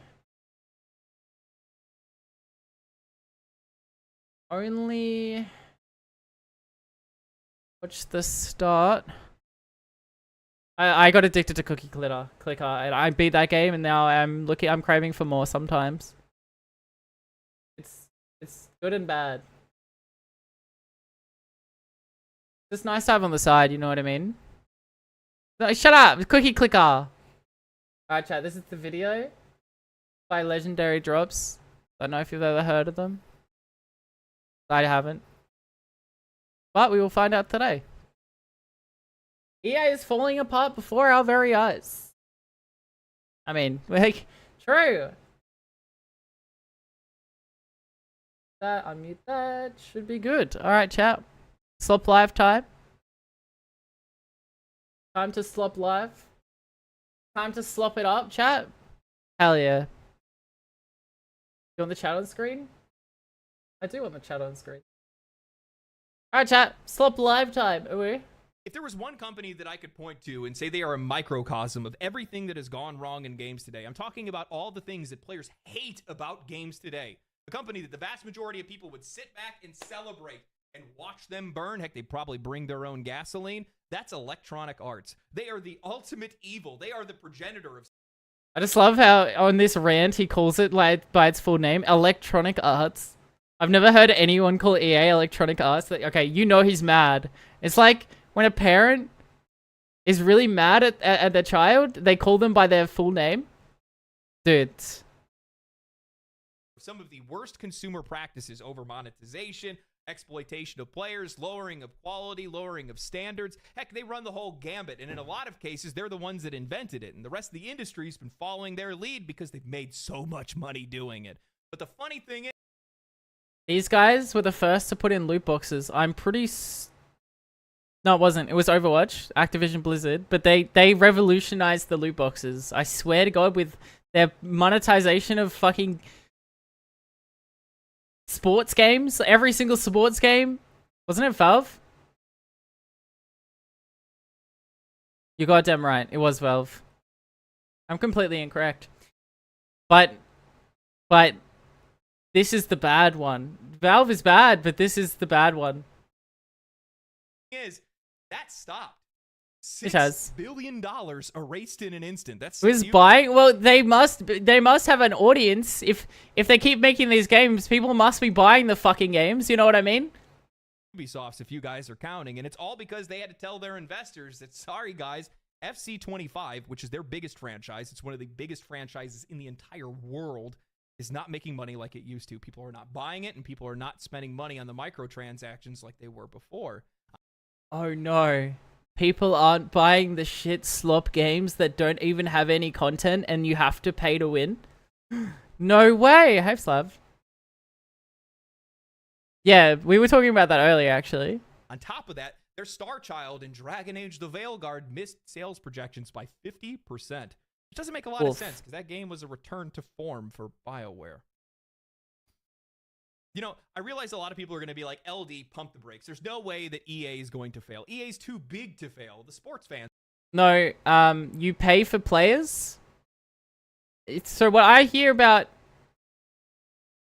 sports games is you pay for players. Basically, you go into like a loot box system, you open up packs, and you get players. And the better the player IRL, the better they are in the game. And let's just say they're like a diamond. Like the best of the best. Yeah, their odds of rolling that is low. It's like a, you know, gacha games? It's that. But it's pay to win because it's versing other players. Yeah, you gotta buy the players. Yeah. Yeah, you gotta buy the good players. If you don't have good players, you won't make it that far. Fans are going to buy the sports games, and they're going to make all the money off of microtransactions. The funny thing is, I don't think people understand just how much trouble EA is in. Because over the last few years, over the last decade, So the fellow honestly, Sammy. we've seen a gradual decline and a sharp decline from a lot of EA studios. Look at DICE, look at BioWare, look at Respawn. These studios are not producing. Was it EA that dropped that game that completely flopped and they removed it? The space flying game, like, was it EA? What was it? It was a couple of years ago and it was horrible. Concord? No, it wasn't Concord. Hey, Demonic. It was like this flying space mech, fade mech, space mech, flying game. Shut down. Shut down. Okay,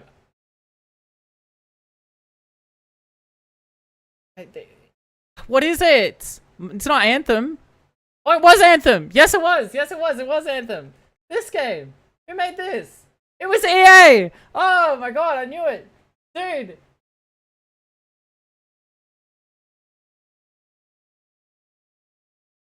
Wait. Wait, it's still a thing? Wait, it's still a thing? Didn't they shut this game down? Oh my god, whatever.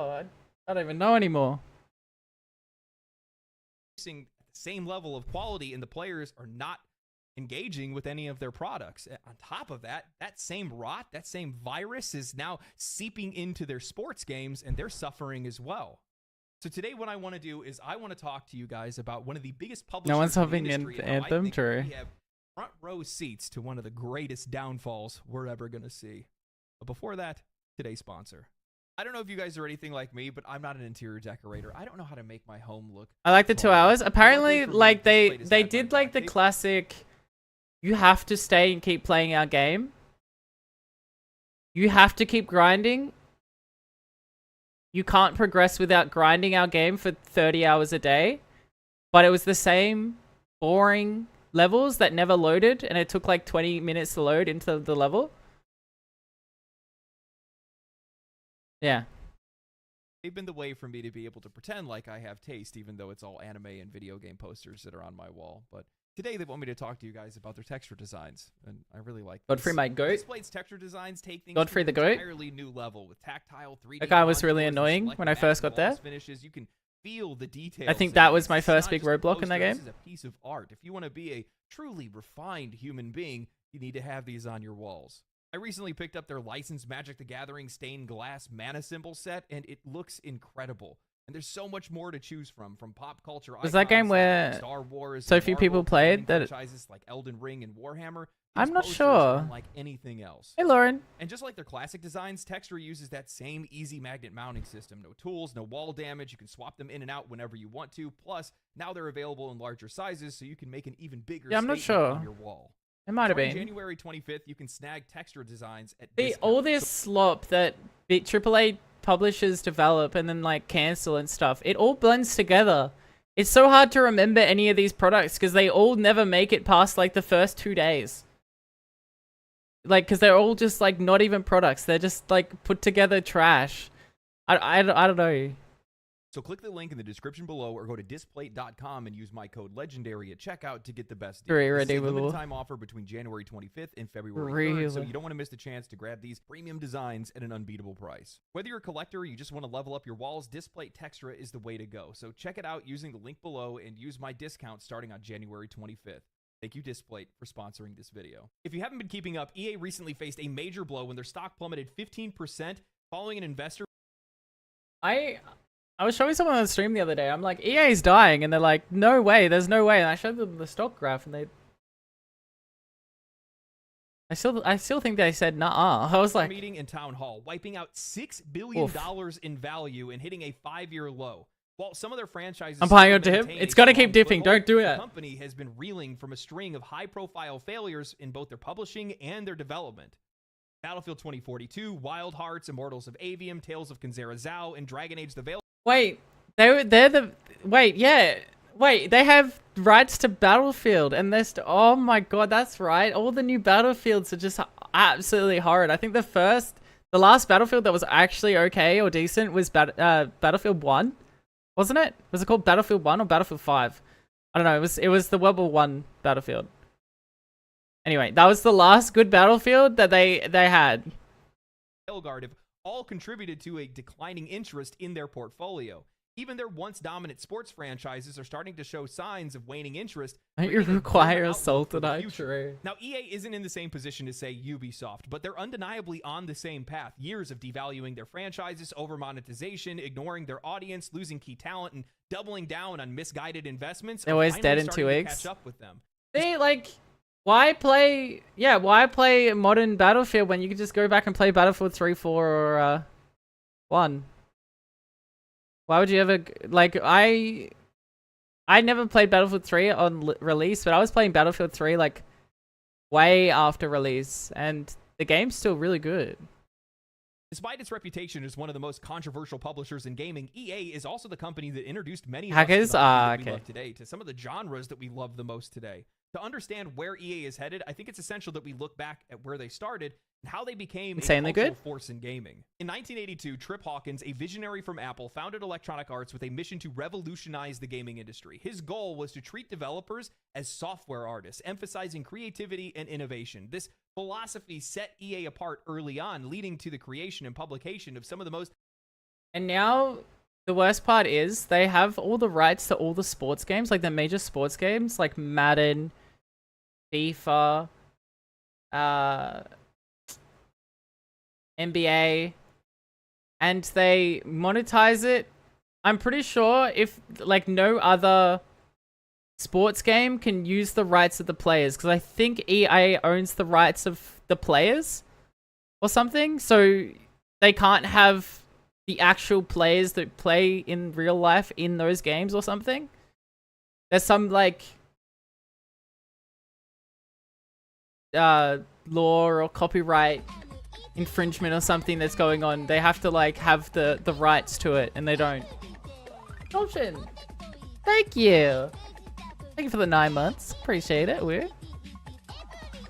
iconic franchises that created some of our most fondest memories. Now, from the start, Hawkins prioritized recognizing and promoting creative talents from within the company before anything else, fostering an environment where innovation could thrive. That bold approach attracted top-tier talent and laid the foundation for EA's meteoric rise to prominence. EA quickly became a household name in sports gaming, starting with its most iconic franchise, Madden NFL. Launched in 1988, this series redefined what sports games could be, and became a cultural phenomenon. Yeah, By it's good, 2018, Necro. The game had already sold great. over 130 million copies, and today the numbers are estimated to be well over 160 million. Its influence Like players extended with far stats, they beyond would sales. It give the became real an integral players. part Oh, of okay, football that makes culture sense. in the NFL, and it's now referred Just to as change the NFL's player a little 33rd bit and say it's franchise. not. Oh, it's not With the same every new player. annual release eagerly anticipated by its fans, Madden NFL not only changed gaming, but it also helped popularize American football among new audiences. While Madden anchored EA Sports' legacy, the FIFA series debuting in 1993 solidified the company's global impact. By combining official licenses with leagues and other teams across the world, they appealed to every soccer fan. And I think it's the same with like, I think it's rights to have that in their game.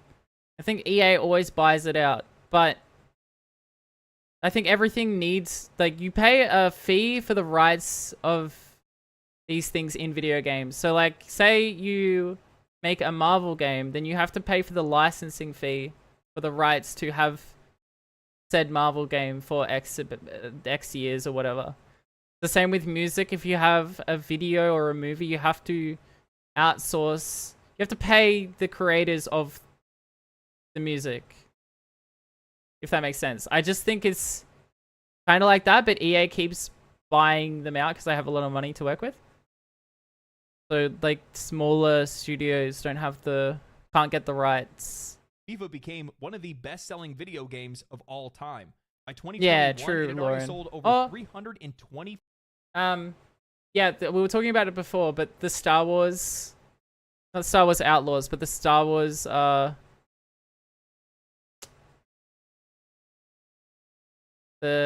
Dark Souls Star Wars ones are good. I keep forgetting the name.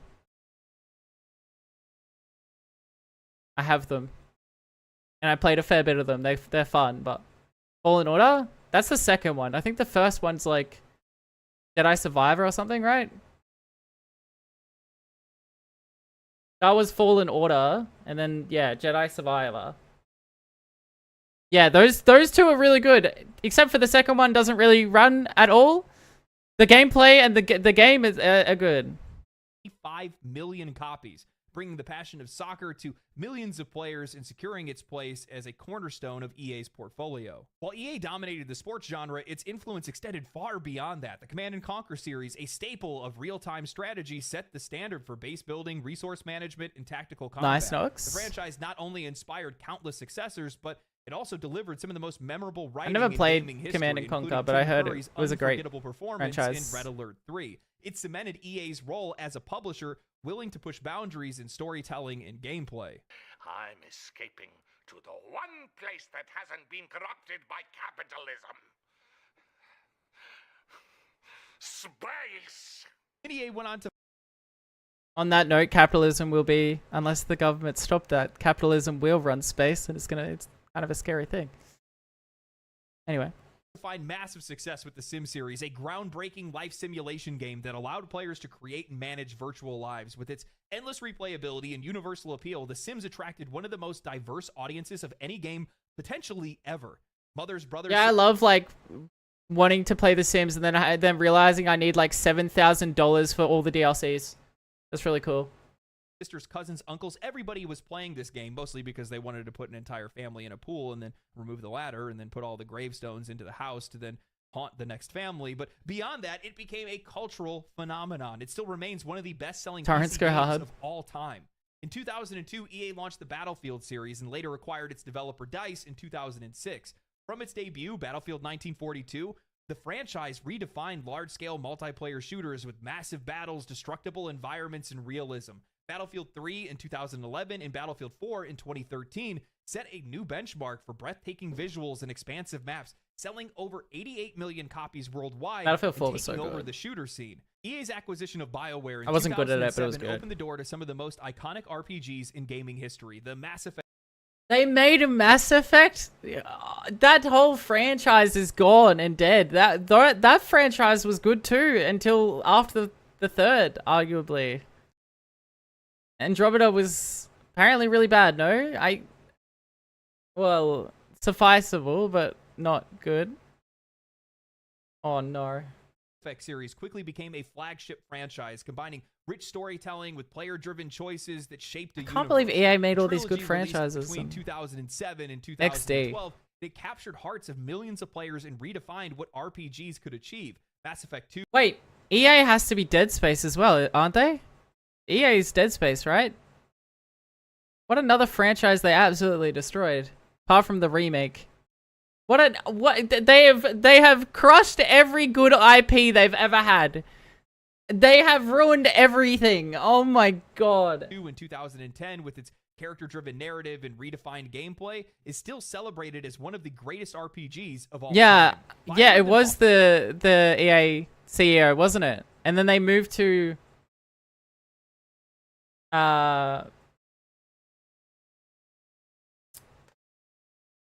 Unreal Engine 5, I believe. They became the CEO of Unreal Engine. all this success simultaneously with the Dragon Age series beginning in 2009 with Dragon Age Origins. Known for its intricate world building and morally Oh no, complex what the heck? narratives, the Consumption? series earned its critical acclaim and established a loyal Dead Space fan is base with scary. over 15 million copies But sold. the remake was good, Dragon Age apparently. solidified BioWare's reputation as a master. Dude, Dragon Age Origins was like one of the best games I've ever played. Like hands down, Dragon Age Origins was like such a fun experience back in the day. Oh my god, I had it on Xbox 360. Oh my god. Of RPG design. EA's partnership with Respawn led to the creation of the Titanfall series in 2014, featuring fast-paced combat, wall-running mechanics, and controllable mechs. Titanfall brought a fresh perspective to the shooter genre. While Titanfall 2 in 2016 faced stiff competition at launch, it still earned a devoted following, and from my perspective, it's still one of the best shooters today. Respawn then built upon this foundation with Apex Legends. Yeah, but in didn't they kill it with 2019, no a battle servers? royale game that was set in the Titanfall universe. I guess they tried to broad-based gameplay, make it diverse Apex, yeah. characters, and innovative ping system made it an instant hit, drawing 50 million players within its first month. Apex launch, I played a lot of that. Apex launch was actually a lot of fun. And then you got all the hackers and stuff, and I just gave up. I don't know. Apex Legends proved Respawn's ability to be able to adapt and innovate, cementing EA's presence within the live service space. Man, it is honestly crazy to look back and realize how many successful franchises and games EA Yeah, has it was published really or good. developed. How long many of these games have stayed relevant, and how many of these games then went on to inspire new games. From its roots as a pioneer for developer-focused creativity to its dominance in sports, RPGs, and shooters, EA's influence has shaped gaming culture in profound ways. Its ability to be able to create games that resonate with diverse audiences. We're talking about just about anybody I never that's played out there, Titanfall, but while I know it also was such a pushing good boundaries of game. what's possible in From what gaming people have said. has made it one of the most significant publishers in history. I've been playing video games since essentially I was born. I popped out with an NES controller, and EA houses some of my favorite gaming experiences of all time. And I guarantee there's a lot of you guys that are going to agree with me on this. NHL 94 way back in the day. They released like this, I think it was the second Harry Potter game on the Xbox original, and it was like, I beat that game like 7 times. I loved that game. That was a game. That was so fun. I don't know. I'd played that game a lot. Autistically. I don't know. That was a good game. I remember staying up all night playing Madden with my little brother, smashing controllers on the ground when we celebrated touchdowns, slamming flaming hot Cheetos. I remember going to school and falling asleep in class because I was up all night trying to be No. the edgiest shepherd that I could ever be in Mass Effect, sharing builds in Dragon Age with my friends and talking about different story outcomes. I actually have to thank EA because if it wasn't for them, I wouldn't have learned to like truly appreciate games and how to be critical of them if it wasn't for playing Dead Space. That was the first game that really made me sit back and think about how games are made. It's the first. I have never once in my life until Silent Hill 2 been completely immersed in a universe other than Dead Space 1 and 2. I have never been completely immersed in the world and the universe that I'm playing and the everything than Dead Space. They nailed the first two. They actually insane. Even with my really bad computer back in the day, I had it on the lowest graphics and I was still completely immersed. It was such a amazing game. Series, it's the only series that I've ever 100%ed. The lighting was insane. The sound design was unlike anything I'd ever even experienced before. And Yep. those were the first times that I ever even thought about those kind of things in games. I never took the time to think about those kind of Yep. things. That moment when you walk down the hallway and you get grabbed by a tentacle is like the most insane experience ever. I'm pretty sure my body left my soul. I was so terrified. It was so good, man. It was Yep. so good. There is something in the founder's initial mindset, that idea that you need to be promoting and recognizing talent above all else. And because of that, it showed throughout their entire catalog. That's how you get great games, because you have to pay attention to the creatives. You have to keep them in charge. And that's how everything gets made. You keep making things and building things and being innovative, and the only way you can do that is by recognizing the How's talent your that you boss? have What? and making sure that they're the ones that are actually out there steering the ship in the first place. And that's how they became one of the biggest publishers, if not at one point in time, they were the biggest publisher in the entire world. But they were doing that, and they don't do that anymore. That's the thing. Because it all changes. Easy. It's always the same story with a lot of these companies. They always start for the best reasons possible, and then the next thing you know, well, EA just busted a hard left. It wasn't about the creatives. It wasn't about the innovation. It wasn't about the... EA was definitely one of the first companies to just forgo the game itself for profit. EA was definitely one of the first AAA studios to just forgo everything for profit, for sure. the player's experience. It became about growing profits and quick turnarounds. How can we make the most money as fast as possible? And that's been the only thing that they've been interested in. And what's crazy is I found the exact moment it happened. A slow illness spread throughout the company, leaving its games, studios, and reputation fundamentally altered. For me, we get the timeline. First appeared with Mass Effect 3. I love this series. I loved Mass I heard that too. And then Andromeda was just 100 times worse in terms of that. Mass Effect 3, but something felt wrong. Role-playing mechanics were stripped back. Many of the choices that we made in earlier games were rendered completely meaningless. The ending felt rushed, and the addition of multiplayer to a narrative-driven game just felt jarring. It didn't feel right. It was foreign. It was as if the very soul of the franchise was being diluted. What I didn't realize at the time was this was the beginning of EA's transformation into a company almost entirely driven by profit. And that pattern continued. You can never like tell until like it happens. Especially the early days. Like you can never like understand where the worst of something can go unless it happens. And you see it. Like a lot of people are going to be naive. Like I'm sure people with Mass Effect 3 didn't see any issues. And they were just like, oh, okay. They're just trying to make a little bit of money, you know?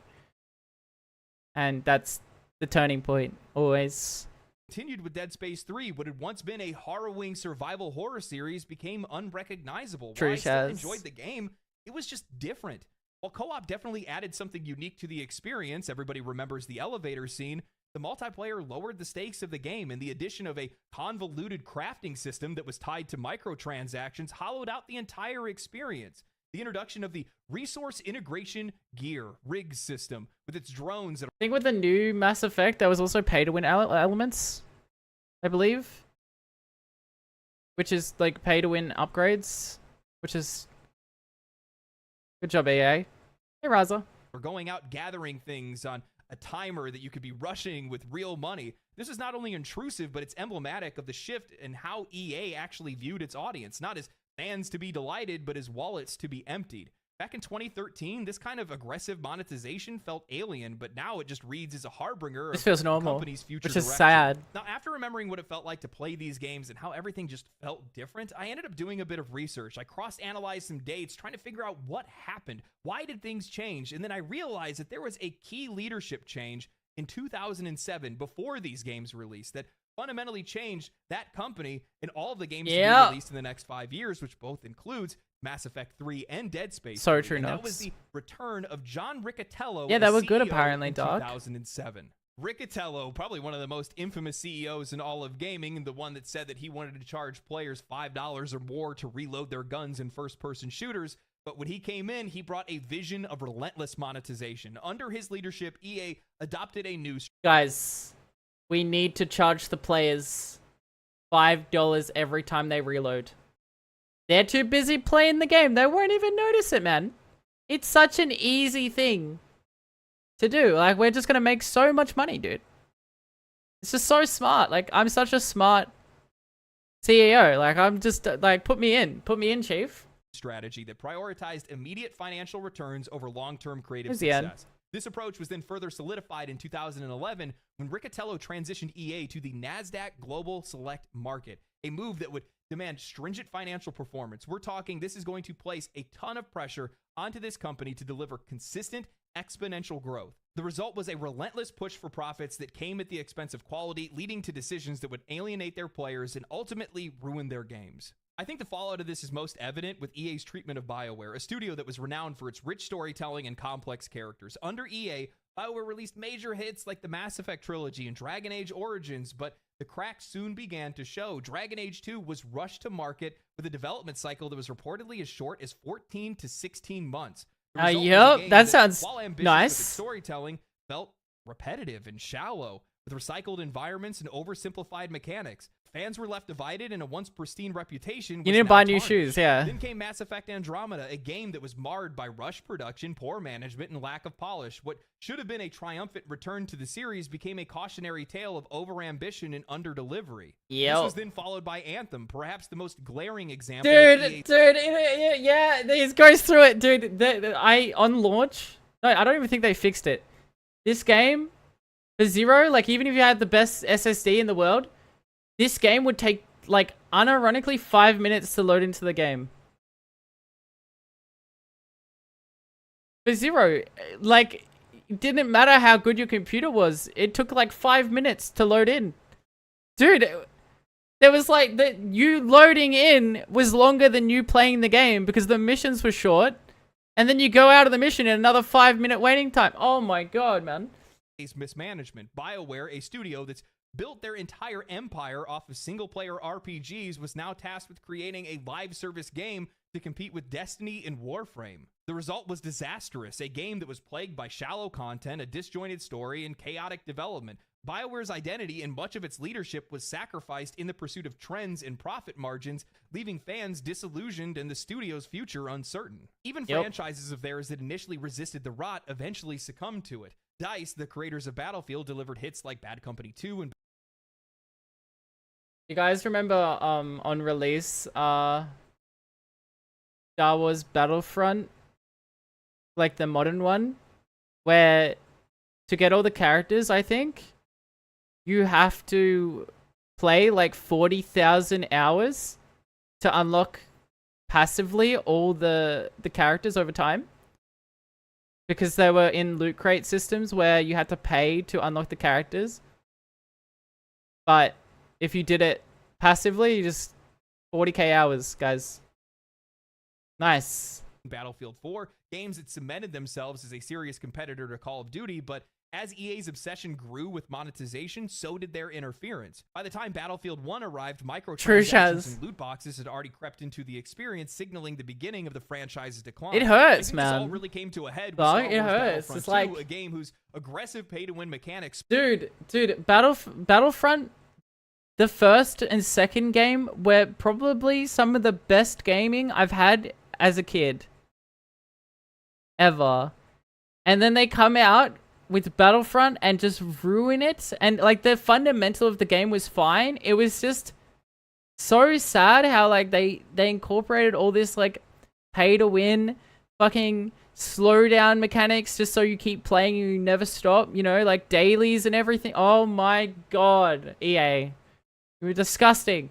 Sparked global outrage. Players were forced to grind. It was this dozens loot of box hours system to unlock iconic characters like Yep. Darth Vader or Luke Skywalker, or they could just pay to skip the grind. Yep. The backlash was so severe that EA had to temporarily remove microtransactions, but by the time they did, the damage was already done, both to the game and EA's reputation. The decay extended beyond shooters and RPGs to EA sports franchises. Once celebrated for their authenticity and innovation, today FIFA and Madden NFL are widely criticized as hollow cash grabs, offering little more than annual roster updates. The real focus is put into modes like Ultimate Team, which... The sad thing is, I've heard from sports games fans, like Madden fans and stuff, they strip the core mechanics every single time of these games. They're actually removing gameplay features. They're making the game Like, there's less options in the game. They're removing features in these games that older games had. And they're putting a fresh paint of graphics on it. And there's nothing being added except bugginess and graphics. And then they throw it out slopped. And you have to pay to play the game on top of paying $80 because you have to pay for the characters on top of that. You can't unlock them passively. You have to pay. Encourages players to spend exorbitant amounts of money, real money, on card packs in a system that's honestly Thank you, worse EA. than any gacha game. These practices have drawn criticism not only for their exploitative nature, but also how they overshadow any meaningful content being added to the game. Even The Sims, a franchise that's synonymous with creativity and charm, has not escaped EA's grasp. While Extracting all your base money. game offers a solid foundation, the sheer volume of paid expansions, over 60 DLC packs costing up to... Yeah, guys. I just want to play The Sims. Oh, wait. To have my Sims experience, I need to pay like $7,000. $1,300 in total. You may as well go $1,300. $1,300. Never mind. I said 7,000. 1,300. Chat. That's USD, by the way. 1,300 USD. play Star Citizen at that point. At the heart of all of this decay lies a corporate philosophy that sees players not as people to engage with, not as players to deliver anything to, but as customers to extract. That's insane. Riccatello's infamous quip about wanting to charge players for reloads wasn't a joke. Guys, don't worry about it. Just get it on special. Get it on special. It'll be $7,000. Don't worry about it. Yeah, Paradox. I don't like that. The shit they pull. Like, oh my god, the games are amazing. The shit that they pull with their DLCs every fucking 2 seconds and making you pay like $7,000 just to have core features is. Mission statement under his leadership and that of his successors. Don't get me wrong, I love Paradox games, but it's the same thing. It's not. It's scummy. I can call out something for being scummy when it's scummy and not scummy. You know what I mean?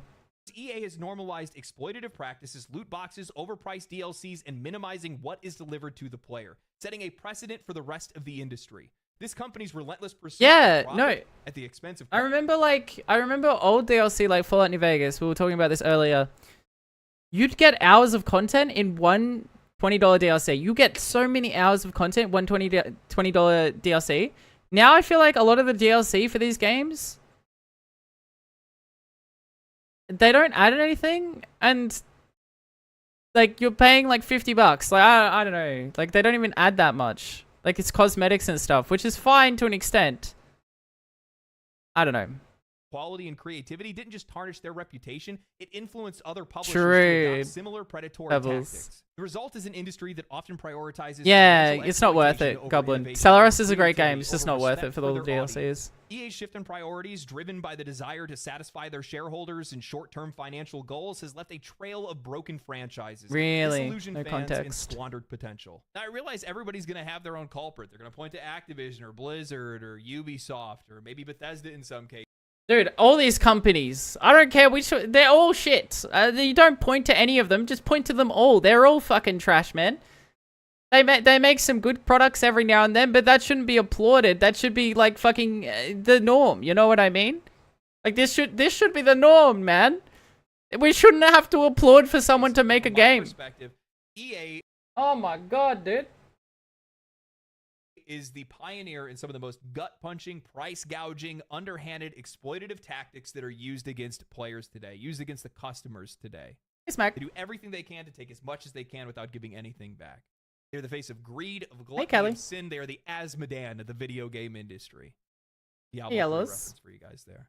You know what's crazy is that we can actually see that they had such noble goals at the start, but it's always the casuals that get shafted for sure. It's always the ones that, well, it's like the normie audience that don't know wrong from right. See, I say this, and I'm a gacha player, so I'm part of the problem. But in the gacha system, they can really screw you over for really basic things that are just money hungry. I don't play gachas that are like that, but there's so many gacha games that are just, it's not worth it ever, because they have the pools at such a low rate, plus they make it hard for you to get credits, that you're never getting these rare pools, so you have to pay to get the rare pools. It's the same with EA games, sports games in particular. they make the rate so low and they don't guarantee you a drop that you keep paying more money. It's gambling. It is gambling. You keep paying and you're like, I'm gonna win, and you don't win. Or you do win and you're just winning to play the game. Like, you don't, I don't know, man. Visionary, the guy that started the company, the guy that came from Apple, ended up starting a company that is falling victim to the very thing that his former boss, Steve Jobs, warned most of the industry about, most of these creative industries about.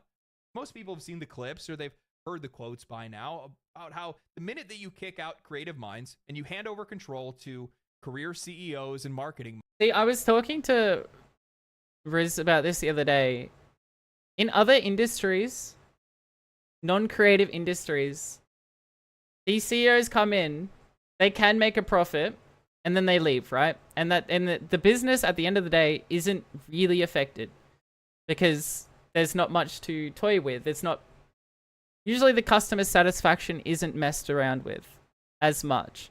But with video games, the ones buying the products are always the ones left with the empty hands. If that makes sense, they're always the ones that are getting shafted. So it always bites them back in the ass in the long term for these corporations, but the CEOs don't care. They're only in it for the 2-year profit. Say a CEO gets into, like, I don't know, an EA CEO. If they will get a rise if they make a certain amount of money for the quota. Like, they will get bonuses, right? So they're trying to reach those bonuses at the expense of the quality of the product, which in the creative industry doesn't work out. Usually makes the product far worse, and people don't buy products they dislike. Does that make sense? So this is the issue that we experience with modern gaming and AAA CEOs that just come in and just ruin everything. Minds is the minute that you stop providing a product to your customers and start providing a service to your and it cripples the future of the said product. Say when Microsoft bought out a lot of these corporations, they laid off millions of employees, not millions, but you know, they laid off thousands, tens of thousands of employees. Now these games that had these functional supports, like the industry of, you know, workers, the ones that make these products, it's all a skeleton of what it once was. And therefore the future products that come out of these are just going to be absolutely shafted. Like, you can't, unless you invest more money back into retaining the ones that you shafted in the first place, i.e. the developers, the little guys at the company. You are just making a skeleton of the system below you, which are the main part of your company.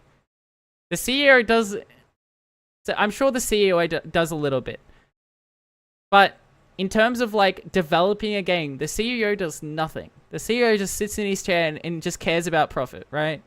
Whereas the people that are developing the game, I'd like to hope they care about the products, but I can't even blame them when they don't, because they just get told what they have to add to games. Like, they have no creativity, they have no expression. They're just being forced into situations they don't want to be forced into. And it's not their fault. It's just the higher ups. It's always the higher ups. We've even seen it with Jagex recently. Just another, I'm surprised that didn't go through. Shocked me, because I thought they would. But it's just another case of like corporate greed. Like, it's just, I don't know when this is going to turn around. It's going to take people to being fed up with gaming completely, which I don't know.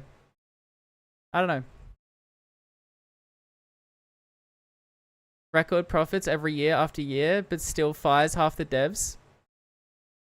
See, the stockholders, the shareholders, see, it's not as simple as, you have to keep your stockholders, your shareholders complacent. You don't want them being angry and taking out their stock. But in the same vein, you have to explain to these people that it's not a classic business once the product goes live, that's when the profit is made. And by delaying said product, you're going to make more profit in the long term. But they don't explain that to, you know, the stockholders, the shareholders. So you end up with just jank. I don't know. Shareholders. And that's rotting out the creative foundation of these companies. And what's crazy is we can actually see the minute where everything turned around for this company. The minute that they turned left on us. That's when they took on hikes in prices. Yeah, exactly. Parasite of a CEO, a dude that'll laugh about wanting to exploit his customers. That's crazy to me. Look what happened to their games. Multiplayer forced into everything. Microtransactions in every single game. It proliferated throughout the entire company. Nothing was sacred. And I realize it's a relatively highbrow financial discussion to have when I talk about how he changed the company to, you know, NASDAQ Global Select. But what that does is it illustrates how stakes increased. Interesting. How the expectations of the company in context were exponentially increased. They had to deliver so much more on the financial side than they normally would have to because they're not competing with video game companies anymore. They're competing with Exxon, with Google, with NVIDIA. It's a totally different ball game. And I don't think that that is healthy or sustainable in a creative industry because this industry is anything but consistent. But they kept making money, and a lot of it. And that's one of the reasons why a lot of these companies ended up following them and doing what they do in their games. Yeah. Because, well, gotta add more profits. Look at all these. Why is our company, the shareholders go, why is our company not making as much money as that company? I put profits into this company to make money. That's not how it works. Well, you better make it work or we're just gonna get out our shares. Okay. You know, like, oh my God. Was making a ton of money doing it. But that's built off of the back of the fact that they have a lot of habit buyers, people that have been buying annual franchises and things like that. Too. A lot of people that are buying things out of nostalgia. A lot of folks that have no idea that some of these studios and these games that they fell in love with years ago have had the soul sucked out of them. And I think a really good example of that is actually Anthem when you think about it, because that game was still a financial success. They sold 5 million copies. They broke. Really? Even. I think they made even a little bit more money than what they actually spent in That's development. crazy. And that game was a massive flop, a huge failure that was shut down within like a year of the game's release. That's crazy. They kept getting away with it. But the funny thing is that over all of these years, over exploiting your players, ruining trust, losing key creatives, well, slowly but surely, you're not going to be able to get away with it. And now, gamers are getting fed up. Gamers have stopped pre-ordering. The smart gamers have stopped pre-ordering. The smart gamers have stopped buying these products. The smart gamers have stopped buying their DLCs. The smart gamers have stopped buying blatant microtransactions. They're starting to. You know, the smart ones are, at least. It's getting there. And the profits are just even worse. Unlucky. the Reaper has come for them. Oh man, this is a long time coming. The past couple of years for EA have been a roller coaster of highs and lows.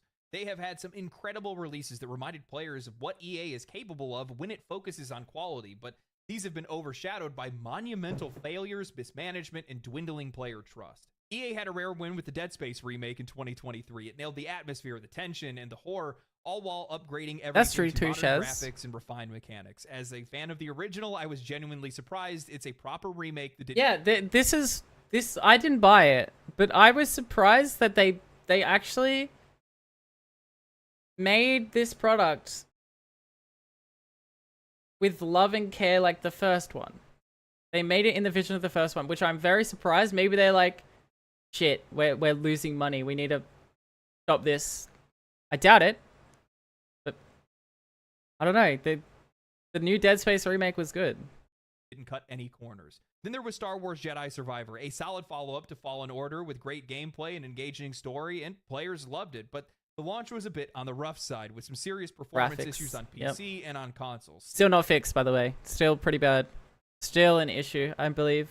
Still, despite the technical problems, it stood out as one of the better releases for the year. But these wins were not enough to mask the colossal failure that was Immortals of Avium. This was an ambitious first-person What is this game? That struggled to gain any traction from the start. It was an original IP from EA released into a crowded market with no clear audience. The game was essentially dead on arrival. Critics had pointed out its uninspired world design, repetitive gameplay, and lack of polish. Players were equally unimpressed, especially with its steep price tag of $70, which further alienated potential buyers. The result of this was abysmal sales figures that left EA.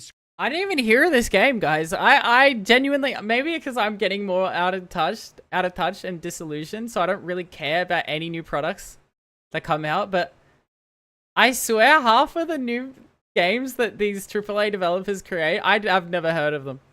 Genuinely, when they release, I'm just like, oh shit, what's this? What is this? Scrambling to justify the $125 million Name? investment. The studio behind the game, Ascendant Studios, faced massive layoffs. Name every gay shortly after person. its You. launch. We have the release of Dragon You're Age: The gay. Veilguard, which is Now. supposed to reignite one of BioWare's most beloved franchises, but instead it serves as a stark reminder of how far EA and BioWare have fallen. The game is nothing more than a shallow attempt at activism. Its characters were uninspired. They removed any real choice or role-playing from the game as they neutered the main character's ability to effectively express themselves in any way outside of being everybody's friend or... See, this is what I had. One of my biggest gripes with Fallout 4 is the fact they added voice acting to the main characters. You ruin a lot of the roleplay elements of a role-playing game.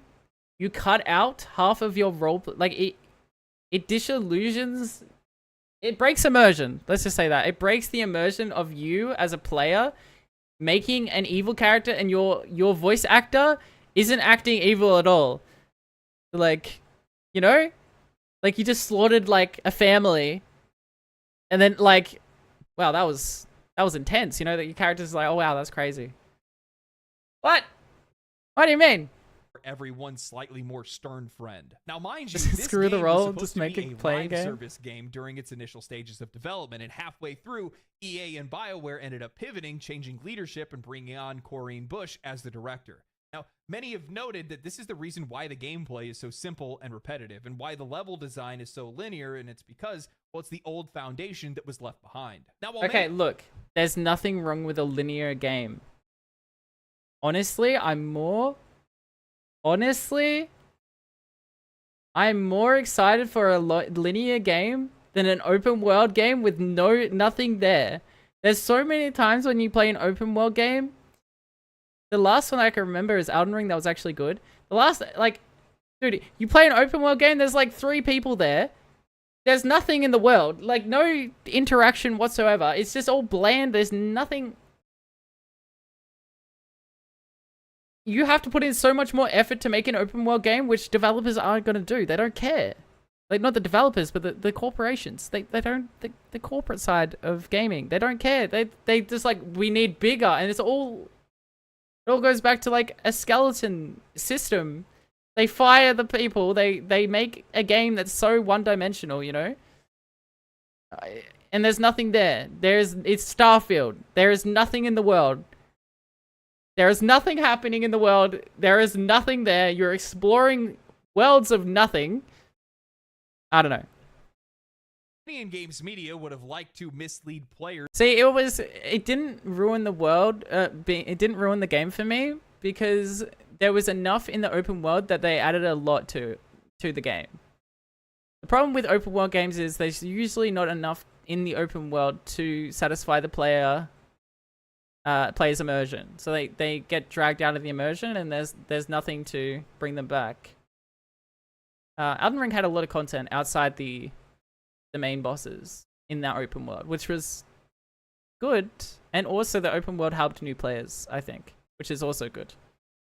Into believing that Dragon Age: The Veilguard was actually a really good game, a financial success, a return to form for BioWare, as many had said, flashing concurrent player numbers on Steam of upwards of 80k concurrent players in a year in which we saw basically, Shaz, that's basically what happens. They don't understand gaming at all. Marvel Rivals, Path of Exile 2, and quite a few others break well over 200,000 concurrent players, even 500,000 or a million concurrent players in some cases. The game ended up being a commercial and financial failure, unable to meet 50% of EA sales projections, and likely leading... That's crazy. See, I didn't play Veilguard. I heard it was okay, but obviously people are...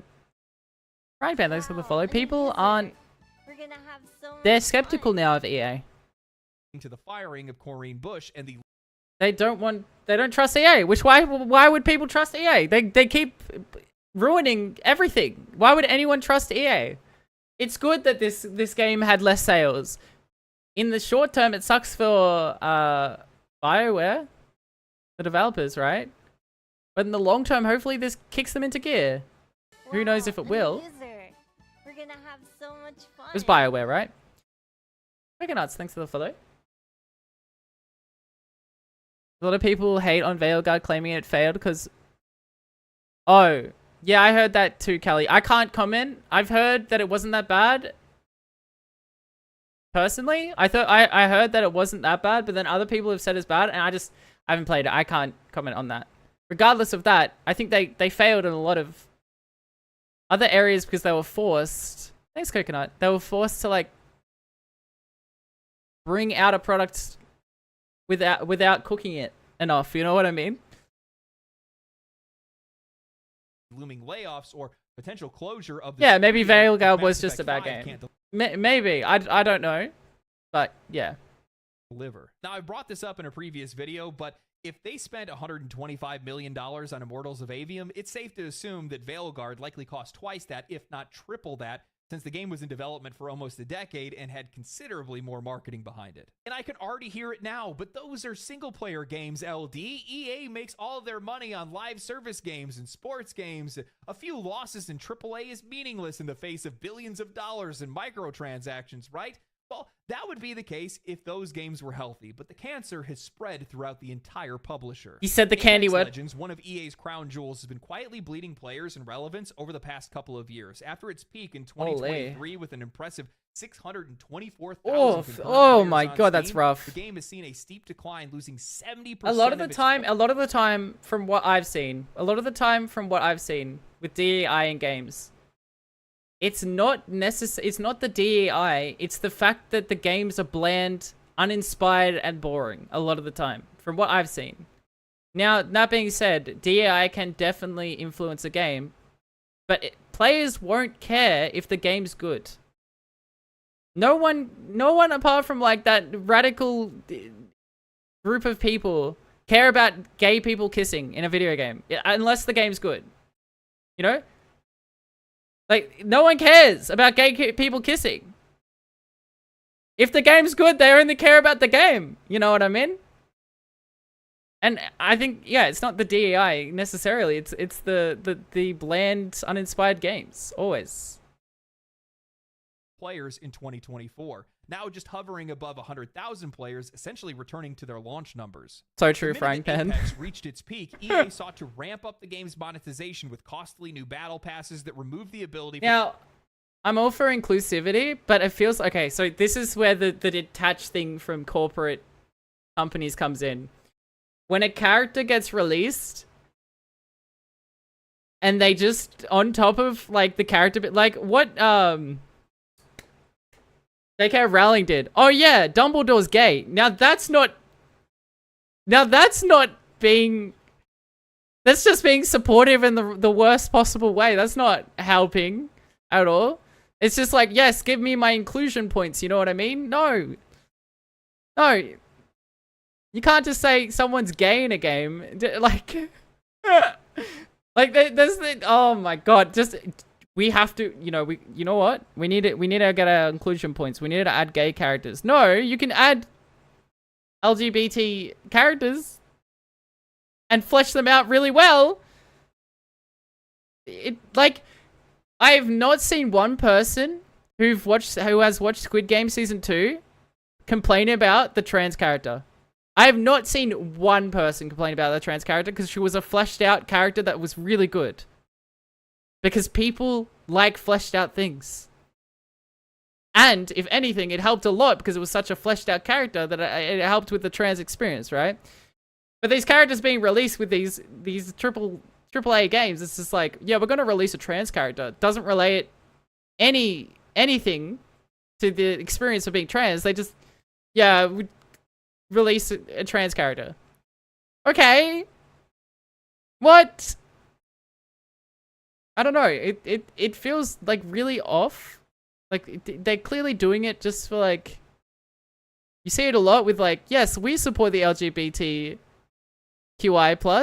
Pride Month and stuff, and then they're like immediately a second after it's done. Don't get me wrong, you don't have to, you know, be super outward about supporting these groups. But it definitely is a good thing, don't get me wrong. It's just very disingenuous the way that they do it, you know what I mean? It's always very disingenuous, and that's the problem. It's not about, you know, it's not bad representing these groups. You just have to represent these groups correctly and not just for a monetary gain, you know what I mean? Which is the corporate world, unfortunately. But yeah.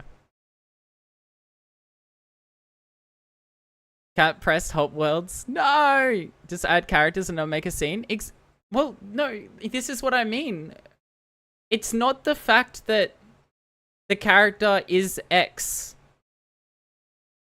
The character is trans, the character is gay, the character is bi, or whatever.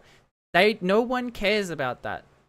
Only the insane people care about this stuff. Like the woke mind virus group.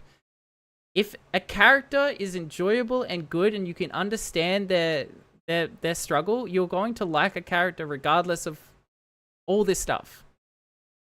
Right? So it's not their identity, it's always the writing of said character that is the reason why these things go so poorly, essentially.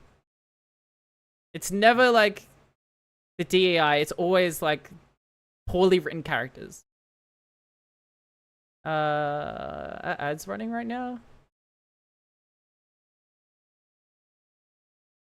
Don't know. It'll be fun. Pass upon completion. Every new event that they added essentially became a microtransaction collection event asking. And I don't know, it's such an easy scapegoat to like blame DEI. Because there is cases where like, sure, okay, this character's trans and was trash and I hate the game, so I'm going to blame it on the trans, like them adding trans stuff to my game. Usually it's not that. Usually it's, you know, the game is bad. Or the characters are written poorly, or, you know, it's usually not the identity of... People just like to scapegoat things, obviously, because that's what the majority does, I guess, fortunately. Players to spend even more money. Meanwhile, there was no new real content Trans that was ruined being video added to the gaming. game. Apex saw one map change and one new hero, and that's it. No new weapons, no new content, no value delivered to the player. Only EA and Respawn hands out asking for more money. Now, amidst the turmoil, EA did achieve a Sorry, I know I monumental ranted milestone about with that the release of College Football 25, for a bit the longer than I should have, but long-awaited it return just to feels the beloved college football franchise like the case, shattered you know what I mean? records, becoming the highest-selling sports game of all time in the United States. And I am more than happy to say if something is cringe and shouldn't have been put in that way, but it's not the identity of said character. It's more so it's always the writing, because people have always written positive LGBT friendly characters. Like, that's not the issue, you know what I mean? Because we're just a part of society. We are an extension to society like everyone else, and that should be how we are written, you know? If that makes sense. Success of College Football 25 doesn't really matter, because while it did well in the US, and that's where people actually watch American football. This success means nothing in the face of a failure regarding EA's most popular and lucrative franchise in FIFA, now known as FC 25. Soccer is global, American football is not. Largely banned by critics for being uninspired, adding nothing to the game's core experience other than a roster update, all of EA's improvements and efforts went into the game's Ultimate Team mode, which is where most of their monetization is housed. It's essentially a gacha game for sports fans, and instead of collecting waifus, they're collecting their favorite. See, but it's worse than a gacha game, because the rates are that low that it puts gacha game rates to a shame. Like, I'm not even kidding with this. It's worse than a gacha game. Players who are essentially power crept 10 times faster than characters in Honkai Star Rail or Genshin Impact. Yep. You guys think Chinese gacha games are bad? You haven't seen Ultimate Team. You could put. You guys think Korean gacha games are bad? You've seen nothing yet, man. Damn near useless. Now, come to find out, this mode is actually EA's cash cow. This is where the vast majority of their money comes from. They use it. It's all from Wales as well. It's all from like those like 3 players that are playing this game and have like billions of dollars to just put on these. I don't even get it. Like, why are these 3 players cash cowing? It was like the Diablo Immortal or whatever. Like, there was like 10 players, active players that have funded the game. It was like they spent like 95% of the overall revenue for the whole game. Like 10 players. Add in NHL and FIFA, and the audience is tired of it. It's become too costly and too repetitive, and all of their spending is undone when the next yearly installment comes out. The characters don't transfer over. Yeah, they don't transfer over, Chad. At least with MMOs and stuff, sometimes, like, or I don't know, MOBAs, they when they change the game, your characters can transfer over. With this, you cannot transfer your characters, so you spend $1 million on said game just for another year, for another game to be released, and I have to spend another $1 million. The players are tired of spending. Yeah, There's Kelly. no real effort put into the game's core experience. There's really no reason for casual players who don't play Ultimate Team to come in and buy the next installment. This is a huge deal, and I'm surprised that nobody's talking about it, but the financial impact of both FC25 and Apex Legends failing to meet financial expectations cannot be overstated. These 2 franchises are EA's primary means of making money. Yeah, basically, generating Joey. the bulk of their live service revenue. Without either of these games performing the way that they need, and all of their AAA games either flopping or being straight up financial failures, EA is in a lot of trouble. Recently, EA's leadership has promised to turn things around by 2026. Basically, 2025 is already a wash for. It was partly for sure. Players can be blamed partly. But at the end of the day, players are definitely part of the problem that keep buying these products and paying so much money on these products. But at the end of the day, it's also 99% of the CEOs of the company just forcing money.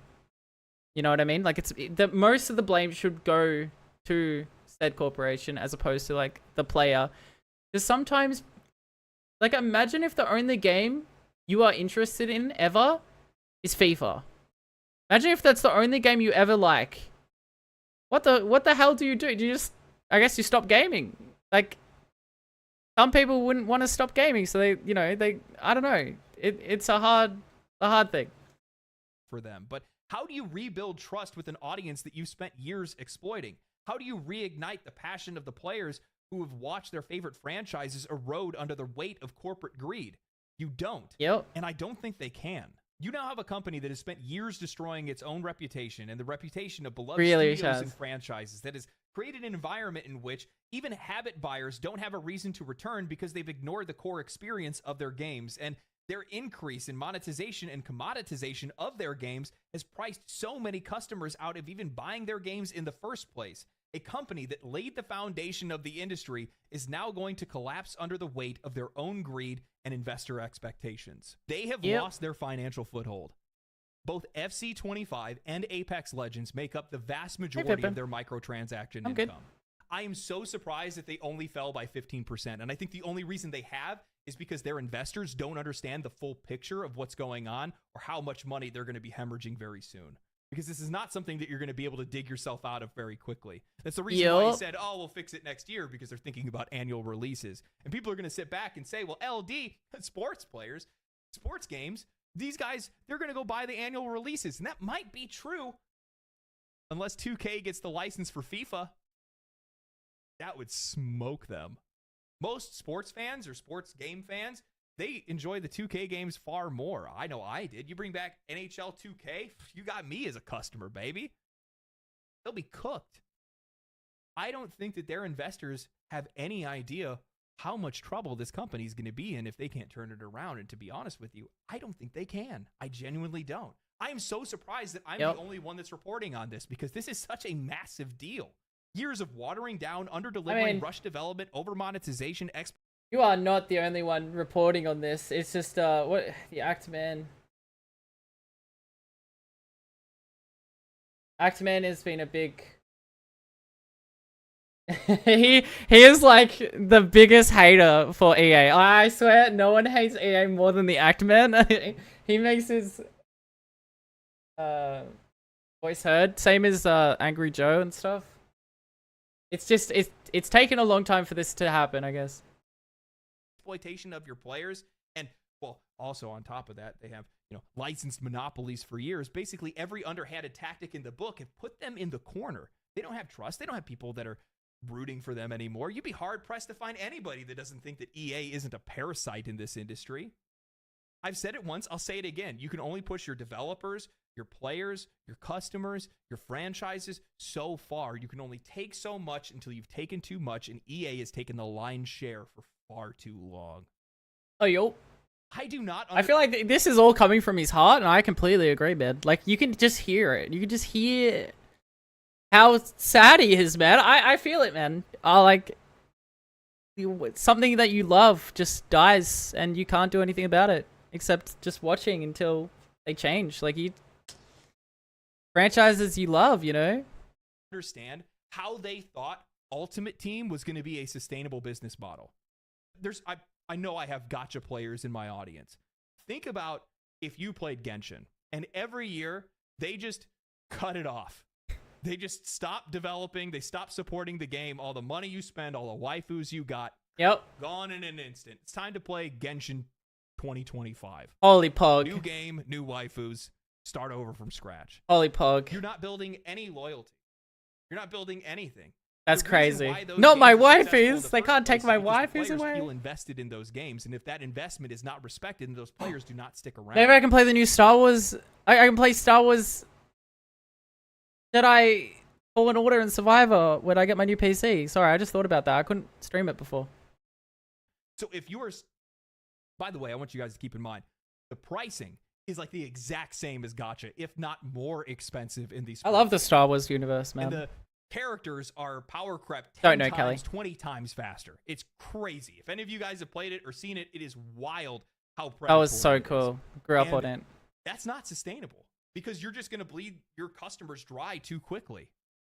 And the funny thing is that you look at their sports games, and essentially all of their games are like this. I used to be an NHL sports fan. I still watch sports, but I just used to play the NHL game, but I don't play it anymore. And I was same waifus with new background. That is so sad, man. Here I was hooked on Ultimate Team. That's even worse, when the new game came out, and all of my progress, all the money that I invested, all the grinding that I did was basically thrown out the window. I was done. I was like, I'm not going to do that again. You kidding me? I am such a doomer now. Most of it's warranted, but I feel like there's still a part of me that's so doomer pilled that's even unwarranted. I trust no game publisher ever again, man. I trust no game. I honestly, when Jagex released that monetization thing recently, I was like, oh yeah, true, it's a matter of time. I genuinely, I have no faith whatsoever in this whole industry. I don't know, that's not a good thing, but it's also a good thing, you know what I mean? I never pre-order games. I never trust anything. It's how you have to be nowadays. I don't know. It's crazy, man. I didn't even pre-order Elden Ring because I was too scared. I didn't pre-order. No, I got Silent Hill 2 bought for me, but I don't pre-order games. I only pre-order games after I read the reviews. It's never worth it nowadays. You don't get anything for anything, any of the work that you that's fair, Kelly, too. I'm out, man. No. Especially when you know that, how many times have you guys went and bought one of these sports games and you didn't buy it the day that it came out? So you come in 4 months late or something like that and you get the game. Now you're starting on the back foot and you're only going to have 6 months of those characters XD. that you play being relevant. Are you out of your mind? It's not going to work. Well, I can't imagine. See, Helldivers turned out to be an amazing game. It was Sony that kind of screwed them over, but it's scary, it's scary to want to pre-order a game because you love a game franchise and you just know in the back of your heart, you just can't because they're gonna fuck it up again. It's gonna do it again. You're gonna be left disappointed. You've spent so much money on this product that you used to love. Just gotta move on. I don't know. Them crashing hard and fast. I think heck, Joe, mate. I'm not I'm not saying that it's bad to pre-order games, by the way. If you pre-order a game, that's fine. Because it's your experience and your money. I'm just saying that I'm so disillusioned now that I don't feel safe pre-ordering games, if that makes sense. Maybe safe doesn't feel like a smart play, if that makes sense. But if you pre-order games, it's completely fine. I just don't trust the industry enough to want to pre-order any game. Greatest downfalls we've ever seen, because they don't have the talent, they don't have the creatives, they have the IPs, but they don't have the people to be able to make them what they were before. BioWare is cooked, DICE is cooked, EA is cooked, their core studios everything's cooked. It's terrible. It's cooked. Again, the worst way. It's burnt. they only fell 15%, and I think this is only the very beginning of what's going to be happening. Because you've just taken too much. You've done too much. Yeah, for real. It's not going to work out. You know, Apex Legends, maybe you can bring back some players to that. Maybe you drop a new map and some new characters and weapons and things like that. You vastly change the game in some way that brings players back and makes it trendy again. Maybe. But the problem is that you have games that are out there now. Marvel Rivals, I realize it's not a battle royale, but they're able to deliver content at a cadence. And you know why this is? And this is going to be really controversial, guys. Not the IP. Sure, it helps. It's not the skins. It's not even the performance of said game. It is how the game plays. Dare I say the game is fun to play? I know. Shocker. Holy moly. That I don't think Apex can. 4 characters in 2 months or something like that. 2 characters a month or whatever they're doing right now. And from what they say with the new Marvel Rivals, they're releasing 4 characters in the span of like a season. 4 characters in a season. They've already released 2 this season. A season goes for 3 months, I believe, or 6 months. 4 characters per season. Do you know how like crazy that is? And they have the mindset where if everything's broken, nothing is broken. So they can keep releasing all these busted characters. They don't care. And it's a good way to play. I don't know, man. It's been good. It's been good. Now, game's still at 400. What, people want to play fun games? True. They're doing just fine. And they're I'm on a 25 losing script. No, it wasn't enough. Or they aren't being treated as well. I talked about that in my Marvel Rivals as a wake-up call. They probably will slow down Kelly, but I'm certain that Marvel Rivals isn't looking at the top end of players, which is a good thing, right? They're balancing the game around the casual experience, which for the longevity of a game, that is the most important factor. Balancing the game around the casual experience, so everything is broken, I guess you could say. Everything's broken, so everything is viable. And that is not a bad approach to video gaming. It's where you constantly see League of Legends goes through cycles of they push certain champions to be broken, and then the game gets unfun if you don't play that champion, or you don't play, if you're not playing the meta, it just becomes a slog that is not fun whatsoever. Marvel Rivals, sure, there is a meta that has developed, but the way that they are developing and improving this game, it would seem that they're trying to buff everything so everything's OP, as opposed to one thing strong in the meta, which is a good thing. It's great. Good. Monetization's better. It's not in your face. They're not begging you to do anything. You can just play the game as is. It was also the first battle pass that I have seen in such a long time out of any single game that is actually valuable to the player. What do I mean by that? You buy pages, right? And you get credits by playing the game in the season. If you like a character, you can buy that whole page, which has the character skin and everything to do with that character in the battle pass. You can buy everything to do with that character in the battle pass, and you don't have to buy anything else that you don't want to. You can skip all the grinding. You can just buy the things that you want. How cool is that?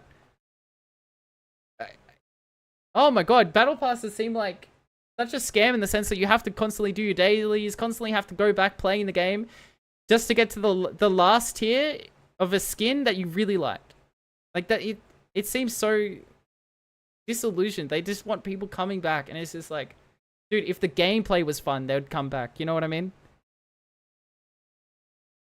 Wanted to, and you'll never be bothered by it. That's not EA. That's not how they roll. And that's not how they're going to be rolling. Let's buff much everyone longer. else. Anyway. Yeah, exactly. Let me know what you Shaz. guys think of this. This is a this is going to be a I'm wild good, Joey. ride. I'm going to tell you that right now. I The got same skins are vibe cute that I got though, from not gonna lie. Ubisoft, and To be fair, Fortnite has a good battle pass system too. Fortnite is very player friendly in terms of their battle pass. Like they have a very player friendly battle pass too, which is very good, obviously. let's hope I have the death touch.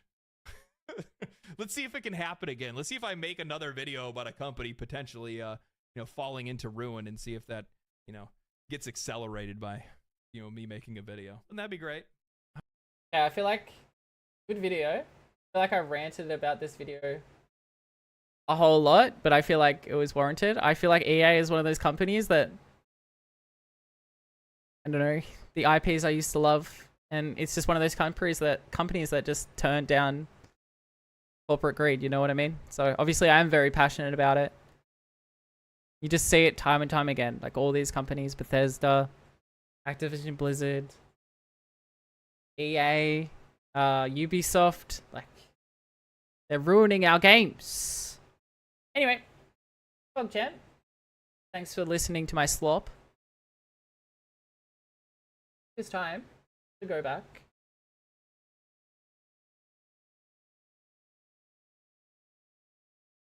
I know I ranted a lot about that, but Jagex.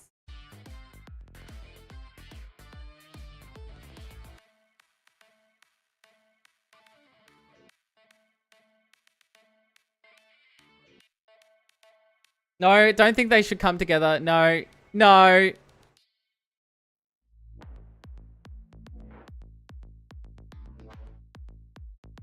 Oh, battle passes used to have enough currency. Yeah, no, exactly. That's the more player-friendly battle passes, Kelly. Some of them don't have enough to keep going. Especially, like you... Oh my god. I'm pretty sure the new COD one was that. Like, $30 for a skin that's like pink, dude. Oh my god.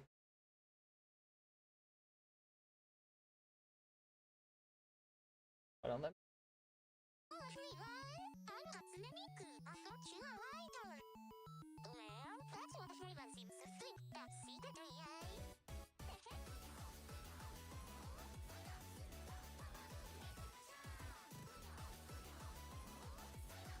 Oh. Miko. No, Chaz, shut up. Not happening.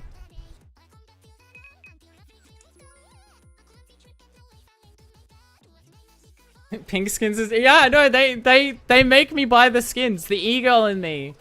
It's predatory against me. And other e-girls. For real. Oh my god, it Migu. So true.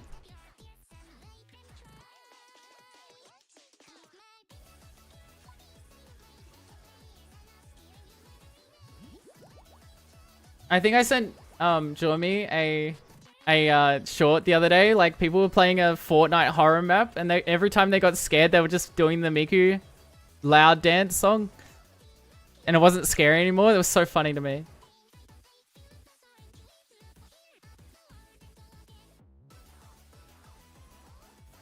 Miku, save us.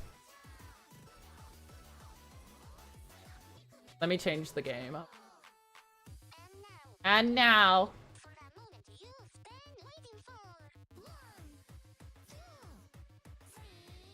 No, I didn't, Kelly. I'm noob.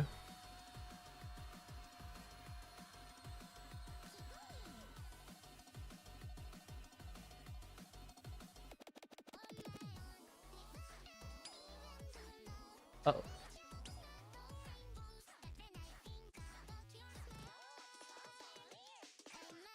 Just lie, we've got you back. No, because the people can see. Look at my back. Look at my cape slot. We've been back for sure. Yeah, for sure. 100%.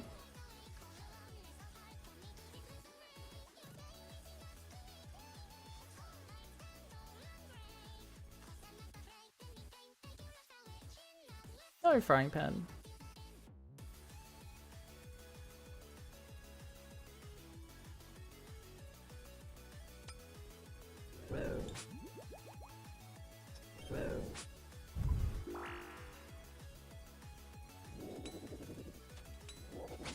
Ooh. Nice hit. Kid. One hit of killing Soul in the first attempt. But she decided to die on purpose and milk it? Yeah, for sure. That's exactly what was happening to me today. I was just blaming bad RNG totally. And I can actually do it. For real, for real. I'm glad you guys know.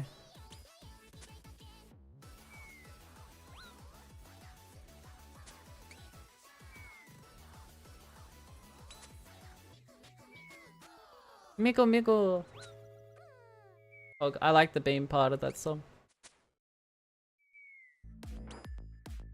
Good part of the song.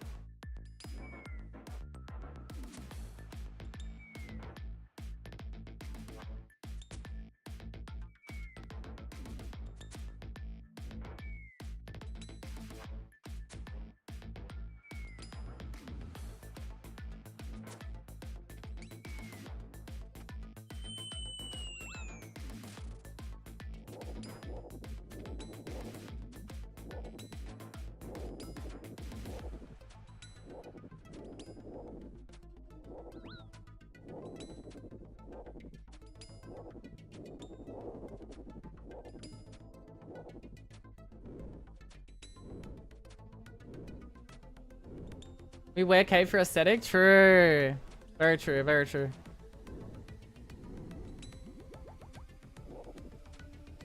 Spot on.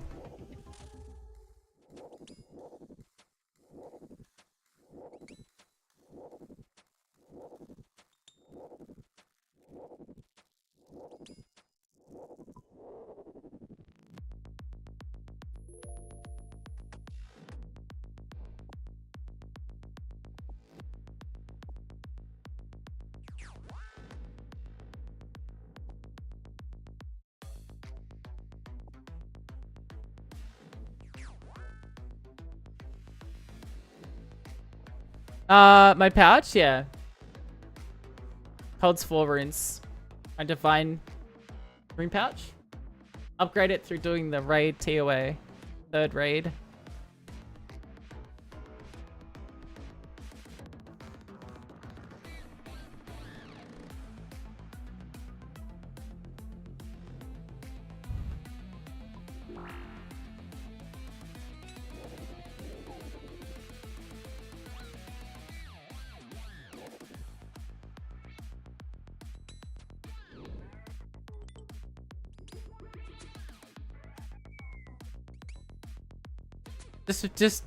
Just force them to play the game. Just force them. Tell them they have no choice. Or their life will swiftly be ended in game. This is not a game, it's a lifestyle, okay?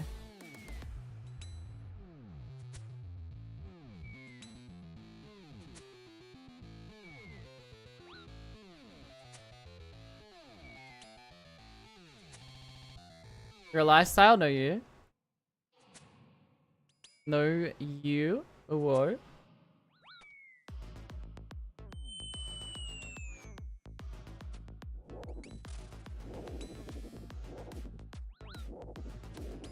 For real, redeemable. That's what you gotta do.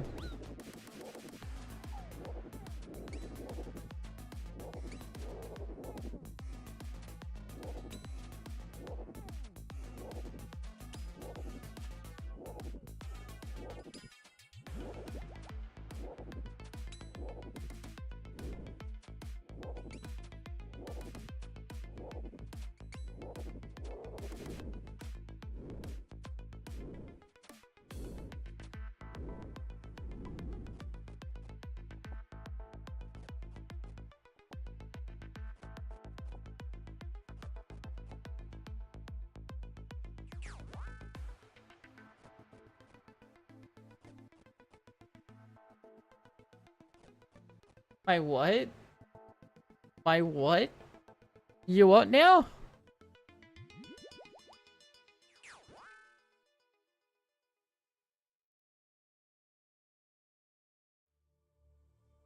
So true, redeemable. Oh well, they're missing out, you know what I mean?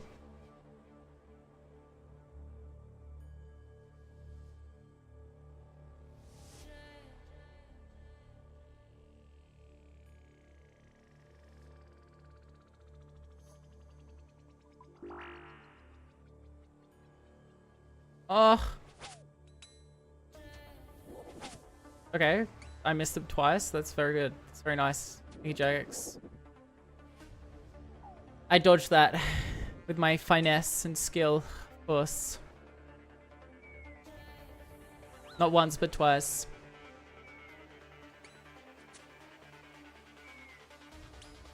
Even more beautiful? Huh?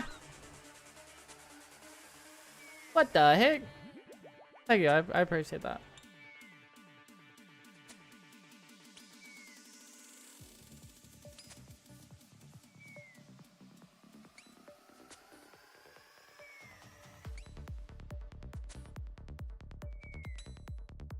Yeah, I am surprised.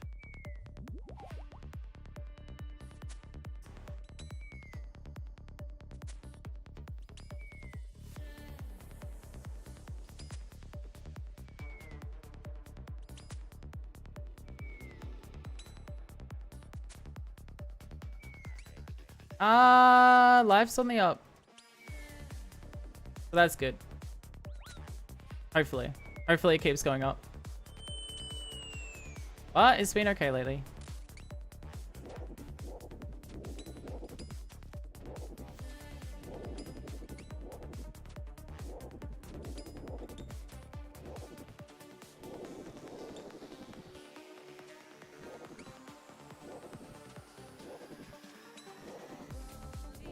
I'm glad you like your new job.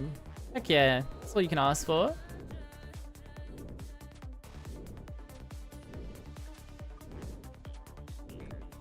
Yeah, that does. Yeah, for sure. For sure, Yellows. That cuts into the XP a little bit, hey?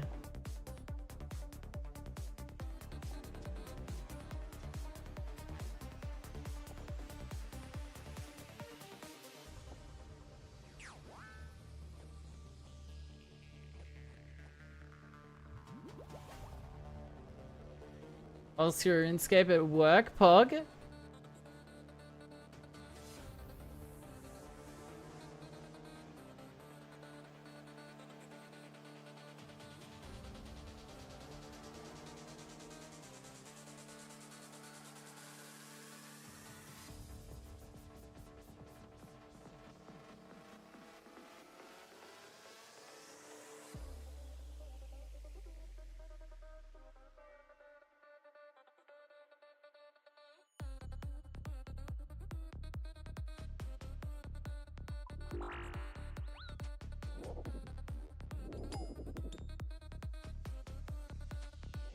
And a picture of Obama? What the? Hell yeah.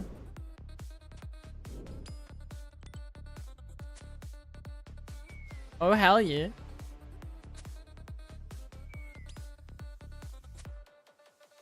Are they exclamation point song?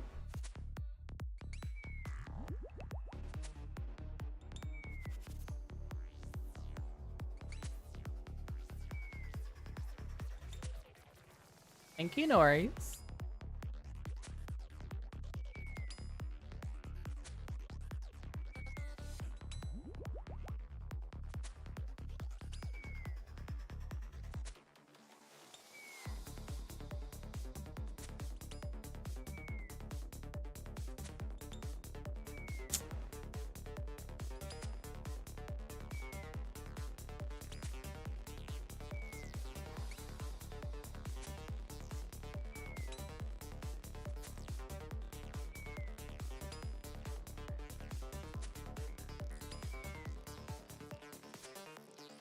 Wait, what day is it today, chat? Sunday? Or is Monday? I don't even know where we are right now.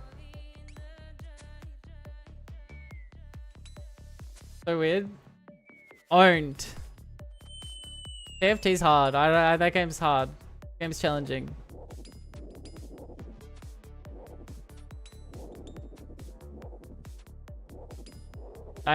Can't do it. I tried my best.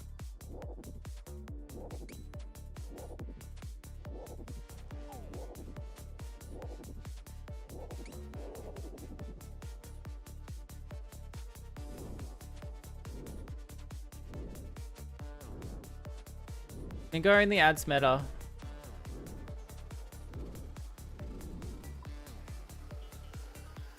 Really easy you say that, but you have to have a brain to like for it to be really easy, you know, and to learn. I don't have that. So yeah, that's when I struggle, you know.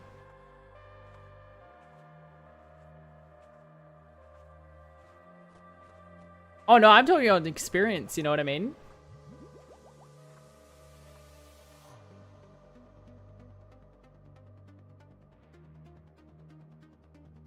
I'm bad with any game that requires me to think. I don't know. Strategy isn't my strong suit. Let's just say that.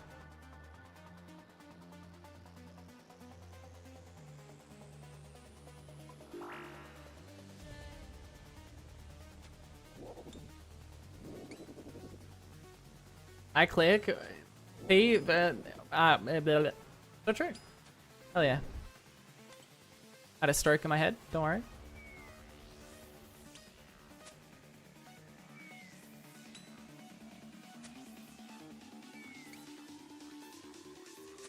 Preach.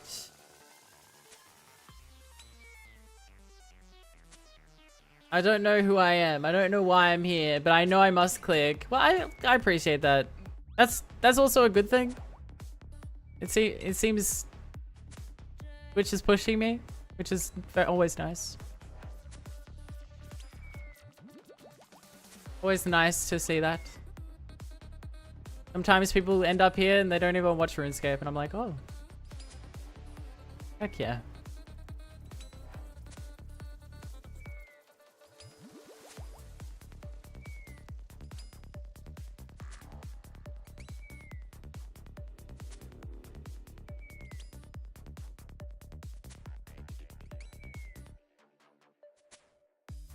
Just here for the autism and the vibes, I suppose.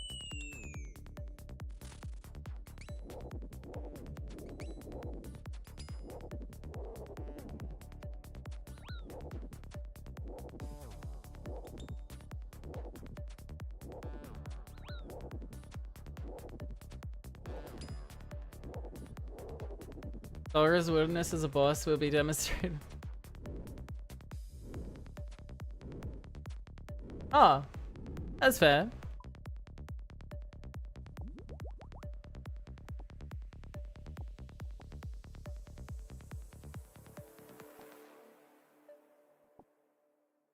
Have you spoke to the Zoro pet? No, but I have it.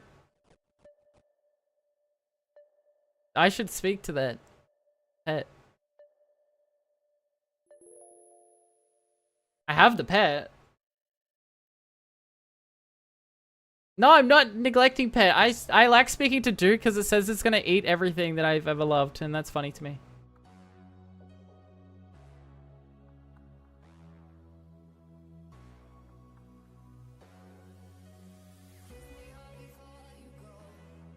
And also that it looks like a pug that can barely breathe and is barely alive, you know what I mean? It's kind of cute. With like snot running out of its nose. There's something very cute and wholesome about that. Its eyes pointing different directions, you know? But it's great.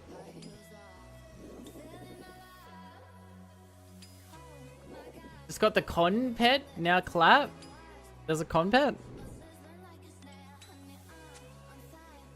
TZ.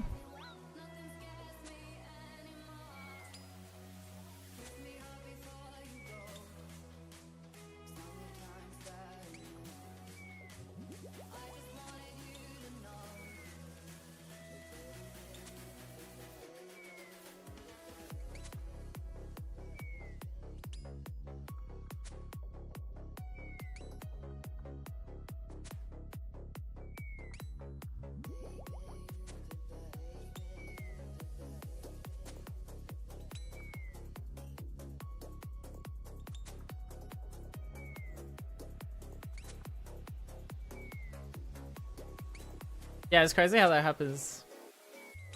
Your modes go in sync with the beat. I swear there's some gifs that is just always in sync with the beat no matter what, I swear.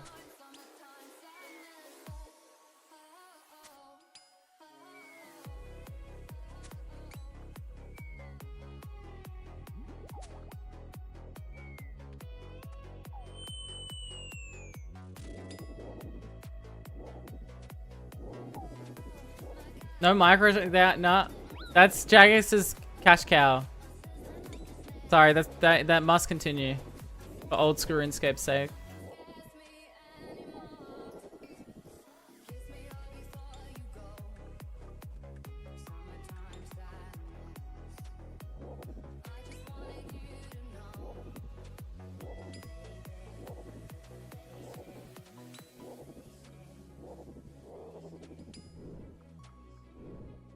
The whales can stay in isolation, so true.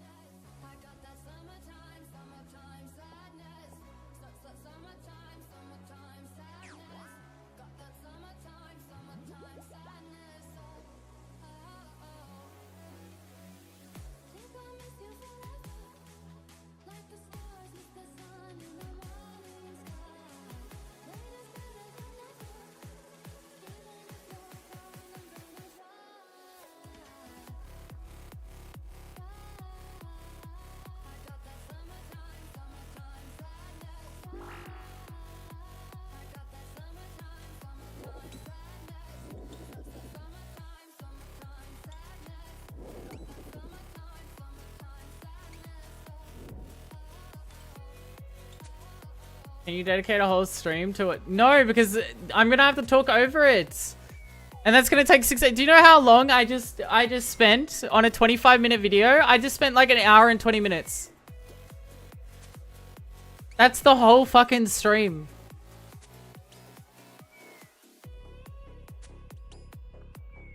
I have to pause, what do you mean? I'm not Hassan, I can't just leave the video running and walk away, okay?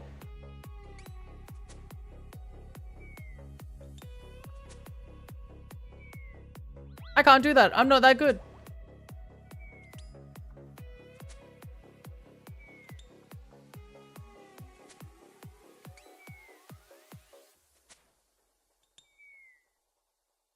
Imagine if I could do that though.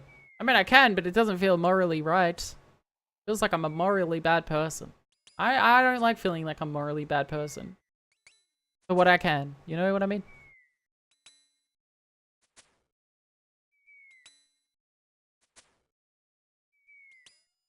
But you are? Thank you.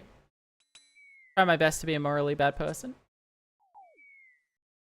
No, but I don't have the effort to react to something that long as well. Like, you have to factor in my enjoyment, and I'm not enjoying it. How about that?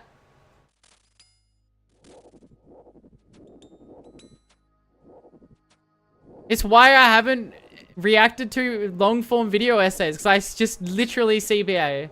I literally CBA, I'm not gonna lie. I have severe ADHD. I can't sit there and watch something and do nothing else.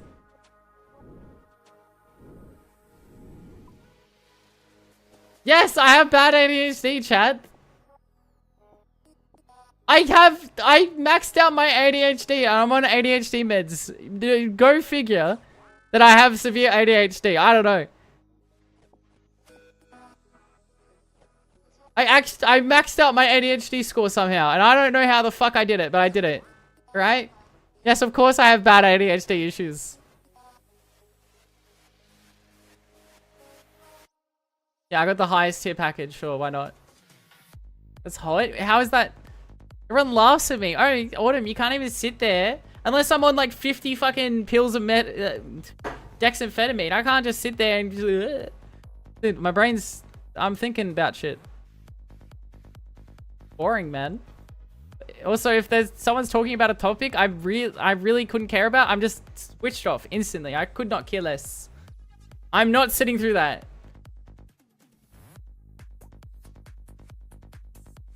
Feels bad, man.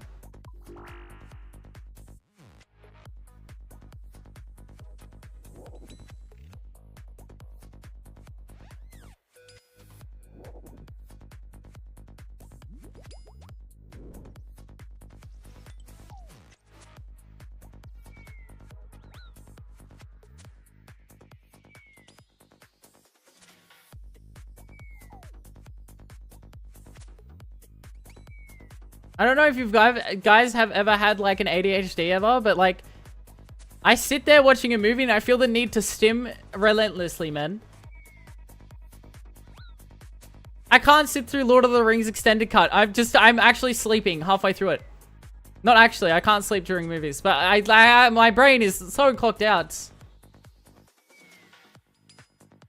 I get so bored. Bro? You're not, well, even playing, I was playing RuneScape. I was playing RuneScape for the Terrifier.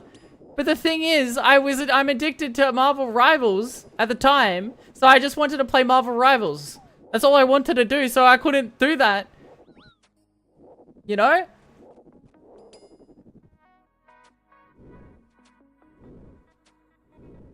True. You are so fried. It's a mental illness, man. I take medication just to sit here on stream. To be able to stream. I know it's fried. Imagine me trying to do anything in life. Can you imagine? If it's this bad watching a movie, can you imagine how hard life is? Yeah, yeah. Oh, she's just silly. It's okay.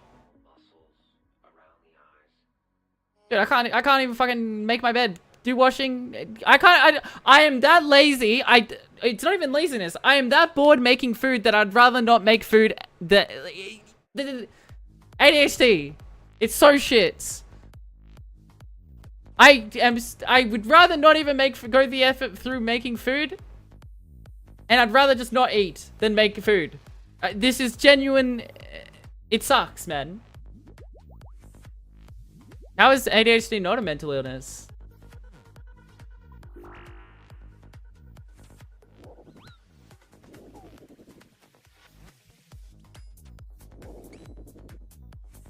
It's happening in your brain. And it's causing an illness in the world.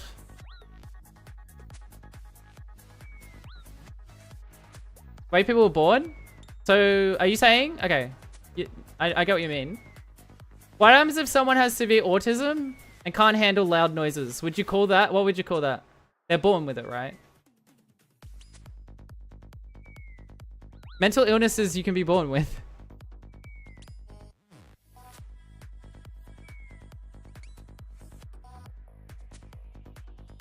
Didn't think of it as an illness?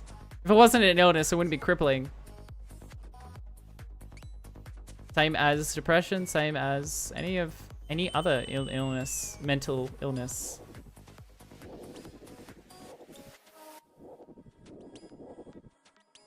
Actually not tolerating loud noises. Armosect? Okay, alright, man. Hell yeah, dude. Happy for you, man. That you see the world so one-dimensional. Must be nice.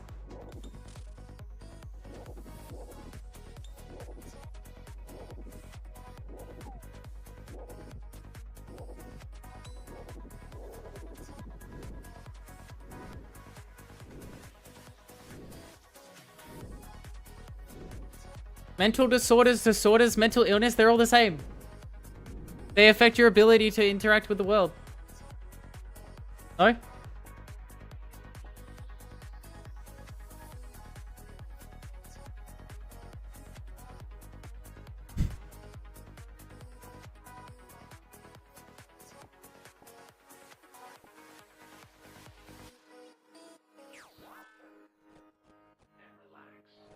No, I know. Then think it's just an extension. Yeah, but if it's just an extension of someone, it is an extension of what someone is.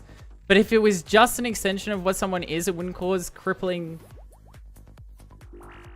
everything else. It's the same with gender dysphoria is a mental illness. Being trans isn't the illness itself. It's the gender dysphoria that causes the illness. Autism is a mental disorder, a mental illness that causes people to interact with the world differently. ADHD is a mental illness, a mental disorder that causes people to interact with the world differently at a usually inhibited rate compared to everyone else.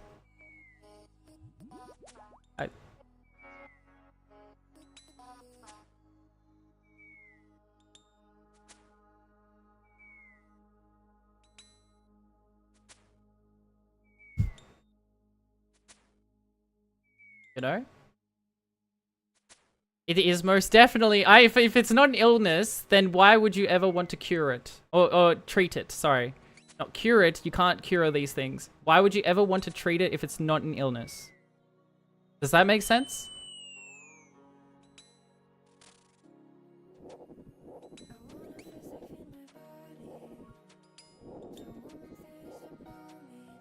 You want to treat depression.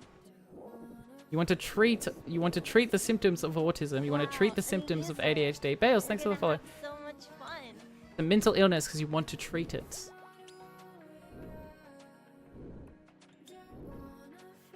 If that makes sense. It is a disorder because you want to treat it.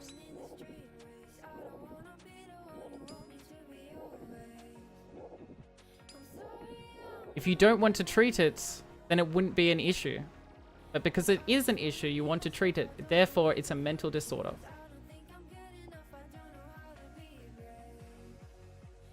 Hope this helps.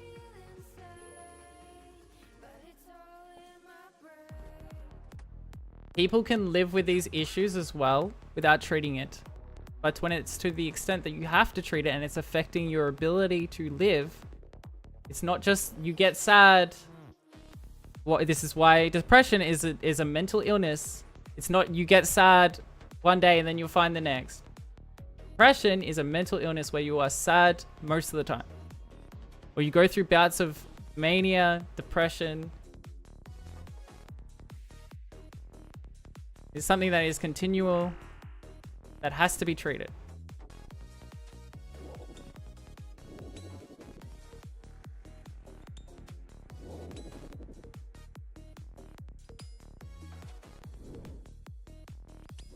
I mean, yeah, that's pretty obvious when you stop people from being themselves. Obviously, horrible outcomes come from that.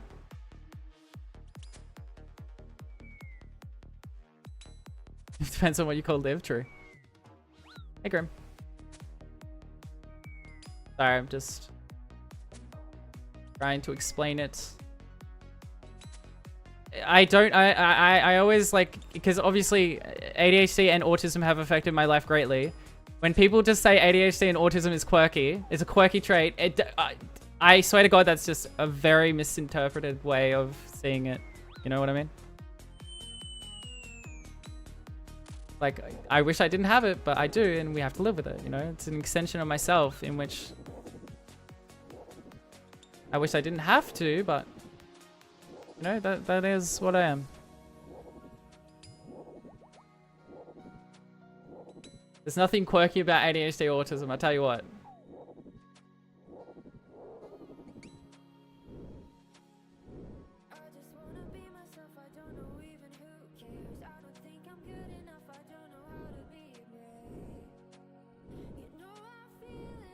What is something else? I am the epitome of everything.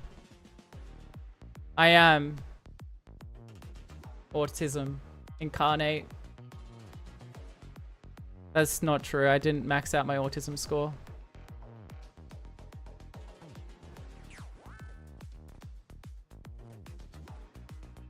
Almost. Not to the effect that I got the score to the extent that it affects my life. I beyond that, yeah, no. Only level 2? To get level 3, I have family members that are level 3. My adopted family, like my foster family.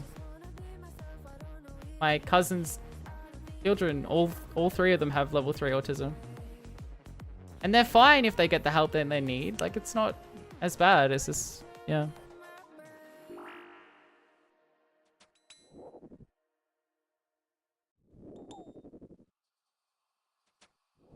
That's not good armor sec.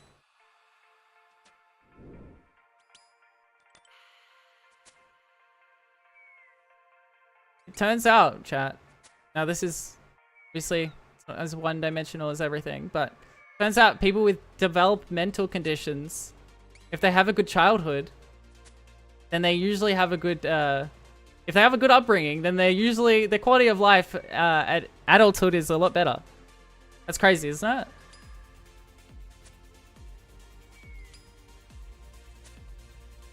It's pretty crazy.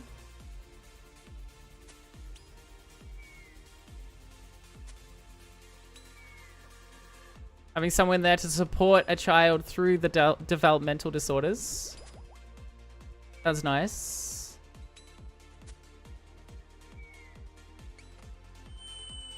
But even if I had someone there, I can't be stopped, man. I'd just continue playing video games. I don't know.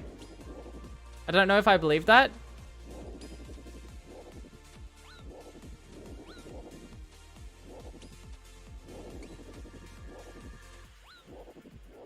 Okay. I'll give you an example. I was someone that went majority of my life. I only recently got my autism diagnosis. 27 years. My cousins, my auntie's children, all got autism diagnoses early on, okay? To say that in perspective, their idea of the world and how they can deal with these things will be throughout their early developmental days in their life. Not to say that it's easier, just to say they will learn coping strategies to deal with these things.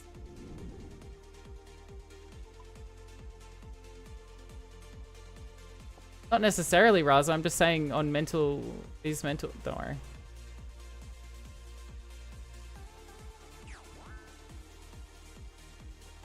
You know, most of your mental issues, apart from genetic ones, come from childhood. Just letting you know.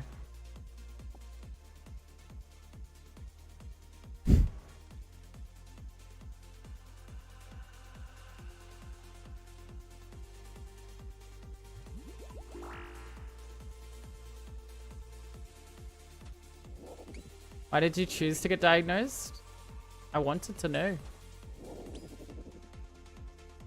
Is it really... I did find it nice, yeah.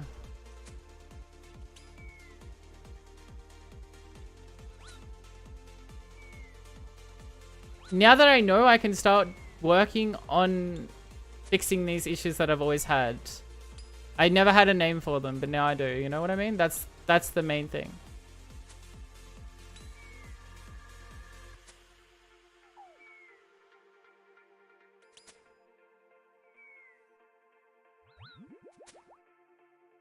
Not to say someone with a good family or good upbringing can't become like a psychopath or something. Just saying that the chances of them developing into a healthy adult is far greater than someone that had a rough upbringing.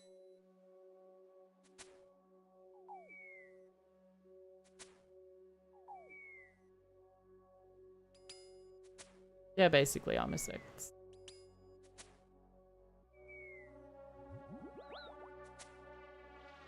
I don't mean to sound defensive about this topic, but it's just hard when,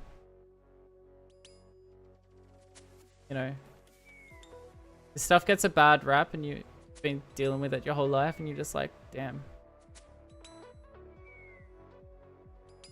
It's on a personal note, you know?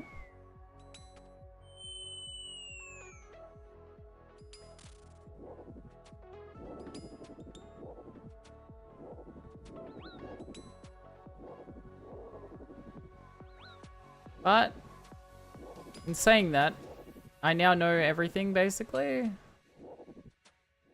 So I can start working on the future. Never too late than never, you know?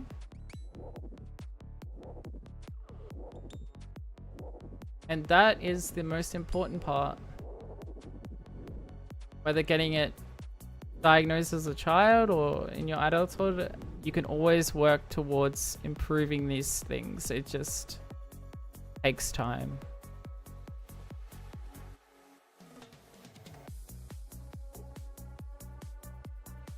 Good night, Necro. Sleep well.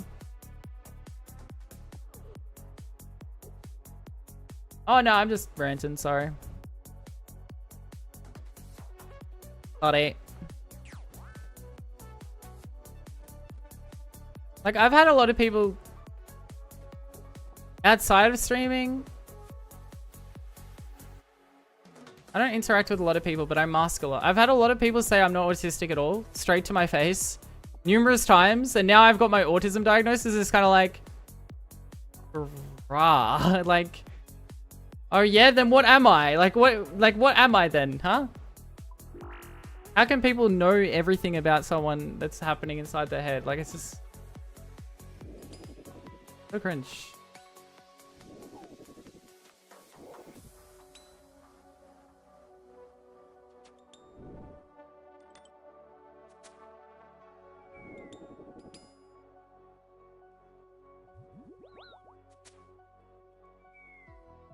It's very, very stereotyped, Ellie, which is the worst part.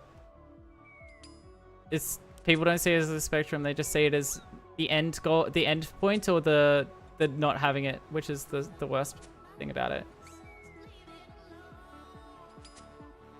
That's the big misconception of autism.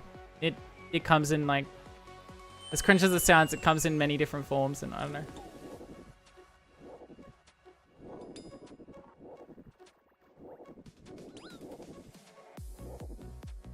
Yeah, Bales. Away. Sorry for yellows. And a lot of the time, from what I've learnt, a lot of the time when people stereotype, or it's just from uneducation, you know what I mean? They're uneducated, and as long as they're willing to be educated, that's all that matters. If they're unwilling to be educated, then either they a bad person or just really don't care about other people.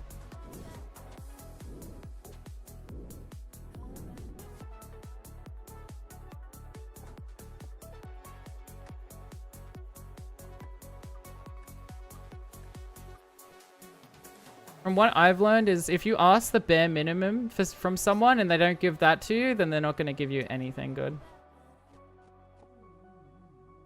So.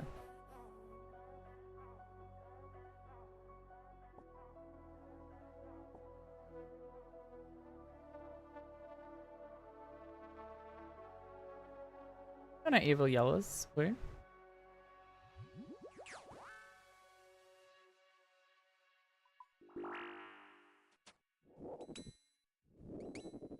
And yeah, from what I've learned, if someone doesn't give me the bare minimum, like give me their bare minimum, then I'm not gonna engage. Why would I? You know? What's the point? What's the purpose? If you're not gonna... Yeah. Yeah, same, Callie. I'm just fed up with it now. I'm just like, CBA, you know?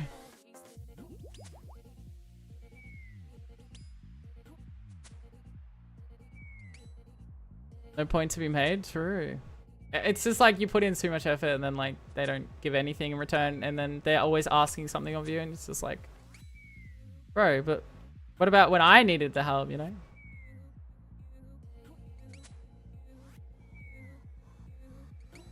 True armor sect.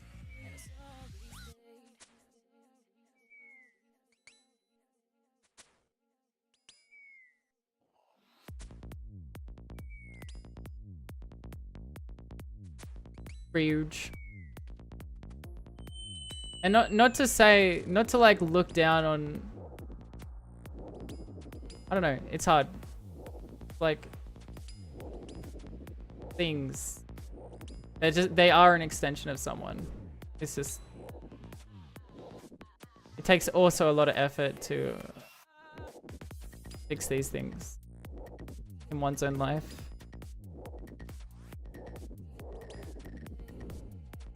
I'm not saying all of my ADHD is bad. It's not. If society was functioned around ADHD, dude, I'd be flourishing so hard. You know what I mean? I would be thriving so hard. It's just like most of society isn't suited to people with ADHD, so they struggle, right? It's those things. And obviously you can find your place in society that is suited for ADHD and other conditions like that, but yeah.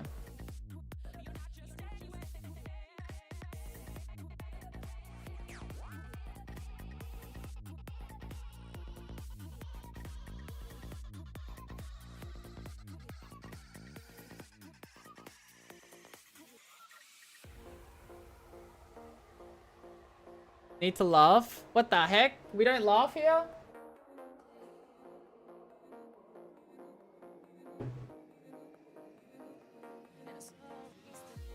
No one laughs in my stream? Am I always just negative? No! I mean, that's true. No! It's always negative. I'm always a grumpy streamer. Streamer's always grumpy. Sorry, chat.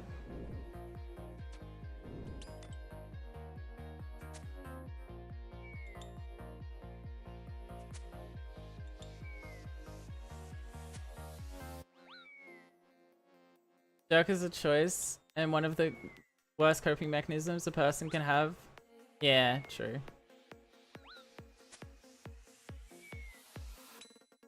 True.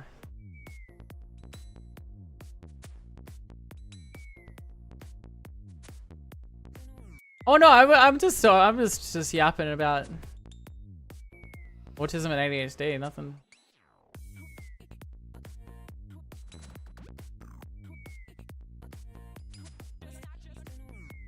Talking about it. Wasn't having to go at anyone.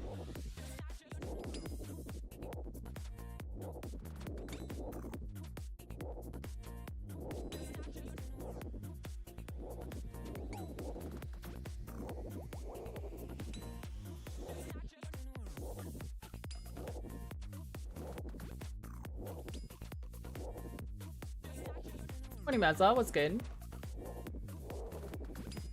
Really yellows.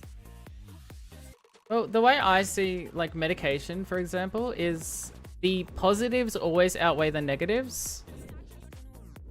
And if the negatives are outweighing the positives, why are you taking said medication? You know what I mean? But usually you want the positives to outweigh the negatives to increase your quality of life or improve it. Which is why it's crazy to see like all the people using Ozempic and stuff for weight loss. It's just scary when like the side effects can be really, really bad. How long you get with in Colosseum? How long?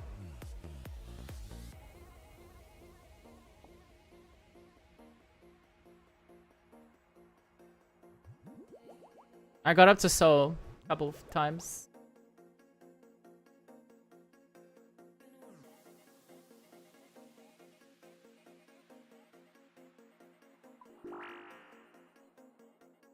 Super hyper instead, but the low was even worse. Well, the thing is, this is why like medication is not a one fit, perfect pill that suits everything, right?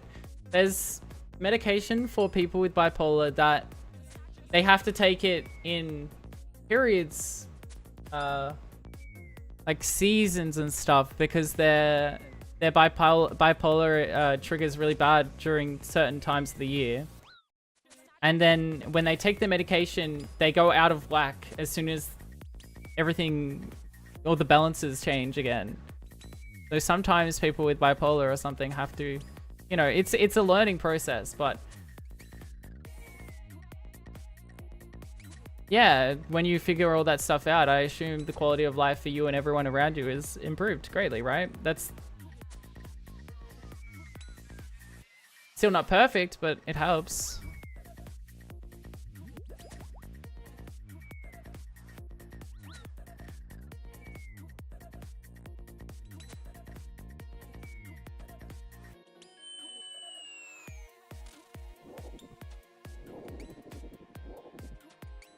This is Patrick. Patrick who?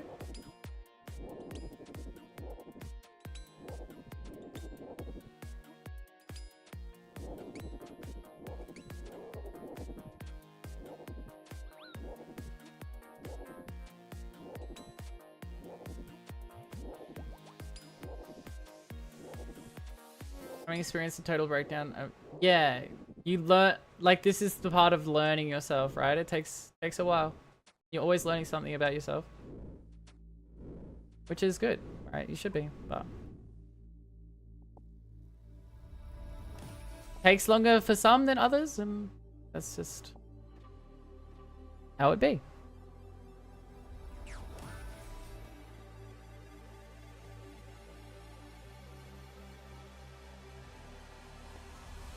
But it's never too late to learn something about yourself.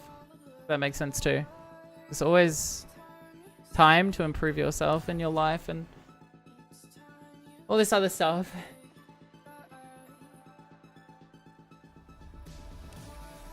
Hell yeah, irredeemable. For real, no cap.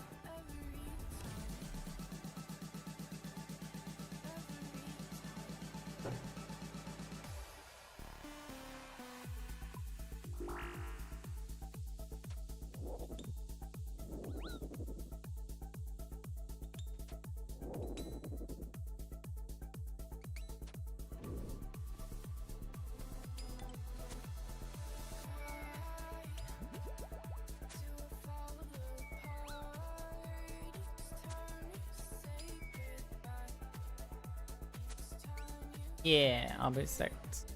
For real. Never too late.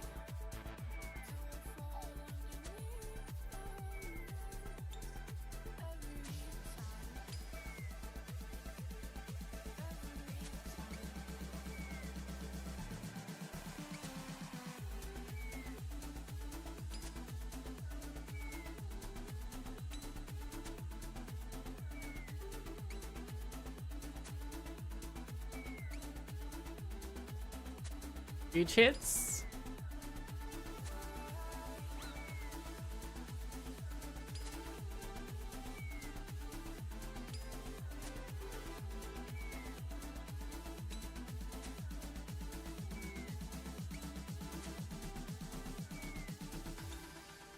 Why? Because they're staring right deep into your soul?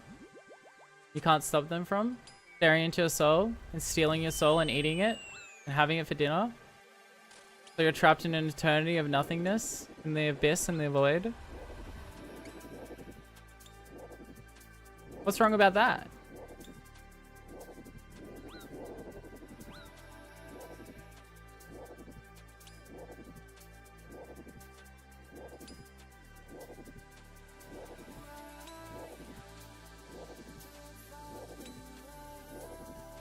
Kappa.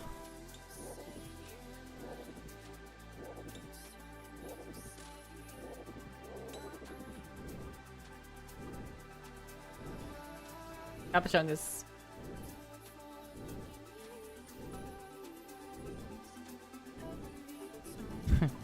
What is existential crisis? What is efficient way to get through life? Imagine if that was a guide, like an actual guide you know that you look up online that just had everything accounted for with life. Like video games. Imagine that. How sick would that be? Yeah, sign me up, man.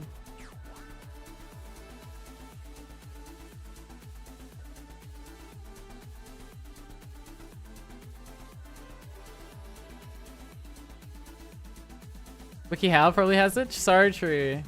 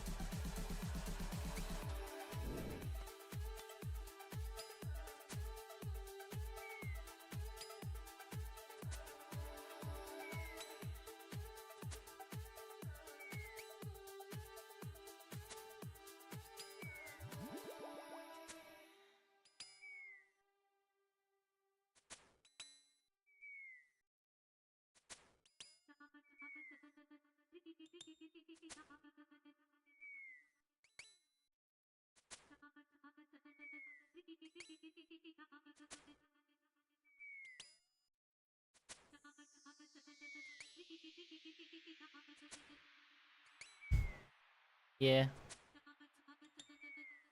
What is the cutest old school RuneScape pet? Duke, for real. Baby Duke. Baron. It's called Baron. For real, for real.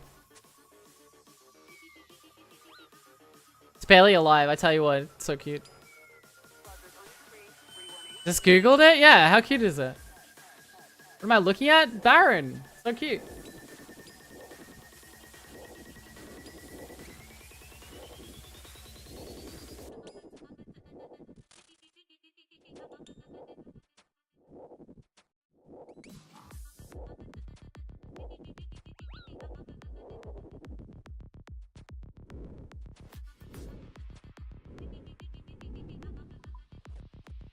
Are we sure? Yeah, of course. You don't think Duke is cute? I mean, Baron?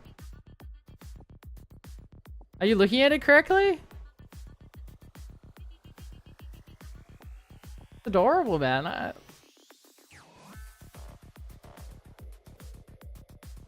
No, I said Baron.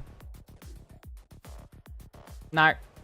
Okay, on further expression, if you just don't zoom in, it's cute. What do you mean? Even if you zoom... What the... Are we sure? I'm positive. Zoom in on the butt? Yeah, zoom in on the butt. For real.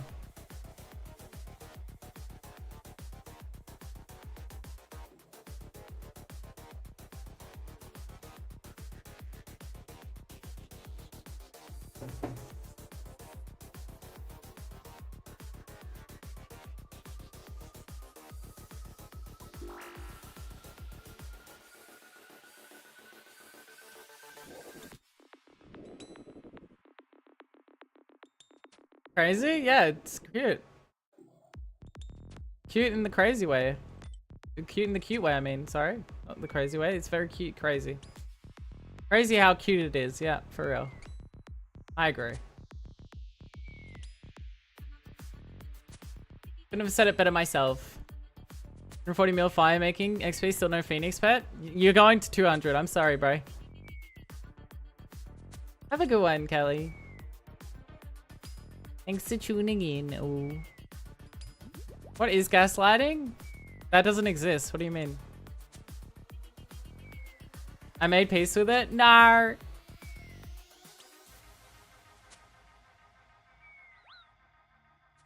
Time to move on.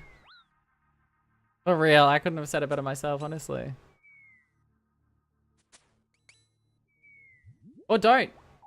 And you will get it. It just may take all your energy and time and effort. This is why I'm still here.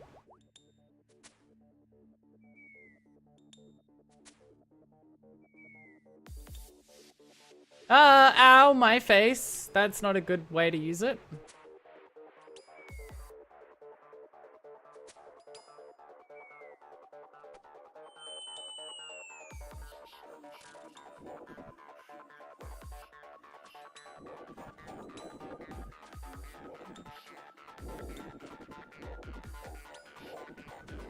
Money dip. I'm called pineapple now? I'm a pineapple? Goddamn. Alright. Why? Because I'm sweet and also sour? What is it? Give it to me. I'm psychopathic. I'm crazy. You seen that video? Oh, it's not about me. Okay. And juicy? Alright, I'll take it.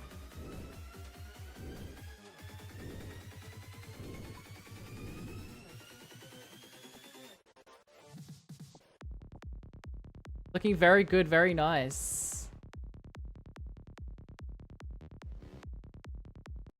Good morning, pineapple. Looking very good, very nice. Good morning, pineapple.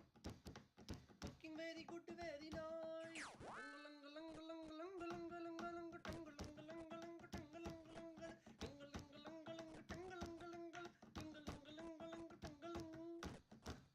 Thank you, G.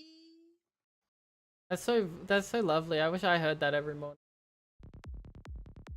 Real life, recognizing gaslighting is super important. For real. But there's the good morning pineapple, my princess. My honey.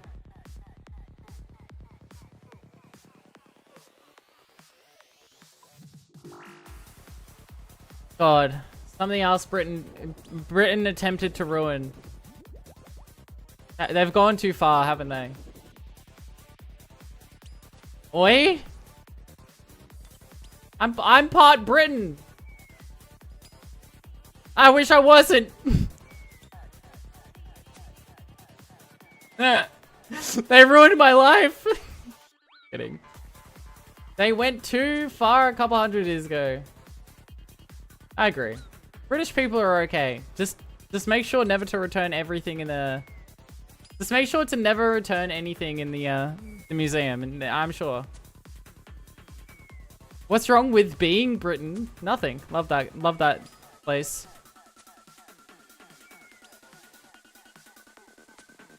You have to claim it? I didn't claim it. I am, you know, I was born it. I'm part British. I didn't have a choice in the matter. If I rip it out like a tumor, I would. Disgusting. No, I'm kidding. Sorry. You always have a choice? So true. So true.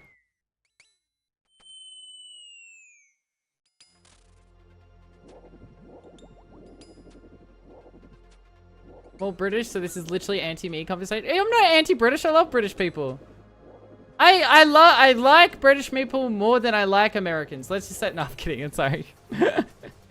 I'm joking. I'm joking. I love everyone. Everyone's great. Wow. What?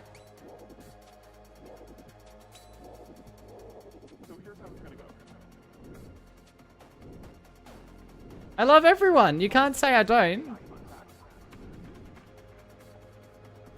Like it's hard to beat. Everyone is lovely.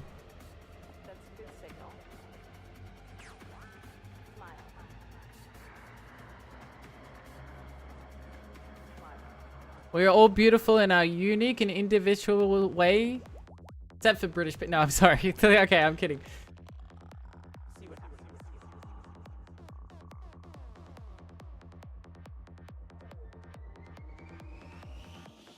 I'm kidding, it was a joke. The title, literally, you're loved and appreciated, and Autumn loves us all. I literally do, it's in the title, for real. And I hope you know this. You're all loved and appreciated, chat.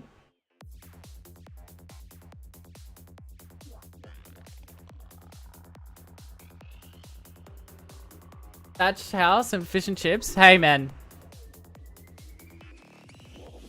Marmite and Marmite was goated. Thanks for creating that, and thanks for making fish and chips too. Absolutely goated. You guys had something going on.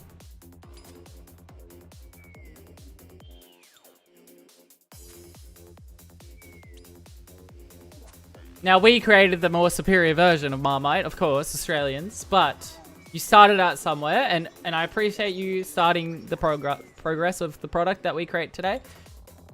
Great.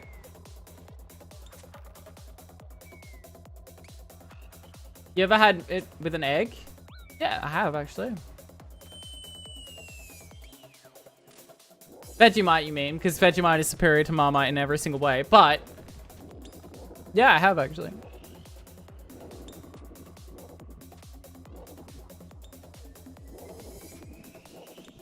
Oh, it's so... Okay, you're schizophrenic, man. Not... Yeah, you're just schizophrenic.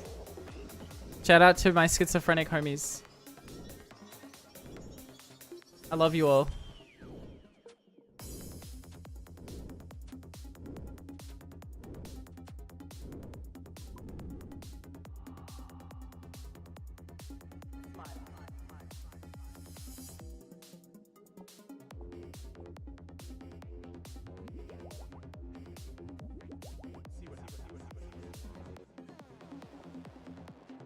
Just slap Tabasco and fried eggs, bro. That's crazy.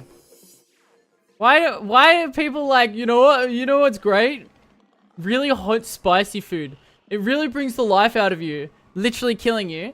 Yeah, it's great. Meanwhile, your taste buds are burning and you cannot taste things correctly anymore. You lose your sense of taste. Spice people are crazy, I tell you what. It's worth it. Meanwhile, you're on the toilet for 20 hours.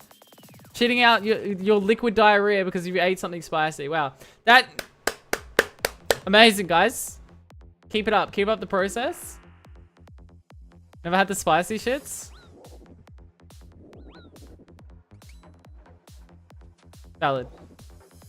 But you've ruined your taste palette. I'm sorry to say, if you have a lot of spice food, you have ruined your taste palette.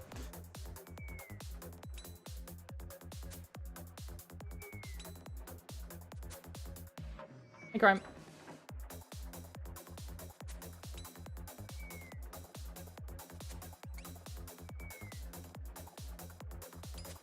Consuming just enough poison to not die like spice and alcohol and drugs. Sure. No, there's not. Yeah, I don't know. Never heard of that? Unlucky.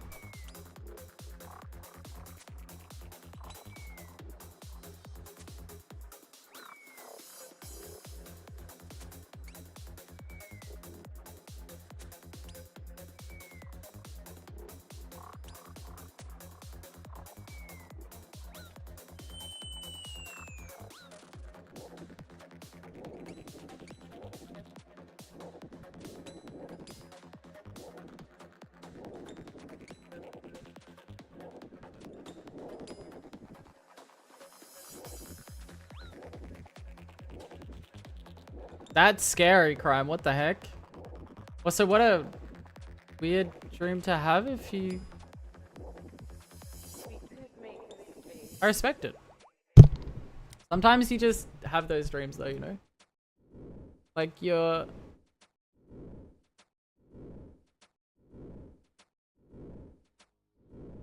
Just... No? See something in the news and then you have a dream about it. It's weird.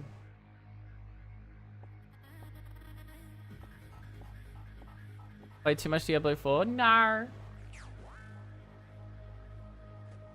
I'm sorry for your loss.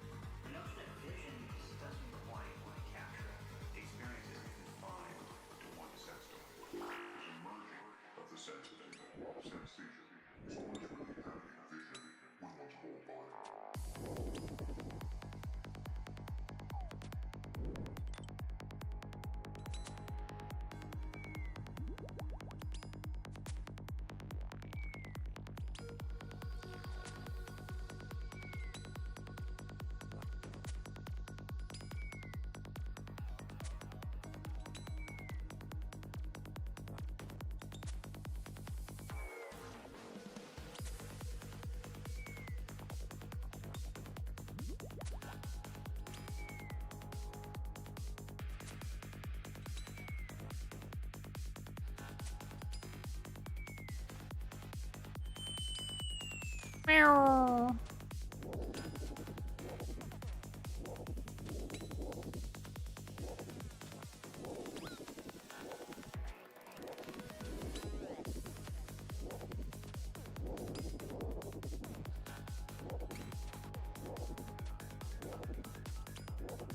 Are we here for pet? Yeah, pet.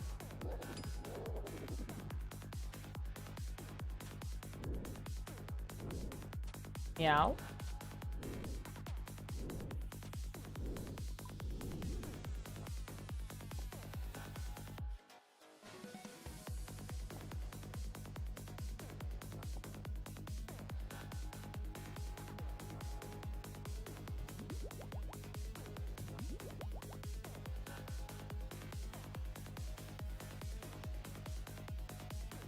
My brain can't handle it? I'm sorry.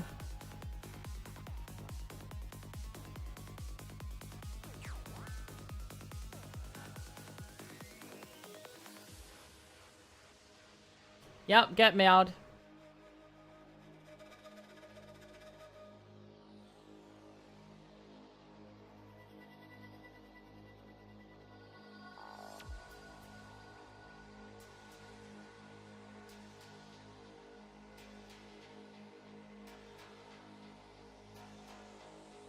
What is KC? 2,830.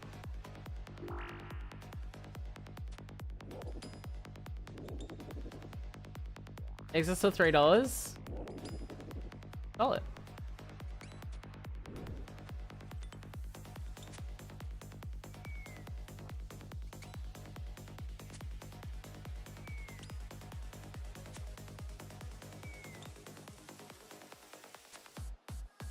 Oh, 10k dry? Oh, that's rough.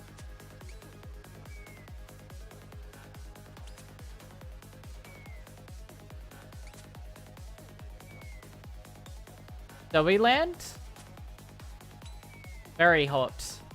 Very hot. Like 40 Celsius today. At least it felt like it, I don't know.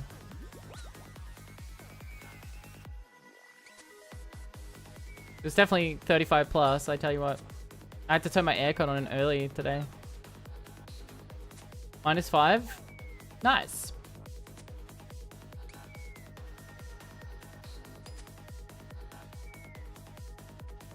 South Australia recorded its longest 24-hour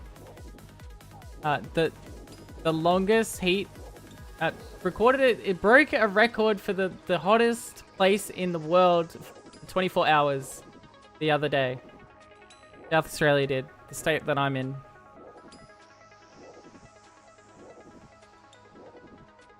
It was 46 Celsius for the whole, like, on average.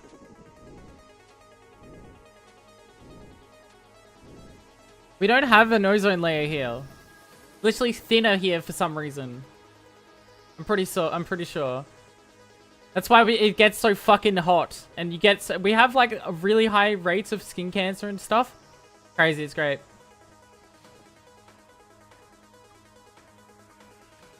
This is why I don't go outside, chat.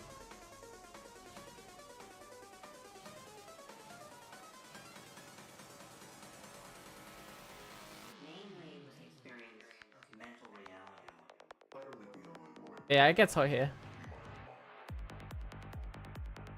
Yeah. Don't get me wrong, there's like many other places in the world that get hot too. It's crazy how Australia got the record now. I thought it would be like Africa or somewhere in America. Or Mexico, sorry. Mexico. Crazy to think about. Yeah, ozone is thinner here because God is punishing us for being Australian. You're right. And having Vegemite, which is the greatest thing ever.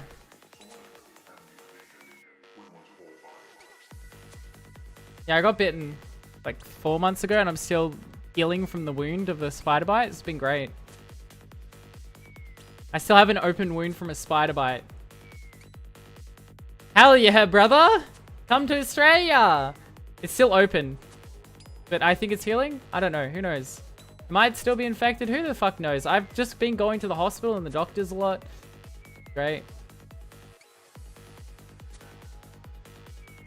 Yeah, the spider bite caused not the spider bite, but after the fact the open wound caused an irritated skin infection that caused more issues, and now, yeah, it's been horrible. Wow, 20, thanks for the new follow. user. We're A gonna huge have spider? No, some small spider. A tiny spider.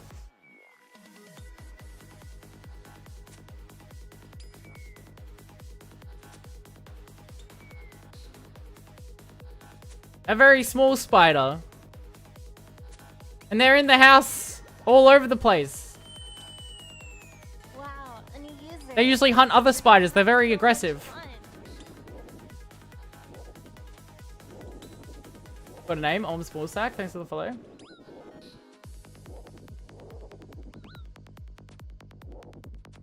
OG, what's good?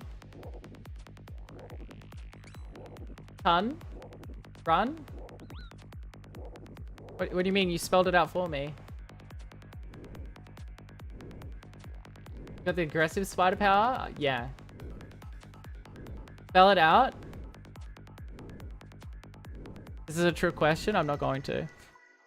Yeah, they also found a bigger breed of funnel web spiders in New South Wales that are bigger than the other breed of funnel webs, which are absolutely terrifying. Don't look that up on Google. They found a new breed that is bigger. Spell it out. How about you get banned?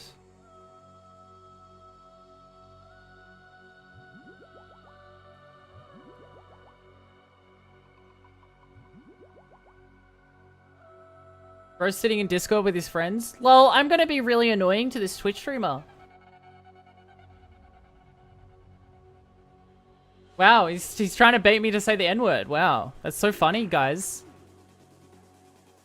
Everyone laugh, guys. That's so funny, guys.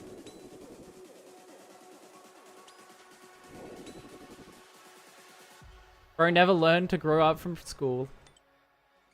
That man. Oh, yo! Aaron! yeah, true. Just wanted the Aussie version of it, true. You a PKer? Hmm.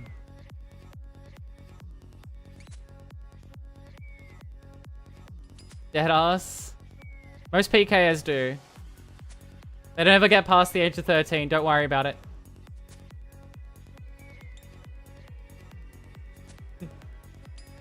Please do not continue your bloodline. Please. The world would be better without it. Do not continue your bloodline.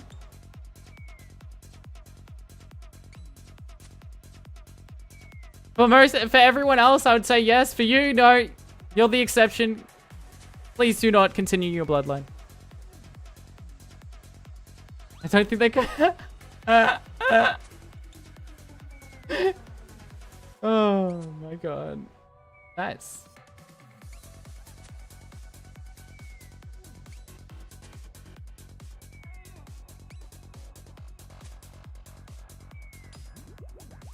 Gonna make lunch. Good luck.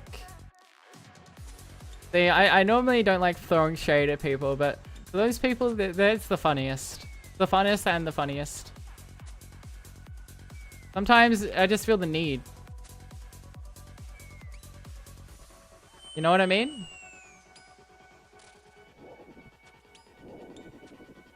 Sometimes someone... Most people don't. Most people are normal. Sometimes people need to be bullied, you know what I mean? No, it doesn't matter, Sunken. You don't need to know. To grow in this world, sometimes you just need to be bullied. I don't worry. Don't bully others, chat. It's bad. Sometimes people get bullied for their actions. Is that true? Yeah. True. Wasn't like it was uncalled for. I never bully people that are good. Unfortunate. But I do, actually. I'm an evil person. Came back at a weird spot. Why? What's weird? People being weird? On Twitch? No! No way!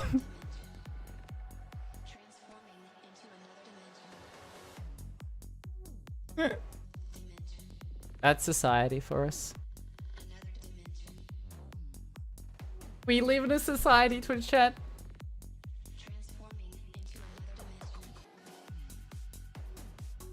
That's pretty calm. I agree. We've really like eradicated the weeds. If you get what I'm saying.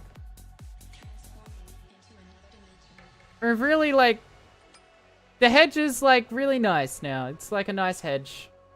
It's acceptable actually. I'm just gonna say it's acceptable. You guys are okay. It could have been a better hedge, but hey, Cry has no. I'm just kidding. I'm sorry. Morning, Cry. Weebs? Yeah. Gotta pluck the weebs out. I gotta pluck myself out. I'm gonna, you know. I can't wait to get a giant body pillow to show on stream. For real. I did eradicate the weebs. I'm the #1 weeb hater. Hi, is it gonna be you? It's gonna be you, Brickoga. What am I up to? I'm surviving. What about you? Got bullied by Autumn at the end of the stream for saying a joke about making more money after Colo if she waited to sell. Don't trigger me like that. Never talk about Colo. Never give me valid criticism and informative commentary over my Colo because I'm emotional, okay? I'm an emotional little baby. I don't handle things well. Is that weird? Yeah, it's weird. It's one. Hey, sir, may I have one weed, please? Officer, I was just smoking one weed. You can't even.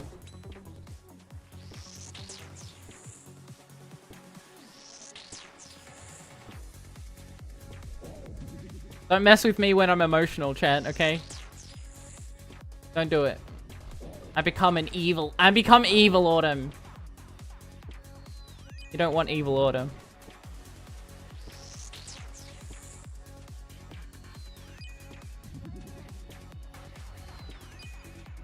Evil arc gonna go crazy. I'm already in the evil arc. I just by doing Colosseum, I am actively becoming evil, and I hate myself for it. Muted you for 10 minutes and end of stream. Look, it was the end of stream anyway.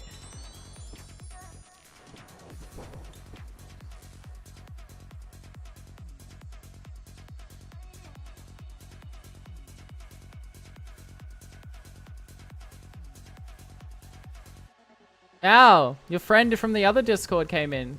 Good job, man. Did you know everyone in the USA right now is considered a female?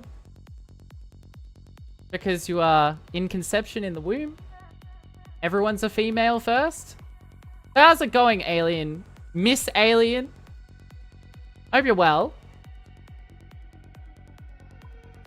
We can both play this game.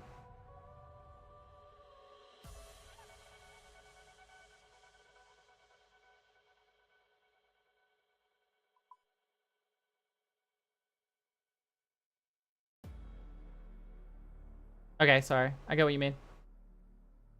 I'm angsty. I'm an angsty person. Yeah.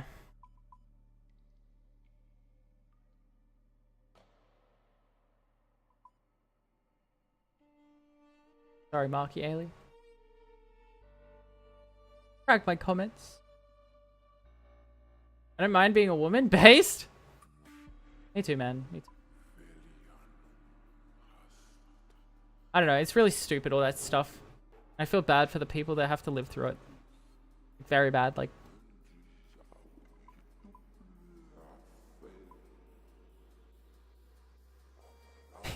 You give any logical reasoning behind biology to these people and they're like, no, my feelings don't feel that way.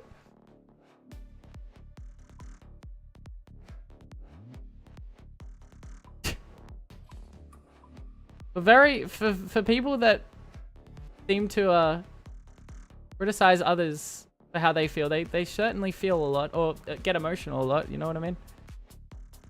Like me. I'm an emotional little baby. Goo gaga, motherfucker. It's time for my diaper change, you know what I mean? I hate myself.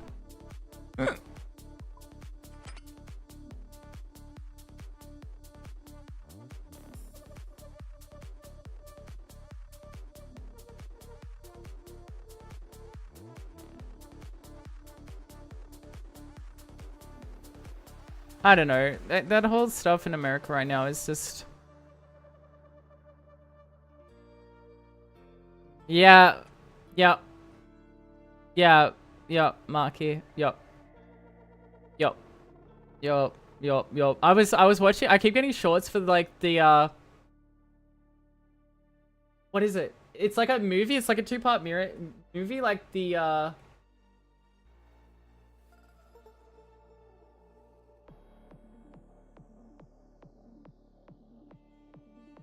Hitler, the Rise of Evil.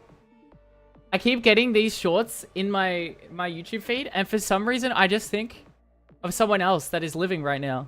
That I can just like see it happening real time. And it's almost like it's crazy the similarities between it's what's going on. I've seen the show. It's crazy, man. Being a history nerd, it is kind of crazy, man. Not to get political, but it's kind of crazy, man. It's kind of scary, you know what I mean? But we live in a society. I've played this game. I've been here before. The Squid Game meme. I've played this game before, man. Not again, man.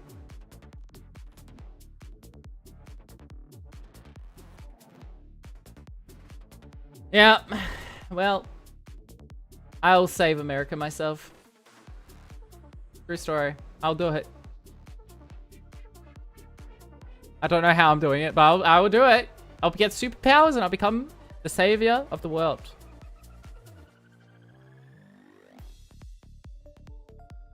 Somehow. Glorp will give me superpowers. I will fly around the world and give peace and prosperity to everyone.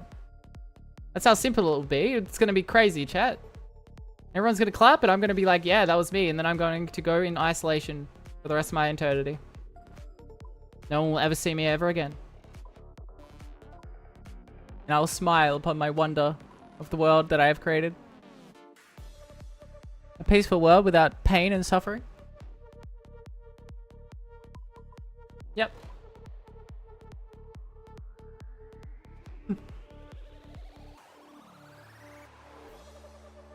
Yeah, Sun-kun. Season 2 was really good too. Get on that. Get on that. Really good. Really good. Solid. I'm surprised with how good it actually is. You know what I mean? Like, it surprised me. I wasn't expecting anything from season 2 and I was surprised. It was good. The kind goddess. Yes, of course.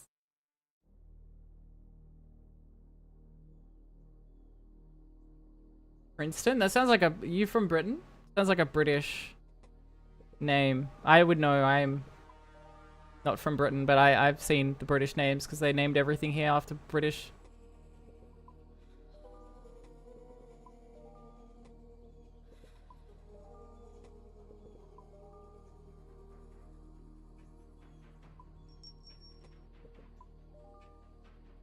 Am I going to be stressed? What do you mean by that? Like, in what way? Because if season 1 made you stressed, you're going to be stressed. The Netherlands? Oh, okay. My bad. I don't know anything. Let's close. It's good. How mad did the ending make you? Not mad. I was chilling. I was vibing.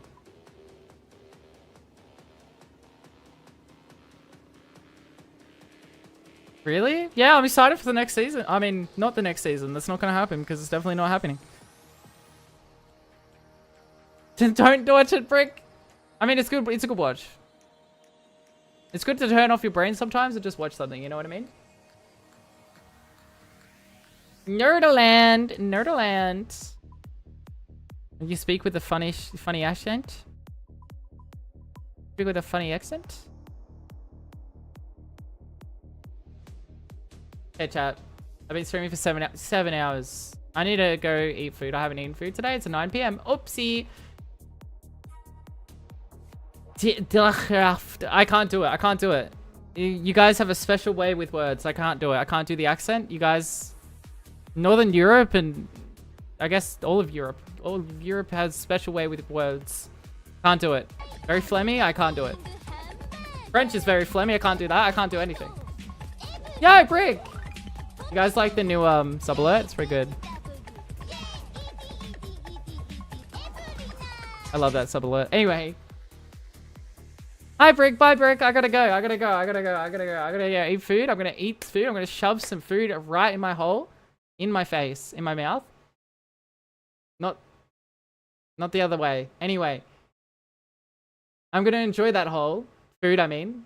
Food, I mean. Anyway. Anyone to raid? Anyone to raid? Anyone to raid before I lose my mind? Like, anyone? Any raiders? Any raiders? Any raiders? I don't know what I'm saying. Food does sound great. I just need the food so my brain He boxed John? Okay. Sorry, Marky. I didn't mean to be aggressive earlier. I'm sorry. He's on my bingo team? Oh, hell yeah.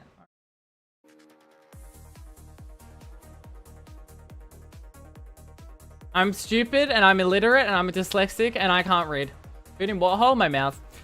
I'm gonna suck it. I mean, eat it. Bye, chat. I need food. I need to eat food. I'm gonna eat it and it's gonna be great before I say anything else. Oh. Bye, guys. Love you. I'll see you tomorrow. Yeah, stream tomorrow. We're gonna do more COLO into me going insane and then more whatever. More pet hunting. Bye, chat. Implying I have someone to do that with, Sunkun. Bye, chat. Ooh. Bye. Bye. Bye.